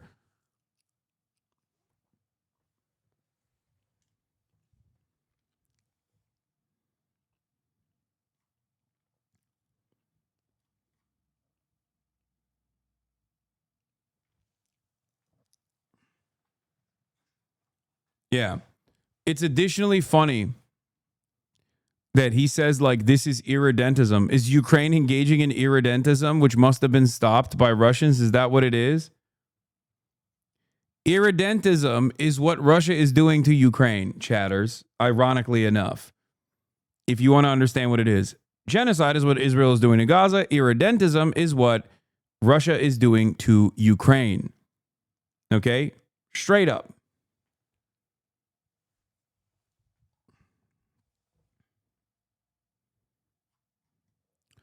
So to sum it up, Israel bad, Palestine bad. Ugh. Putting this to make it clear, the civilian casualties are Israeli casualties. I need to make this extremely clear. There are Israeli casualties I am referring to, not Palestinian casualties.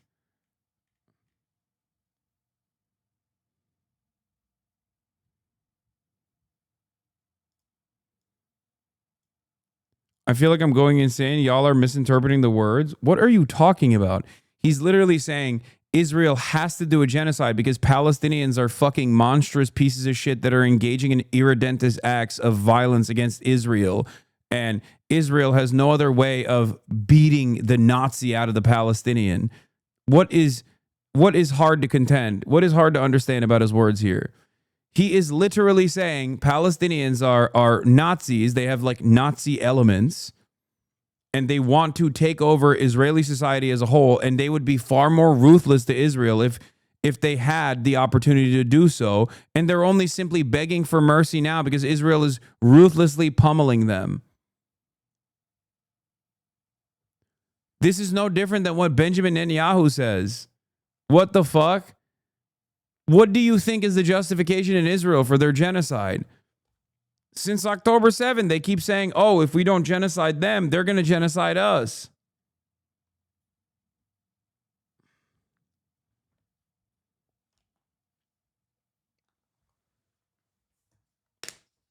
None of this makes sense, especially when you learn the facts on the ground.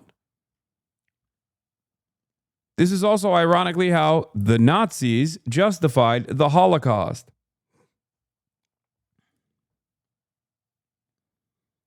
There might be a hypothetical future genocide, and therefore we must preemptively do a genocide. He's basically just saying, ugh, fine, I guess the genocide, but it's not that bad. Plus they asked for it, so it's good actually also.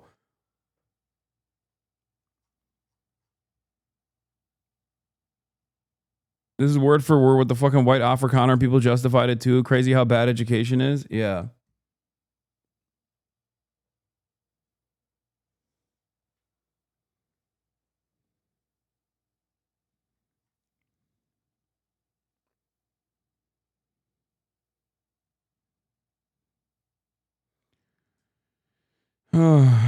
There are like 5 globe emoji Twitter accounts that take up 90% of these conversations. These people need to be ignored already. I know. I just wanted to show you how fucking stupid this argument was and how depraved this person was.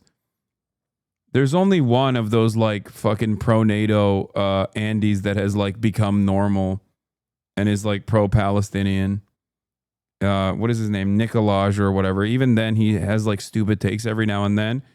But every single globe emoji account, every single one of these fucking crazy globe emoji accounts is like cackling, baying for blood.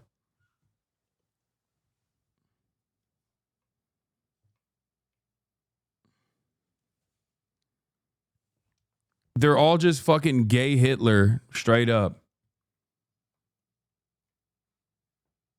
It's crazy.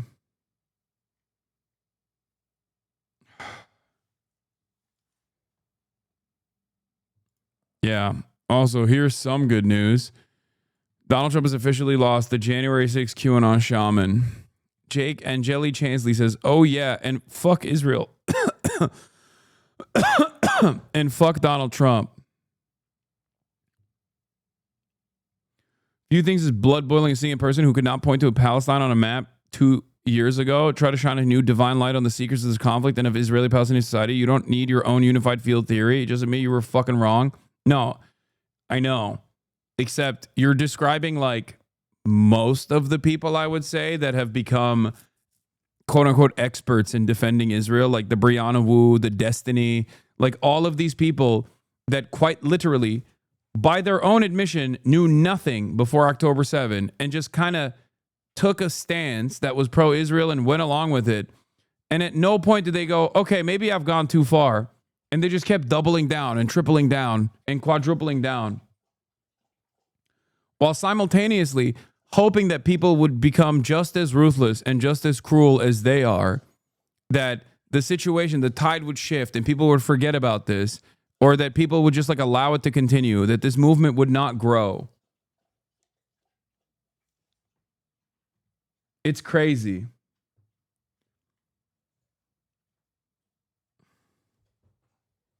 The shaman speaks and the people follow.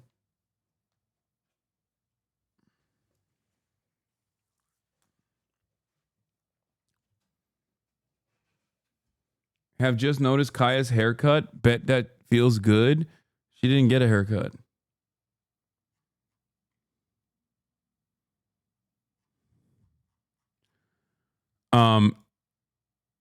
FBI Director Kash Patel has privately told other government officials that Trump's name appeared in the files. This is what's so insane to me about this iteration of the Trump admin.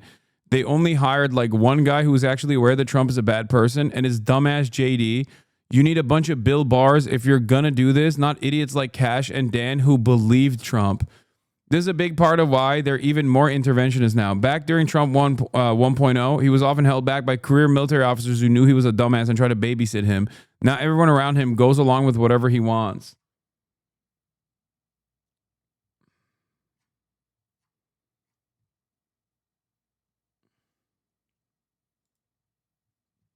Bill Barr isn't even some bureaucratic god like James Baker. He just had enough oxygen to his brain and therefore knew Trump was a bad person. That should be the bare minimum for an important role in any Trump admin. This whole thing is a repulsive farce, but Cash and Dan fretting about their blown credibility is really funny. That used to mean you blew up decades of Senate tenure or something. For these guys, it means they're ashamed to even ask their audiences to buy Navy SEAL CBD. That is the best part about it, is that the enshittification of the American government has completely taken place. It's like it's finalized. And therefore, now these guys are worried about like not being able to hold space in their fucking like Navy SEAL podcasts. And he's right. JD Vance is the only person who knows Donald Trump is bad. And that's why he's like noticeably absent from this Epstein conversation. Have you noticed that JD Vance is nowhere to be found? Weirdly enough, he hasn't said shit. He's at Disneyland. He's at Nantucket. Yeah, it's because he's basically waiting for this to fucking die down, for this to quiet down. He always will take like a Trumpian style, like Tucker Carlson adjacent, like non-interventionist position every now and then. No, they haven't shelved him.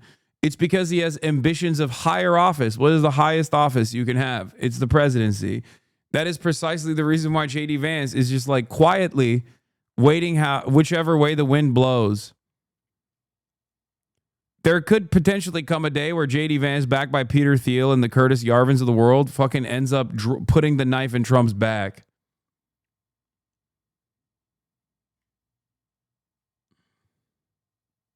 Holy shit, is this new? What is this? Relationship with Donald Trump? No, this isn't new. What do you mean by personal relationships? Have you socialized with him? Yes, sir. Yes? Yes, sir. Have you ever socialized with Donald Trump in the presence of female? Yeah, this is old.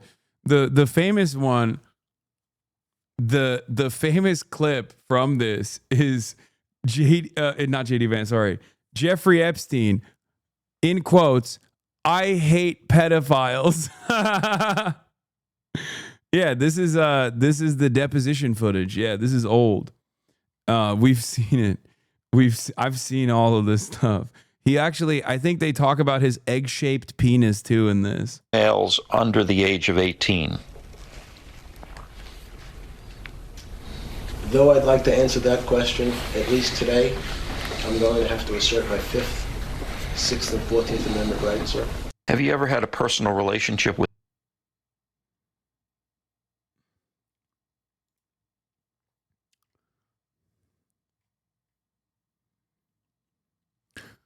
I want to remind everyone here that Steve Bannon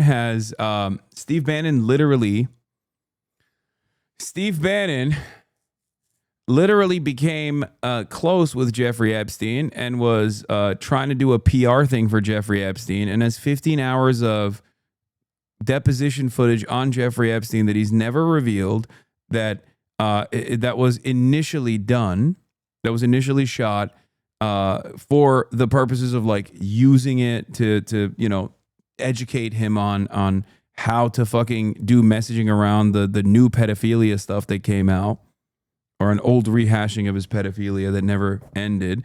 Bannon was doing trial prep for him, and Bannon was doing media prep for him. And then when people were like, Steve Bannon, that's really weird that you have 15 hours of footage for Jeffrey Epstein, he said, oh, it's because I'm going to do a documentary on him. He's a bad guy. And he never released the footage, nor a documentary that he says he was going to release.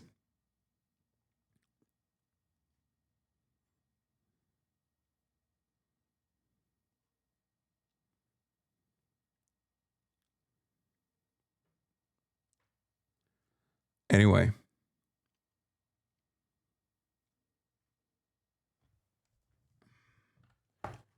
That's all I got for today. I'm fucking tired.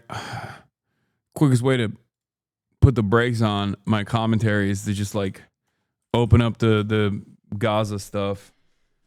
It just like it kills all momentum for me, but it has to be talked about. Love you guys. Free Palestine. See you tomorrow. Sorry for the half day, 7 hours only. And I'll see you tomorrow, hopefully with some more fun news. Okay? Peace. Bye-bye. Sunny Los Angeles, California, says Hasan. The starlock to the starlock to the topic just begun. There he is again, Hasan is streaming. Hasan is streaming. There he is again. Hasan is streaming. Hasan is streaming. Reviewing the P.O. box, Uncle Uger's face. Sat in Discord at your prop. Great names take embrace. Tiny Bernie Sanders, LGBTQ Air Force. The whole left at your fingertips, Ane at your door. H3 crowded debate, the Young Turks online show. 3 full fucking years of this, plenty more to go. 90-day fiance, talks of champagne bourgeoisie. A Trump rally live reaction, a mass riot at DC. There he is again, Hasan is streaming.